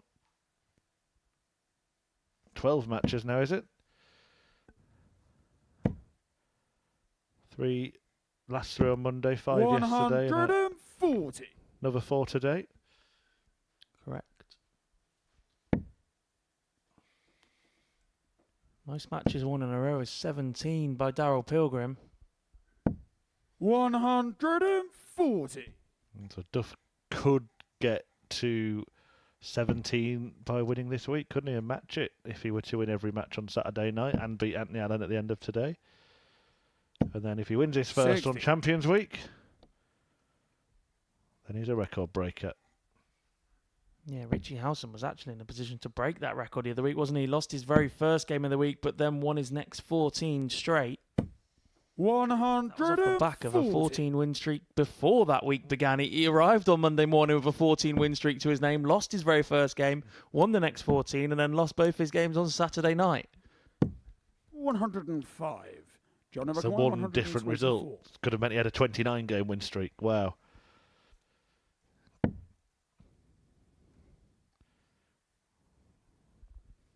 We've done this a couple of times on these kind of finishes. You have to go for the 14. It's like he doesn't want to. But this is for the win.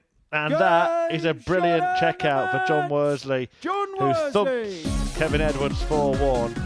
And on the way, secures his spot in Group B. Edwards himself will have to wait. He is in pole position, but he's now a sitting duck for Anthony Allen to try and shoot down. If Allen can bring an end to Neil Duff's winning streak after the break, then he can replace Kevin Edwards. But a quick word on that Worsley performance. 100 average, 4 out of 5 on the doubles, capped off with a brilliant bullseye finish.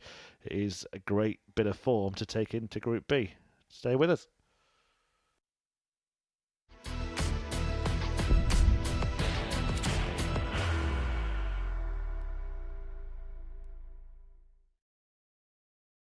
Are you ready to lift that trophy, Darius?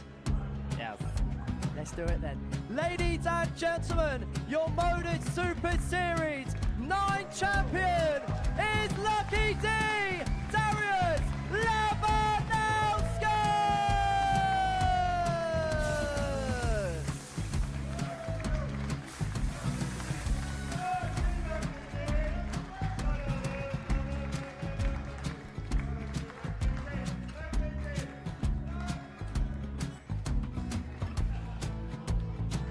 Well, what a wonderful night of darts we have seen, and we are ready. Our champion is ready, and it's trophy time. So receive the trophy. £25,000. The new Modus Super Series champion, the Terminator, Marvin Van Velzen.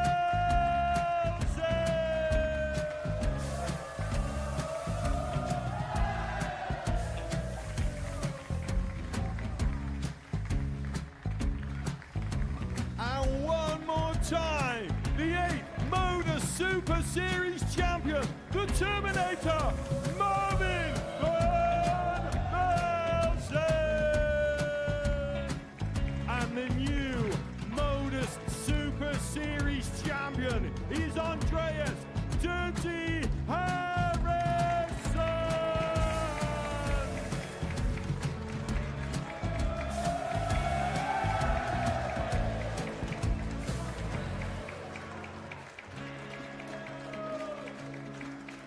And one more time, the 7th Modus Super Series champion.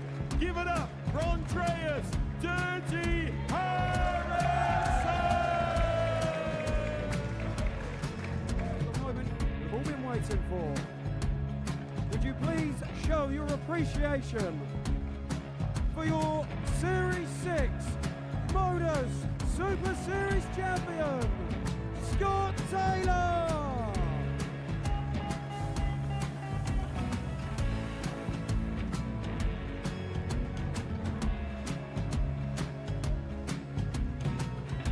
One more time, your new Modus Super Series champion. He is Chucky. He is Jim McEwen. Ladies and gentlemen, your Modus Super Series champion, retaining his title, the Luke Littler!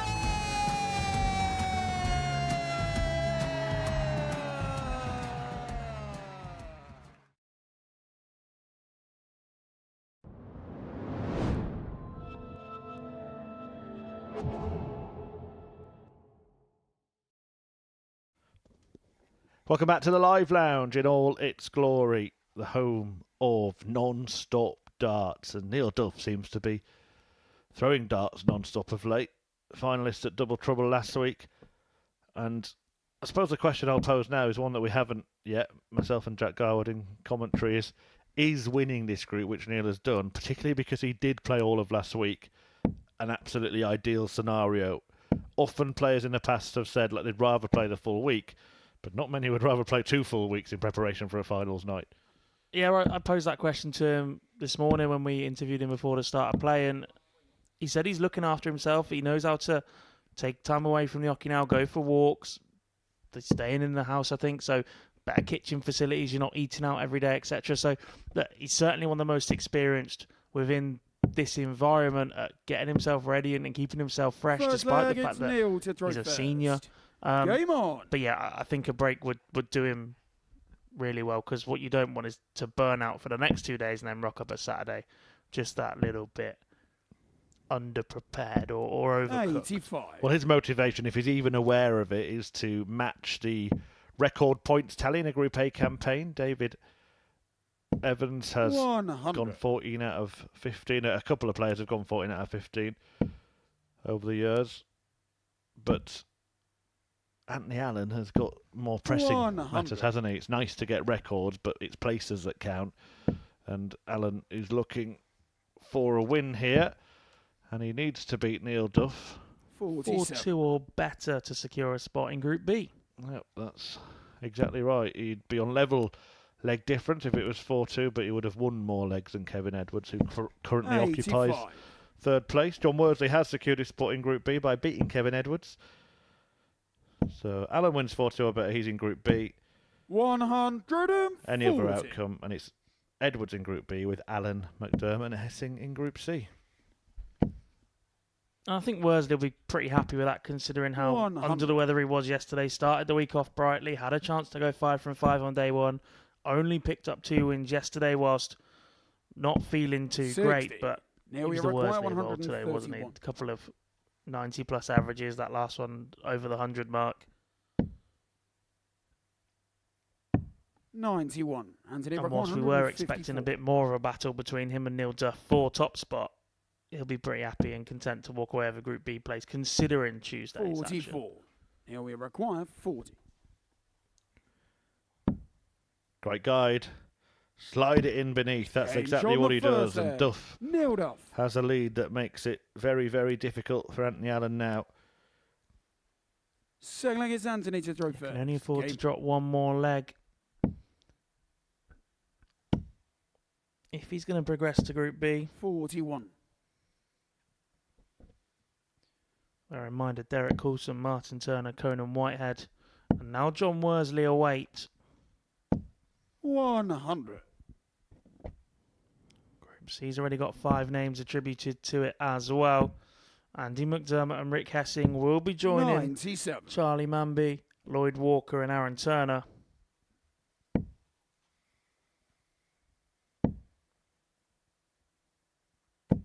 $140.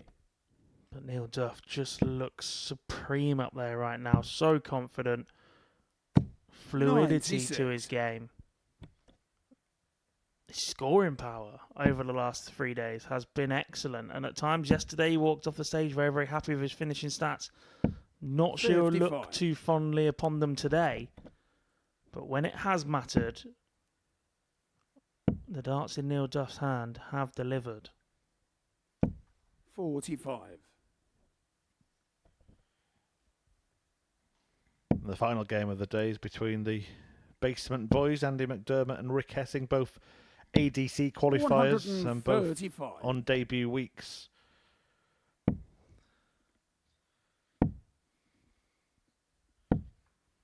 $56. Now we That game require comes with its own 71. pressures. There's pressure that Neil Duff is seemingly not feeling Game at shot all. the second leg. Neil Duff. Doubles his lead with a breaker throw, and Anthony Allen needs to be Third leg is perfect.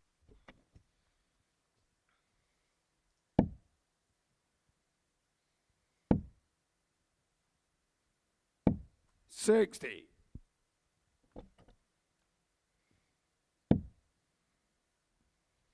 We saw Neil Duff experiment a little bit with his setup last week. Do we think there's any of that in the back of his mind 140. as we come to an end of this Group A campaign? Yeah, I'm not sure. Maybe last week was, in a way, the experiment, and this week, because it's the real deal, it's a proper series, it's, by his own admission, a real target of his to go and win a Champions Week. Maybe he's just, right, this is what I'm doing this week. No messing about, no tinkering. I think it might have been a little bit more interesting this week if the experiment last week had gone a little bit better. If we hadn't seen him chopping and changing a bit, knowing that this is the big one and that winning a Champions Week is such an aim of Neil's now. He's done pretty much everything else. 60. Yeah, and the rewards that brings now, not only does Champions Week give you an increase in your bank balance to the tune of £25,000, but it now also gets you a place at the ADC Global Championship, which could increase your funds by a further £60,000. Yeah, following Neil on the tour, etc. last year, you expect him to be there. 80. Now we require from Anthony Allen there. He won in double 18. Well, it's not going to hurt that much. As long as he listens to the referee's call this time. 106. Anthony require 36. Oh, and very careful to emphasise the 36 there, wasn't he? That's it. All's well that ends well. Double thumbs up from Anthony Allen. I had a similar miscount with Anthony Allen earlier in the week, but I don't think it would have been noticed that much at home. He was on 133, which I believe is his highest checkout of the week, but he went treble 20, treble 19, and then asked me if there was double 18 left, if it was 36 remaining. 85. So it's not the first time he's got double 18 and double 8 confused this week. 45.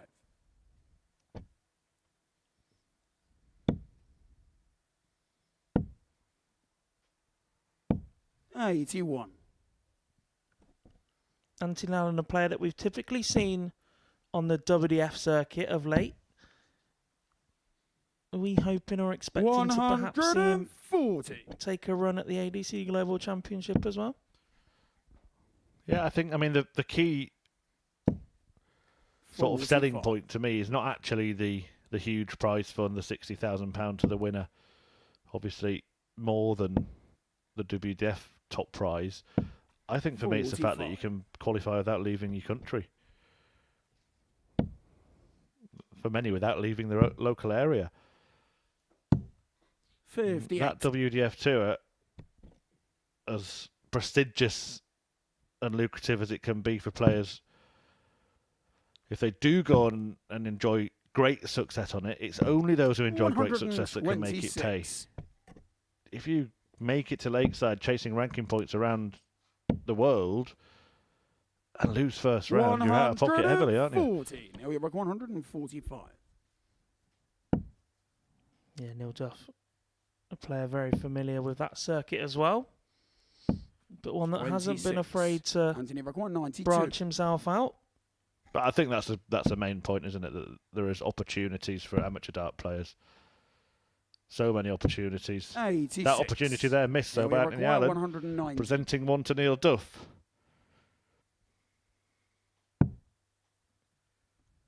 Probably prefers that. Now gets a dart at tops. 99. Misses it just low. That 119, such a tricky one where the treble means you need another one to leave a double. Allen opted to split. Found the double and the single the wrong way round. And Neil Duff. 2 left at 10s. Game shot the Finds fourth it. leg. Second dart of the visit. And that confirms the positions Fifth leg is Neil to in this group. Anthony Allen will be heading to Group C. He will finish 4th.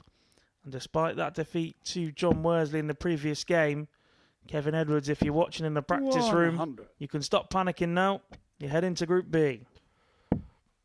I do think as well there's reasons to be philosophical for both players, because although there will be disappointment for Anthony Allen in not finishing in the top 3, in the cold light of day, when he looks at the group, it's very, very winnable and a very, very good chance to get at least in the top 2 and qualify. Yeah, no, whilst there are 60. less opportunities to get through a Group C, I think you're going to be afforded that little bit more time. You can have an off game or two and get away with it, whereas, I said before, that Group B is going to be so hotly contested that 100. every game is going to mean something. Well, look, it's your 100. last day in comms for this week, isn't it? So it would be remiss of me not to ask you who will be joining Neil Duff at finals night. If I have to give you just one name, Anthony, No, you've got to give me 5. I think there's absolutely no way we don't see Derek Coulson on Saturday night. I think his record here of, well, 99. just in general, his very first appearance was a Group C that ended in 3rd position. Okay, you give me 1. You can give me the other 4 in the next match. I'll afford you the 3 minutes 20 between the end of this one and the start of that to tell me. Or maybe there's a little longer in this one because Anthony Allen's still going here. 30. Now we require 48. Chance then for Duff. This would be for 28 points. Yes, you heard that right. 28 points for Neil Duff. He joins some of the greats in this building with an exceptional Group A campaign. This time last week, Neil Duff finished bottom of Group A in double trouble. This week, he's won 14 out of 15 matches. Finishes just shy of leveling David Evans in the leg difference in terms of that record. But it's a 4-1 win, an 85 average for Neil Duff.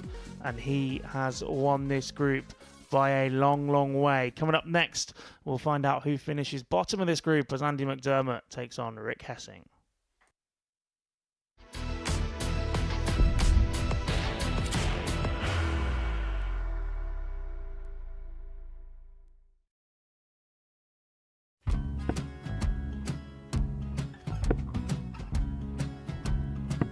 $54. Charlie McGuire, 164.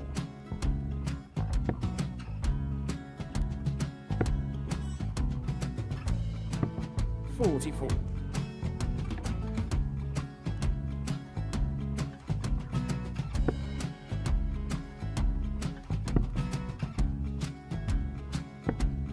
$32. Charlie required 120. Well, 120. He's got a fair, at least 2 handfuls at this. Just needs to stay 60. there. That's a good shot. Halves his score. Leaves himself on a 2-darter.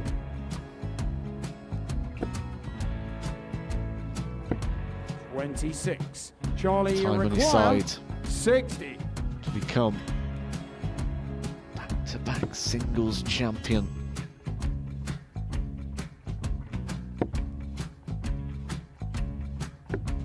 $40. Definitely a couple of nerves in those last 2 darts. But he'll be coming back. It's a moment he's been in before this situation.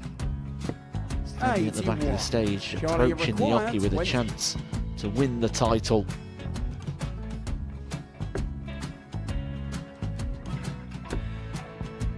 He did this to win the first title, if you remember.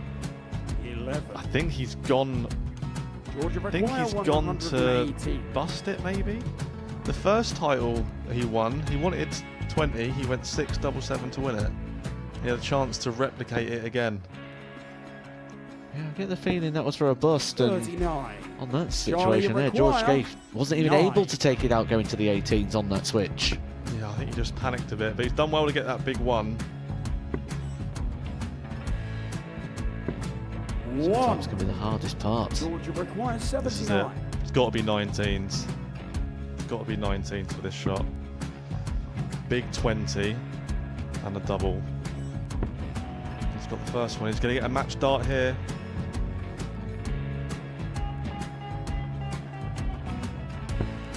$59.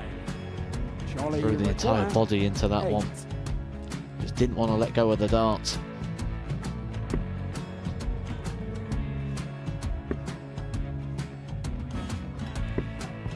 No score. He's given George a chance. Georgia require 20. I think George has been quite good on double 10 today.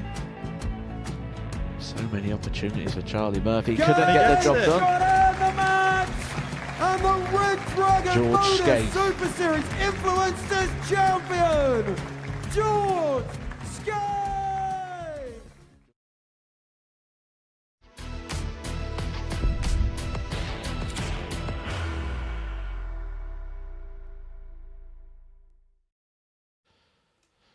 Well, this is the one we've all been waiting for, the final match of the session here at the Modus Super Series. Andy McDermott against Rick Hessing, the two debutants, qualifiers from the ADC circuit.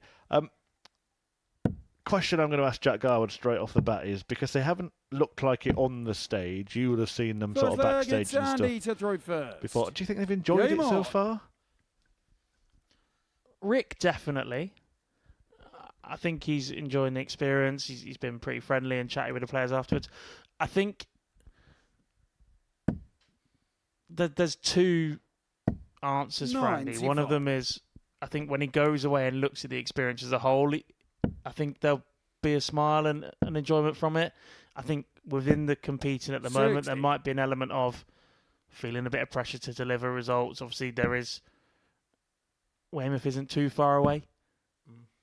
We've seen when Dorset players in the past have made it here, Tommy Morris, etc. They've got a fairly big following. So, considering the success that some of those players have had, Ricky King as well, McDermott would have been looking to follow in their footsteps, book his spot on Saturday night. Probably not through this group, but just to up his level that little bit more and deliver the game that he knows he's got. So, I think in the most part, when they look at the experience as a whole at the end of the week, then yes, they probably need to embrace it just that little bit more as it's going on. I think that's a fair appraisal, and hopefully that will happen over the next couple of days. They're going to do battle twice more themselves in Group C. 121. The exciting talent Charlie Manby, Lloyd Walker, a local lad, Aaron Turner, also in action, first time here at the Super Series. And Anthony Allen will be the other player dropping in from this group after that defeat before the break to Neil Duff, the group winner.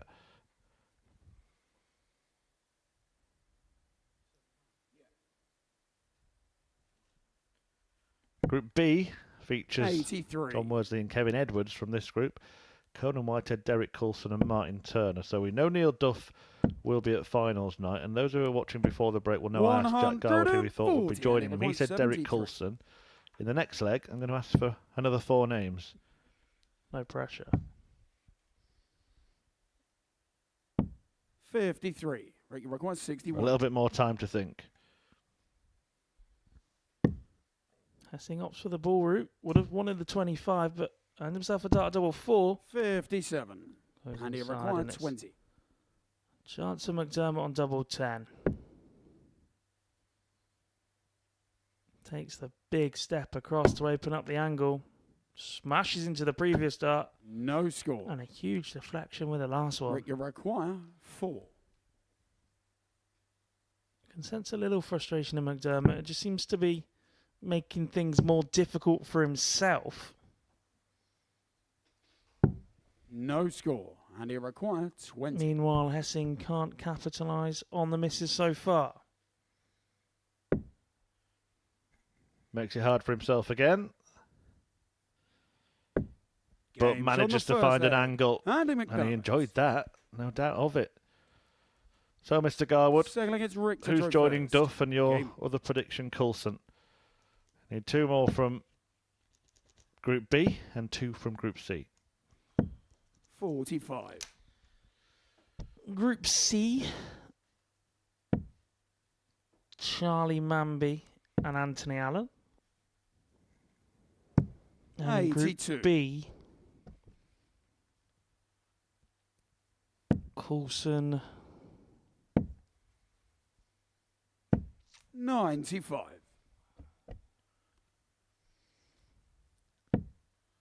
Whitehead and Worsley. Their records of qualifying for Saturday night are just far too good to overlook. Despite the talent of Edwards and Martin Turner, that Group B, only one of my predictions might get through in that one. It is that open. 99. Well, that is on record now. Can't wait for Friday now. 100.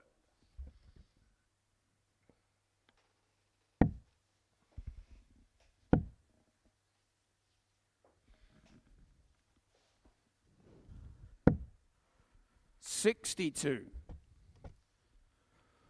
Despite there being opportunities this week, you do look at the records of some of the players who've got in. Neil Duff's record of reaching Saturday nights is exceptional. John Worsley is 8 from 8 in previous appearances.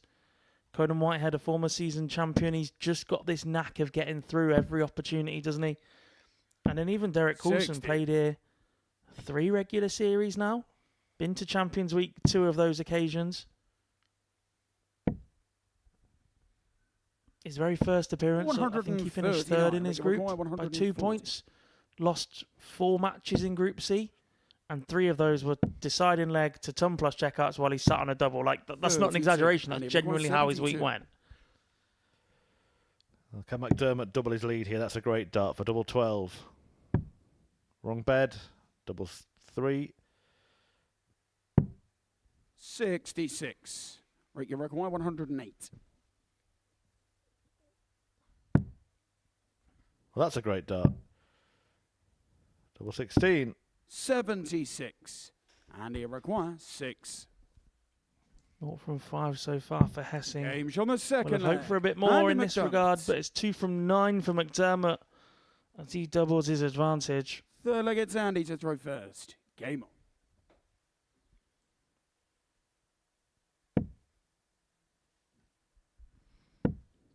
And like we said, plenty on the line in 40. this one. Not just the pride of winning this final match.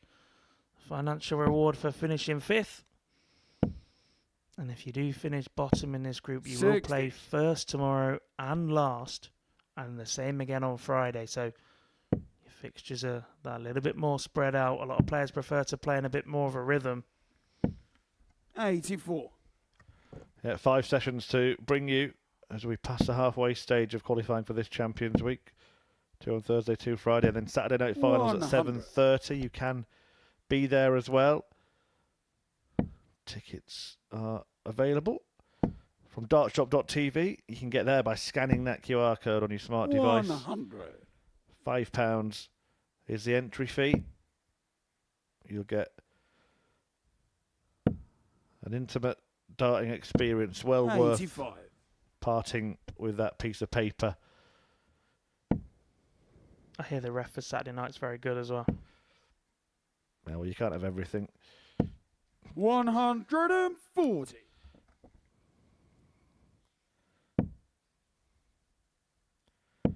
I have to say, I didn't expect either player to do a demolition job in this game, but that's the way it's going. 137.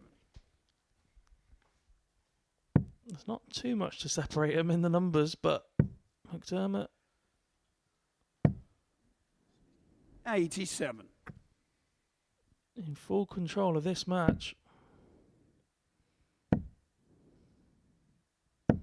Leads 2-0. And he required 50. Hessing yet to hit a dart at a double. 5 attempts in that regard. Has he just gone for the bullseye?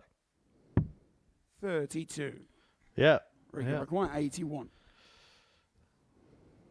Well, maybe he's enjoying it now. And the irony is he could lose a leg on the ball. 49. And he required 18. Well, he's gone to split there. He's hit double 2, so he's left himself on double 7. And now he can't finish. 14. Ricky I'm not one to required believe in the 32. spiritual, but that might well be darting karma. Yeah. He is named after a character from Only Fools and Horses. Has he just made a fool of himself there? 16.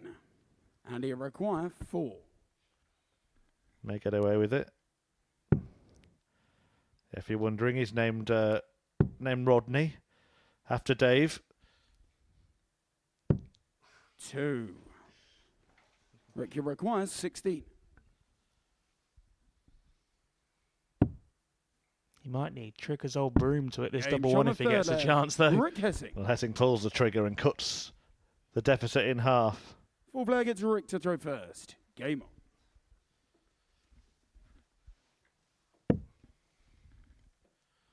Pro Tour action as well. Plenty of Modus Super Series 58. graduates playing there. I think Marvin van Velzen, a previous champion, beaten Daryl Pilgrim, who's certainly very much etched into the Roll of Honour here as well. 100 for Bo Greaves as well. 6-0 over Titus Canick.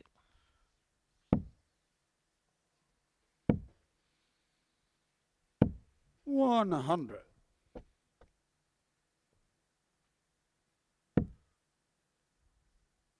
Victor Tingstrom, another we've seen through these doors. 102 average to beat Peter Wright. 58.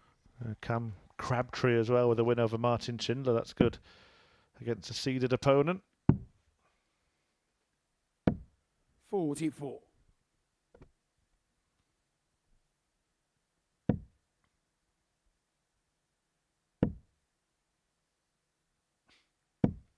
$45. Don't forget there's more darting action coming your way tomorrow here on Pluto 94. TV as we get Group C underway. Both of these players will be heading there.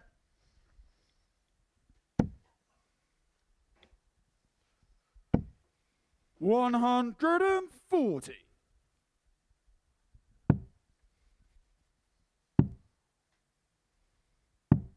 $95. And Eric 124. And don't forget, we also exist on YouTube as well. Yep, for those who can't watch via Pluto. 103. Right, you're 110. Non-exclusive territories. Can tune in the action there, and also, even if you can, plenty of on-demand content and the full sessions replayed immediately after the end. And it required 21. If you want to watch anything back, maybe you had to work this morning and missed some of the action. That's where you can find a back catalogue. 5. Not sure class work is an excuse to not have it on the side, but there you go, Murph. Game shot on the fourth. When it becomes your work, Hessing. then you've won at life, haven't you? 2-2. I can't complain. Fifth leg is Andy to throw first. Will be no demolition.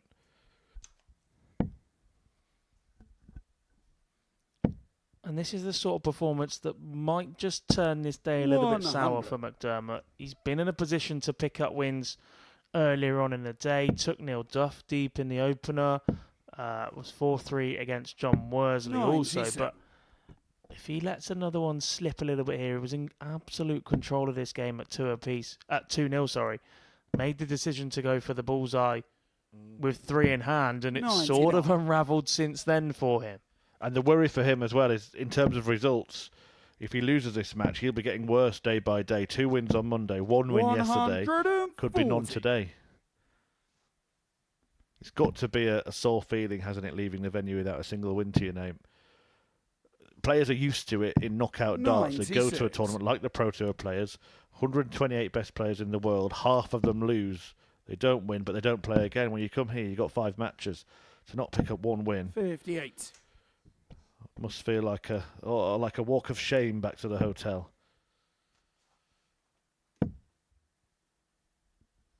I think even the players that come here with 85. 0 expectations and 0 hopes and are here for the experience, for a qualification, or take a look at a group and go, that's stacked with quality, you still think, 58. well, if I And play it my required game, I can pick up a 121. win here or there. To walk away winless for a day, like you said, must really great on a player at times. 76. Rick, you're 148. So, 148 for a blockbuster. Not going to happen. 60. And it required 45. McDermott also double 16s. A change of MO here. Game shot on the Favoured fifth tops leg. for most of the Andy campaign. McDermott. Tells himself off for hitting the double. It's a bit of a strange one for me. Sixth leg, it's Rick to throw first. Game on. Probably the point you made before, he decided to be flamboyant and showboat a little bit, and probably thinks he should have this game wrapped up some time ago. 140.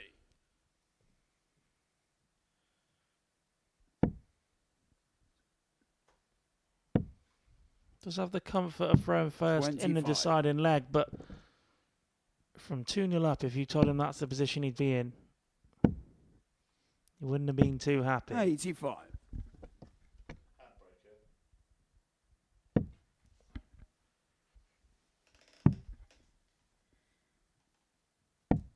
57.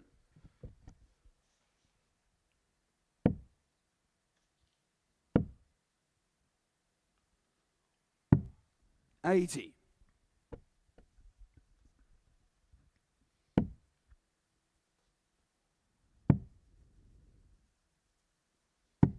96. Just keeps chipping away, but it's advantage Hessing in leg number 6. 45.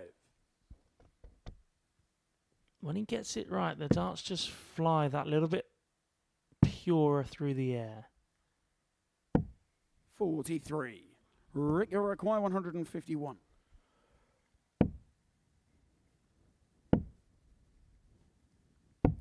$93. Well, this one does appear to be going the distance.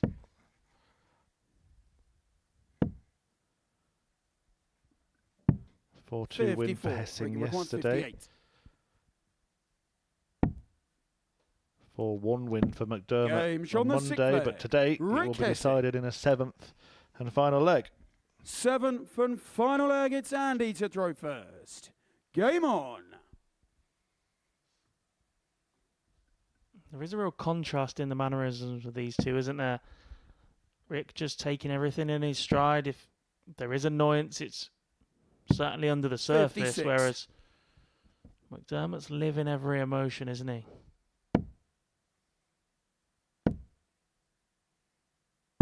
$97.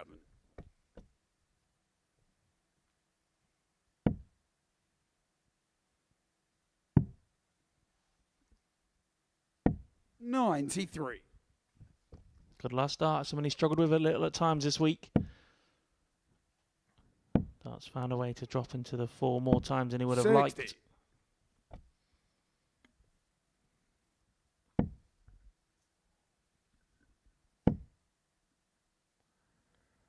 Well, the winner of the game will 85. get bragging rights. Will take 5th position in this group and will be, as mentioned, winning the head-to-head between the pair going into Group C. Would have finished above the opponent going into 97. Group C. But they're going to have to do, over the course of one day, what's taken them 3 days, really, in this group to be 41. properly in contention to qualify. And that's win 3 or 4 matches tomorrow. Minimum 3, ideally 4. 60. Dreamland 5.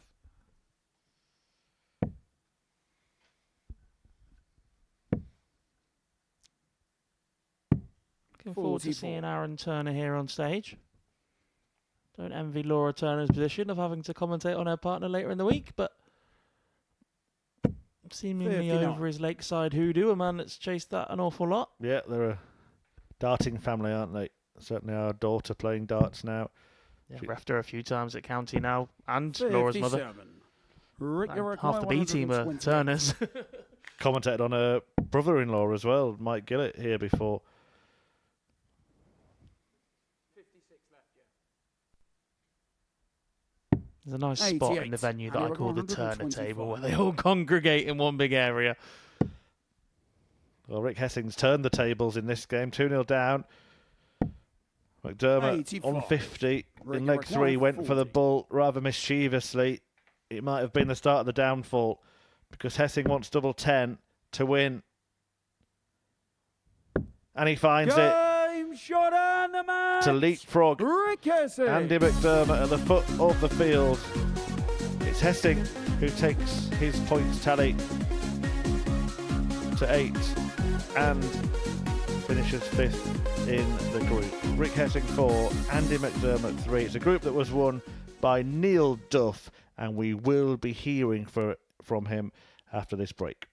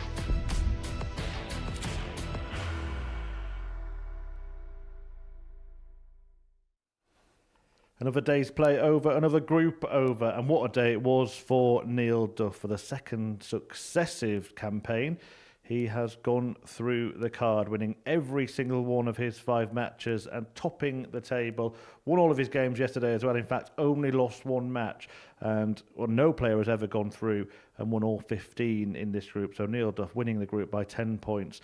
John Worley in second, going into Group B with Kevin Edwards, Anthony Allen, Rick Hessing and Andy McDermott will be in Group C. And I'm delighted to say that Neil has joined me. Neil, a complete contrast to Group A last week. Yeah, it's strange. No disrespect to the guys that are here, but the field last week was a little more impressive, or a little more battle-worn and experienced. Yeah, I'm just glad to get through it, but the job's not done yet. And even the dominance of the performance there, we've just touched on it. You actually got 10 more points than the player in second, 10 more points of the winner of Group A last week. So it just shows how dominant it's been for you. It's small margins, you know. I felt like I deserved it. I was confident getting into this group, and I did see the group. I was kind of confident, and having a week previous probably helped me along, because Group A is usually not my place. You know, it takes me a few days to get going, but yeah, settled into this one well, and enjoyed playing. Third time that you've won a Group A is this, but also, as we've just been seeing, 13 consecutive wins. You mentioned being here last week. Is this one of the occasions where you will benefit from 2 days off now? It couldn't have come at the right time. I got up this morning and a wee bit of a niggle in my arm, which kind of manifested itself playing today. I played nowhere near my A game today. So if I'd been having to go in to play another group tomorrow and Friday, it probably could have told on me. So I've got a couple of days now just to rest it up. Yeah, I kind of like 9 days straight playing darts. So yeah, I'll be glad I had a little break.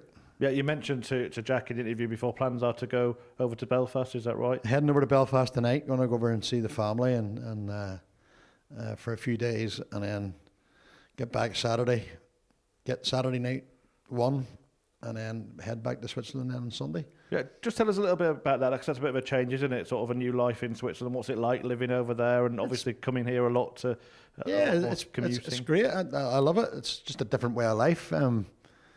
It's amazing the bad habits that you get out of once you do move somewhere like that there, because I don't eat the rubbish anymore, and eating healthier and exercising more.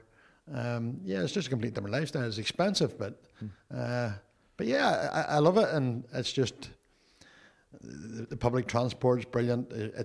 And because it's Zurich, I mean, you're so close to nearly anywhere in Europe. You know, it's very accessible to get about. And started playing a wee bit of the SDC stuff there with Stefan Belmont and Marcel Wappen and guys that got there. So yeah, there's still plenty of challenges for me out there. You mentioned sort of looking after yourself, healthy, eating exercise, which keeps you well physically and mentally, of course. Do you think that sometimes gives you an edge against players that maybe don't follow that path? Yeah, absolutely. You'll always see the guys, you kind of know that they're not fit. They will struggle later parts of the day, later parts of the week. They'll struggle where, yeah, and it's also just about trying to keep that home routine as best you can when you're down here. Now I'm down, this my second week.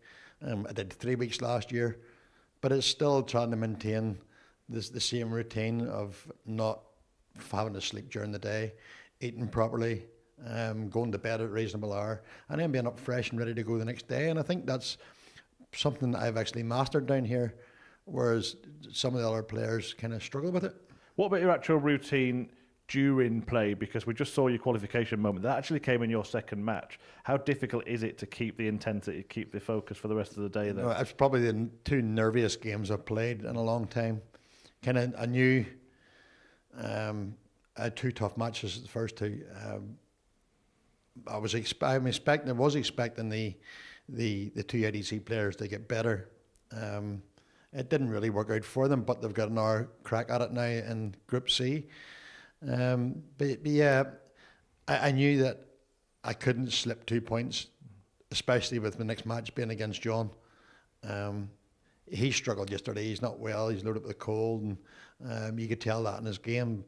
But I might be 8 points clear, but you know that if you start to slip, and then it gets a little bit further and further away, and then the next thing you know, you're under pressure. So I wanted to get it done early, just take the pressure off myself, and thankfully it's worked out exactly like that. Yeah, and John's a player who's never failed to make it through to finals night, so you'll have known how dangerous he is. He's going to go into Group B for the rest of the week. Neil, as you can see, the Group A winner safely through to Saturday. And just looking at that Group B, Neil, you might be quite relieved to have avoided it. Absolutely, absolutely. We're actually just saying to the guys and say, there's actually, it's no big loss to actually go into Group C. There was only 2 comes out of it, but that Group B stacked, and even the 2 guys like Kevin and John just through there, they're going to have to play their A games to get out of that group. Just a word on your campaign, and I was just telling you off air that it's the joint best actually in terms of points, and it is the second best Group A campaign ever. Just a couple of legs behind David Evans, who won 14 matches but plus 36 leg difference. You had a plus 34. Wesley Plazier, Shane McGurk, Bo Greaves on a Women's Week, Richie Howson, Alex Spellman and Scott Mitchell. Should be a notable little point there for Bo Greaves, because she actually did that in a 1-to-3 format with that plus 30 leg difference. But it's good company to be in, but narrowly missing out on being the first to completely complete the card. Yeah, I think that one match, that one game where I actually was in control of, and I let slip. But listen, it's me at Modus. I kind of like to set the bench high. So when my name is being revered and for doing certain things, for playing the most, for weekly wins, no matter what it is, I like to be writing a little bit of a legacy just at Modus as well, and yeah, long may that continue. And the target, of course, winning on Saturday night, because I know Champions Week is something you really do want to tick off, isn't it? Yeah, and I think that there's 2 Champions Weeks now where I've actually not been able to play in through other commitments, and so yeah, I would like to try and get Saturday night over me with a good enough standard that I get the week in Champions Week. There's no point in me coming in unless I'm going into Group B for 2 days. I need that full week, and and it would be massive for me to get the Champions Week done and try and get back on top of Andreas Harrison, who's kind of last week, kind of the weekly wins, he overtook me. Yeah, you want to be the main man at Modus, don't you, at the moment? It's a nice little battle. Well, look, you've played really well this week. Enjoy your little break in Belfast, and we'll see you on Saturday. Thanks very much for talking. Cheers, Chris. Neil. Thank you. Coming up next, Andy Hamilton joined us for a Tungsten Talk, the life and career of the former Premier League star and former world finalist, of course. And following that, we've got plenty of other content coming your way as well. Glen Durrant darts breakdown at 8 p.m. tonight. And don't forget, tomorrow, live from 1 p.m, Group C gets underway, the first of a double session of darts. Group B underway from 10 p.m. tomorrow as well. We've got 4 sessions coming your way before Neil Duff returns for finals night on Saturday after what was an absolutely explosive Group A campaign. Duffman is the man once again here at the Modus Super Series. He'll be here on Saturday, but we hope to see you again tomorrow for a double dose of darts. What a finish! What a man! The drum roll finishes, and the target is names it. And it comes on finals night, and it's a knockout. Dirty